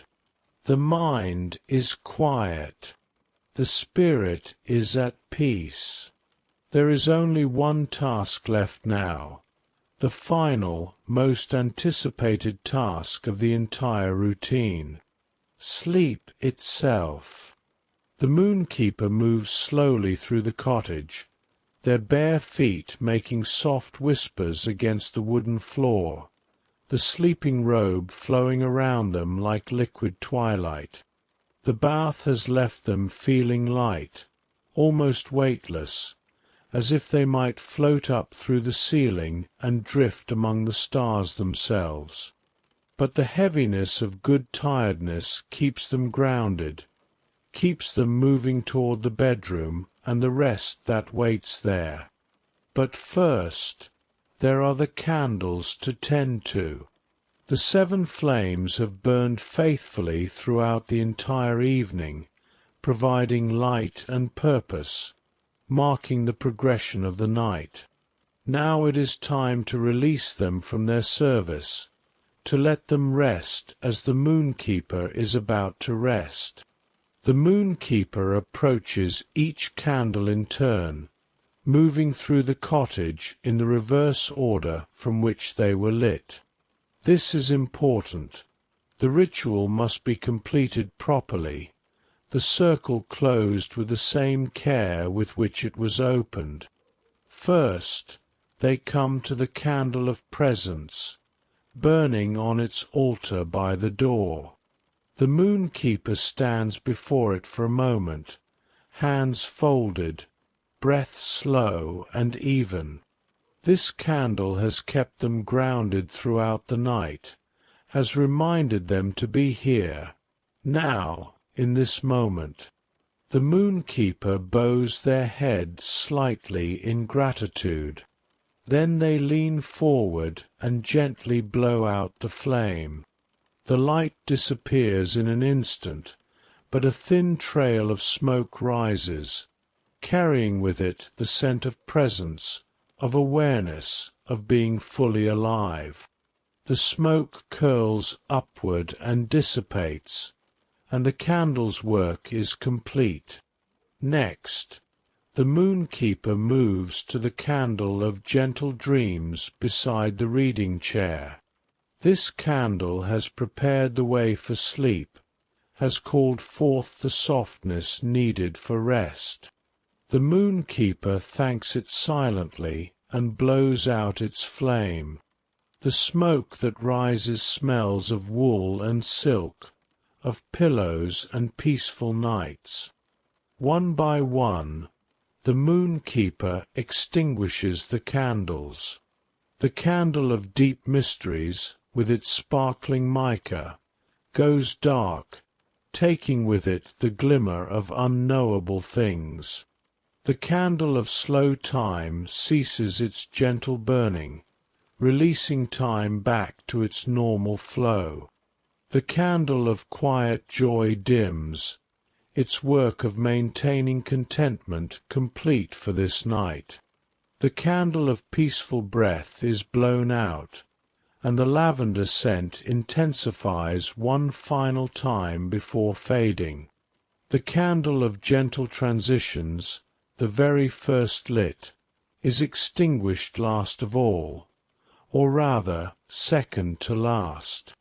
Its smoke carries the feeling of acceptance, of natural endings, of the proper conclusion of cycles. But one candle remains.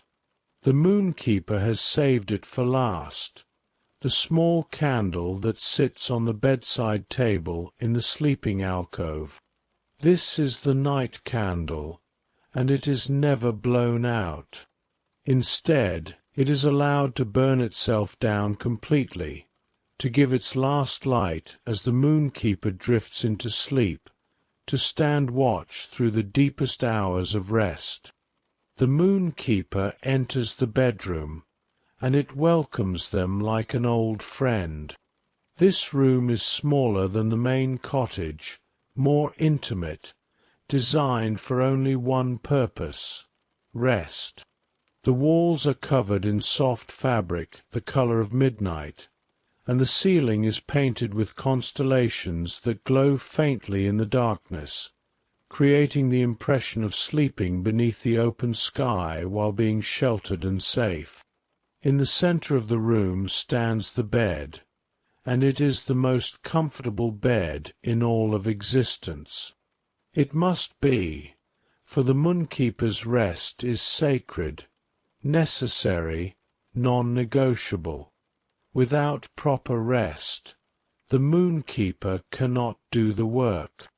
Without deep sleep, there can be no waking, no tending, no care given to the night. The bed is large, much larger than needed for one person, piled high with quilts and pillows, blankets and cushions, all made from the softest materials imaginable. The frame is carved from wood that was grown in the first forest that ever existed, and it is strong and solid, never creaking, never shifting, perfectly stable. But the true glory of the bed is what lies beneath all those covers, the mattress filled with cloud down. This is not ordinary down from ordinary birds, but the softest substance in the universe, gathered from the hearts of clouds, from the very center where the moisture is lightest, where the air is most gentle. Cloud down compresses under weight and then rises again, providing perfect support while feeling like resting on nothing at all. The Moonkeeper approaches the bed slowly, almost reverently. After all the work of the evening, after all the tasks completed with care and devotion, this is the reward, this perfect bed, this sanctuary of rest, this place where the body can finally surrender completely. But before climbing in, there are a few final preparations. The Moonkeeper goes to the window and opens it slightly, just a crack, letting in a small stream of cool night air. The freshness flows into the room, bringing with it the scent of the cloud ocean, the distant smell of stars, the clean emptiness of the deep night. From a small dish on the bedside table, the Moonkeeper takes a single dried starflower and crushes it gently between their fingers. The petals release their scent, sweet and peaceful, the essence of the garden, the smell of growing things tended with love. The Moonkeeper inhales deeply, then lets the crushed petals fall into the dish, where they will continue to release their fragrance throughout the night. The Moonkeeper turns down the bed, folding back the heavy quilts and lighter blankets, revealing the pristine white sheets beneath. These sheets are woven from thread so fine it cannot be seen with ordinary eyes, thread spun from moonbeams and morning mist, from the breath of sleeping children and the sighs of contentment. They are smooth as water, cool as snow, perfect against bare skin. The Moonkeeper removes the sleeping robe, folding it carefully and draping it over a chair near the bed. The room is neither too warm nor too cold. It maintains its own perfect temperature, adjusting somehow to provide exactly what is needed for optimal rest.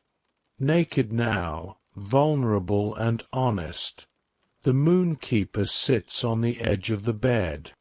The mattress yields beneath them, conforming to their shape, welcoming them. They swing their legs up onto the bed and slide between the sheets, feeling the coolness of the fabric against their clean skin, feeling the cloud-down mattress embrace them from below. The sensation is extraordinary. It is like being held by the gentlest hands in the universe, like floating on calm water, like being cradled in the arms of someone who loves you completely. The Moonkeeper's body seems to melt into the bed, all tension releasing, all tightness unwinding, all the small holdings on that keep a body upright and functional during waking hours simply letting go. The Moonkeeper reaches for the covers and pulls them up, layer by layer. First the light sheet, then a blanket woven from cloud sheep wool, then a quilt made from pieces of the twilight sky, then another blanket, and finally the heavy comforter filled with more cloud down, weighted and warm. Each layer adds to the sense of being protected, being enclosed, being safe. The Moonkeeper arranges the pillows, 3 of them, each one filled with different materials for different purposes. The first provides support for the neck, filled with buckwheat hulls that shift and conform.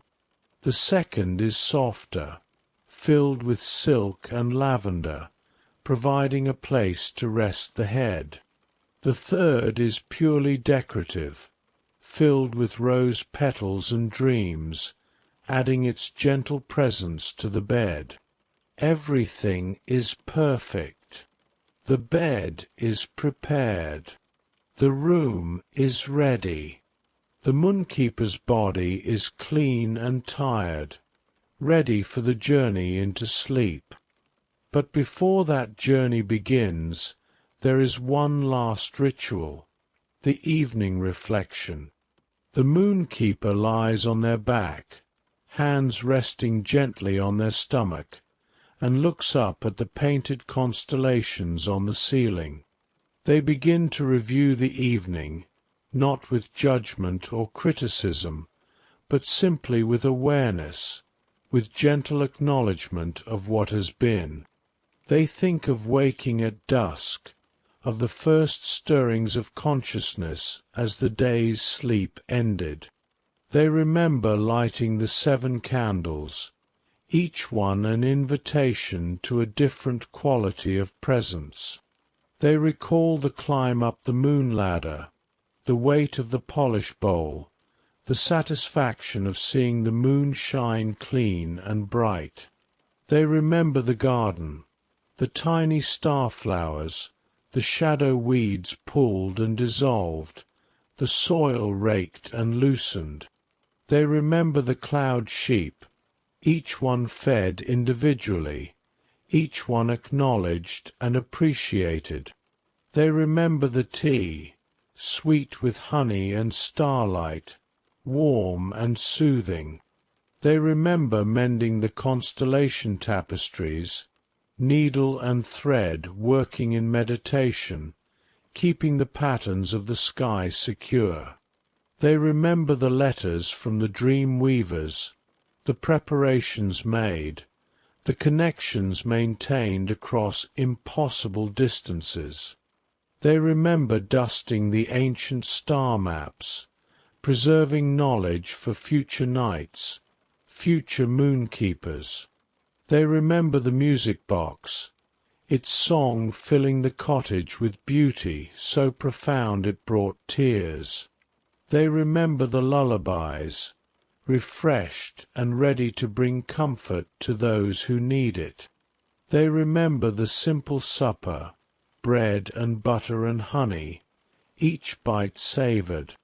They remember reading from the book of quiet hours, hearing the voices of past moonkeepers offering their wisdom and encouragement. They remember the final check from the observation platform, seeing the whole night laid out in its glory. They remember the bath, the moonbeam water cleansing away the work, preparing the body for this moment. All of it flows through the Moonkeeper's memory like a gentle river, each task complete, each ritual fulfilled, each responsibility met with care and devotion. There is nothing left undone. There is nothing that requires worry or concern. The night has been tended. The work is finished. The Moonkeeper feels a wave of gratitude wash over them. Gratitude for this work, for this cottage, for this life, for the privilege of serving the night in this way. It is not always easy. There are nights when the work feels heavy, when the routine feels long, when tiredness comes before rest is earned. But those nights make nights like this one even sweeter, nights when everything flows perfectly, when each task fits naturally into the next, when the work feels less like obligation and more like offering. "Thank you," the Moonkeeper whispers into the darkness of the bedroom. "Thank you for this night. Thank you for this work. Thank you for this rest that I am about to receive." The words are simple, but they carry weight, they carry truth, they carry the full force of a grateful heart. The Moonkeeper's breathing begins to slow, to deepen. Their body sinks further into the cloud-down mattress, the quilts settling more completely around them. Their eyes grow heavy, the lids drooping, the effort of keeping them open becoming too much. The night candle burns on the bedside table, its small flame steady and sure, providing just enough light to soften the darkness without preventing sleep. The Moonkeeper can see it through half-closed eyes, a small point of warmth and brightness, a reminder that they are not alone, that even in sleep there is watching, there is presence, there is light. The Moonkeeper's thoughts begin to drift, to fragment, to dissolve into the formless space that exists between waking and sleeping. Images float by, the moon, the stars, the cloud sheep, the garden, all of it blending and blurring, all of it becoming dreamlike even before dreams truly begin. The breathing slows further, the heartbeat quiets. The body releases its last holdings, its final tensions. The mind lets go of conscious control, surrendering to the processes that happen in sleep, the healing and restoring that the body knows how to do when the waking self steps aside. The Moonkeeper is drifting now, floating on the edge of sleep, held by the perfect bed, wrapped in perfect comfort, breathing the perfect air of the perfect night. Outside, the moon continues its journey across the sky. The stars continue their ancient dance. The cloud ocean continues its gentle rolling. The world below continues its sleeping.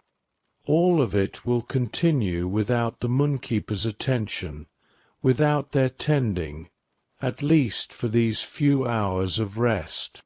The work is done. The night is tended. The Moonkeeper can sleep, and sleep is coming, inevitable and welcome, approaching like dawn but softer, quieter, bringing not light but the deepest, most restful darkness. The Moonkeeper's eyes close completely. The breath becomes nearly imperceptible. The body is perfectly still. Sleep is here. Sleep comes slowly, gently, like fog rolling in from the cloud ocean. It does not arrive all at once, but in waves, each one carrying the Moonkeeper deeper, further from the waking world, closer to the realm of dreams and rest. The first layer of sleep is thin, translucent. The Moonkeeper is aware of the bed beneath them, aware of the quilts above them, aware of the night candle still burning on the bedside table. They can still hear the soft sounds of the cottage, the gentle creaking of old wood settling, the whisper of wind moving past the windows, the distant, barely perceptible hum that all buildings have, the vibration of existence itself. But these sounds do not disturb. They are comforting, familiar, like a lullaby sung in a language the body understands even if the mind does not. The moonkeeper's breath continues its slow, steady rhythm. In and out, in and out, each breath taking them deeper, each exhalation releasing them further from the need to think, to do, to be anything other than a body at rest. The second layer of sleep is deeper, warmer. Here, the awareness of the physical world begins to fade. The bed is still there, but it feels less like a bed and more like a cloud, more like floating, more like being held by something vast and gentle. The moonkeeper's body grows heavier and lighter at the same time, heavy with relaxation, light with the release of all tension. Images begin to appear behind closed eyelids. Not yet dreams, but the precursors to dreams, fragments of the evening just past. The moonkeeper sees the moon again, bright and clean after its polishing, hanging perfect in the sky. They see the star-flowers glowing in the garden, thousands of tiny lights creating a mirror of the sky above. They see the cloud sheep, peaceful in their scattered sleep, their white fleeces barely distinguishable from the clouds themselves. These images drift by without narrative, without sequence, simply arising and fading like bubbles in water. The moonkeeper does not try to hold on to them, does not try to make sense of them. They simply watch them pass, gentle and accepting, allowing sleep to take whatever form it needs to take. The third layer of sleep is where dreams truly begin. Here the images start to connect, to form patterns, to tell stories that follow a logic that is not waking logic but dream logic, where things transform and shift, where one thing becomes another without explanation or surprise. The moonkeeper dreams of flying, of soaring through the night sky on wings made of starlight. They fly past the moon, close enough to reach out and touch its surface, close enough to see the marks where their polishing cloth has been, the places where their care has made the surface shine brightest. The moon acknowledges them as they pass, not with words, but with a pulse of warmth, a glow of recognition. They fly higher, up among the stars themselves, weaving between the points of light like a bird through a forest of brilliance. Each star sings as they pass, not with sound, but with vibration, with frequency, with a music of spheres that exists beyond hearing. The moonkeeper understands this music in the dream, knows each star's song, recognizes each one as they might recognize old friends. The dream shifts, as dreams do. Now the moonkeeper is in the garden, but it is vaster than the real garden, stretching out to infinity in all directions. The star-flowers bloom everywhere, creating a field of light that goes on forever. And among the flowers walk the dream weavers, Somnia and Morpheus, Hypnos and Luna, Nyx and all the others. They are working, each one tending to their own tasks, but they pause as the moonkeeper approaches, and they smile, and the smiles carry gratitude, carry acknowledgment, carry the message that the work is seen, is valued, is important. The moonkeeper feels a warmth in their chest, even in the dream. They belong here, among these beings who tend the night in their various ways. They are part of something larger than themselves, part of a great work that spans realms and dimensions, that touches countless lives, that matters in ways both small and vast. The dream shifts again. The Moonkeeper is standing on the observation platform, but this time they are not alone. Beside them stand other Moonkeepers, the ones who came before, the ones whose words are written in the Book of Quiet Hours. There is Keeper Lumina with her gentle wisdom, Keeper Stellan with his infectious joy, and dozens of others, stretching back through time, all the way to the very first Moonkeeper who ever tended the night. They stand together in comfortable silence, looking out at the sky they all served, the night they all loved. No words are needed. The understanding passes between them without speech, the shared knowledge of what this work requires, what it costs, what it gives back, what it means to be chosen for this responsibility, and to choose it in return, night after night after night.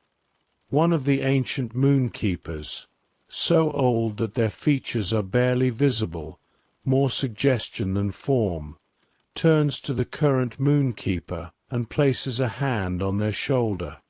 The touch is barely felt, but its meaning is clear. You are doing well. You are enough. The work continues because of you. Rest now, and know that when you wake, you will be ready to begin again. The dream shifts once more, becoming softer now, less defined. The Moonkeeper is no longer in any particular place, but simply floating in warmth and darkness, in safety and peace. There are no images now, no narratives, no journeys. There is only rest, only the deep restorative darkness that the body needs, that the mind needs, that the soul needs.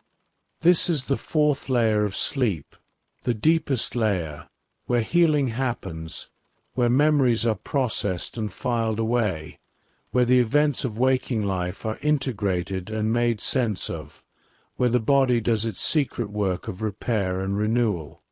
The Moonkeeper's breathing is so slow now it is barely visible. Their heartbeat has slowed to its resting rate, strong and steady, requiring no conscious attention. The muscles are completely relaxed, the joints soft, the whole body surrendered to gravity, to the bed, to the embrace of sleep. Time passes, though time has no meaning here. Minutes or hours, it makes no difference. The Moonkeeper rests in the deepest darkness, in the most profound peace, in the complete absence of worry or fear or need. And in this darkness, something subtle happens. The work the Moonkeeper has done throughout the evening, all the tending and carrying, all the polishing and mending, all the feeding and preparing, begins to flow back to them. The night they have served so carefully now serves them in return. The moon, shining in the sky outside, sends a beam of its light through the window, across the floor, and onto the bed where the Moonkeeper sleeps. The light is soft, barely visible, but it carries within it healing, carries restoration, carries the gift of the moon to the one who tends it. The stars, holding their patterns in the sky, send down their own blessings, tiny particles of starlight that drift through the cottage and settle on the sleeping Moonkeeper like invisible snow, like benediction, like gratitude made manifest. The cloud sheep, sleeping peacefully on their ocean of white, dream together a collective dream of protection and warmth, and that dream somehow reaches the Moonkeeper, wrapping around them like an extra blanket, like the wool of their fleeces made into pure comfort. The dream weavers, working in their distant realms, pause in their labors and think of the Moonkeeper, sending thoughts of appreciation, of support, of connection. These thoughts travel across impossible distances and arrive at the cottage as gentle presences, as guardians of sleep, as watchers who ensure that the Moonkeeper's rest is undisturbed. Even the cottage itself participates in this reciprocal care. The walls seem to breathe with the Moonkeeper, the roof holds back any disturbance, the floor supports without creaking, the very air adjusts its temperature and humidity to provide perfect conditions for deep rest. The Moonkeeper is held, is protected, is loved by the night they serve. The relationship goes both ways. The tending is mutual. The care is reciprocal. The night takes care of those who take care of the night. And so the Moonkeeper sleeps, deeply and peacefully, dreamlessly now in this deepest phase of rest. The night candle on the bedside table burns lower, lower, its flame growing smaller but never wavering, never guttering, burning with perfect consistency until finally, as the Moonkeeper reaches the very bottom of sleep, the very deepest point of rest, the candle burns down to nothing and goes out with a soft sigh, its work complete. The darkness in the room is complete now, broken only by the faint glow of the painted constellations on the ceiling, only by the moonlight coming through the window. But it is not empty darkness. It is full darkness, rich darkness, the darkness of perfect rest, of complete surrender, of trust and safety and peace. The Moonkeeper will sleep for hours yet. They will move through more cycles of sleep, will drift up toward the surface and then sink back down, will dream more dreams and then release those dreams back into the ether from which they came. The body will continue its work of restoration, the mind will continue its work of integration, the spirit will continue its work of renewal. And then, eventually, as it must, the sleep will begin to lighten. The dawn will approach, still distant but inevitable, moving toward the cottage on its own schedule, following the laws that govern the turning of planets and the rotation of the cosmos. The light will begin to change, from the deep darkness of true night to the slightly less dark of pre-dawn, to the grey of early morning, to the first hints of colour that announce the sun's approach. The Moonkeeper will stir, will move slightly in the bed, will begin the slow journey back toward waking. But that is still hours away. For now there is only sleep, only rest, only the peaceful darkness of the deep night. The cottage is quiet. The world below continues its own sleeping. The moon makes its final journey toward the western horizon, preparing to set, preparing to rest as well, knowing that tomorrow night it will rise again, will be polished again, will shine again, because the Moonkeeper will be there to tend it, as always, as they have always been, as they will always be. The cloud sheep sleep on. The stars shine on. The night continues its eternal watch. And in the small cottage at the edge of the night sky, the Moonkeeper rests, held by the very night they serve, wrapped in the care of the cosmos, surrounded by gratitude and love and the deep, abiding peace that comes from work well done and rest well earned. All is well. All is as it should be. All is perfect in this moment, in this sleep, in this sacred darkness. The Moonkeeper dreams of nothing and everything, of the vast emptiness and the infinite fullness, of the space between stars and the space between heartbeats, of the silence that holds all sound and the darkness that holds all light. And in this dream, in this sleep, in this perfect rest, the Moonkeeper is home, completely, utterly, peacefully home. The night's quiet routine is complete. The circle is closed. The work is done. And sleep, deep and restorative and beautiful, continues its gentle hold, carrying the Moonkeeper through the remaining hours of darkness, toward the eventual dawn, toward the next awakening, toward the next night's work. But all of that is still to come. For now, there is only this: sleep, peace, rest, and the infinite gentleness of the night, holding everything in its soft embrace, tending all who sleep beneath its stars, including the one whose work it is to tend the night itself. The Moonkeeper sleeps, and all is well.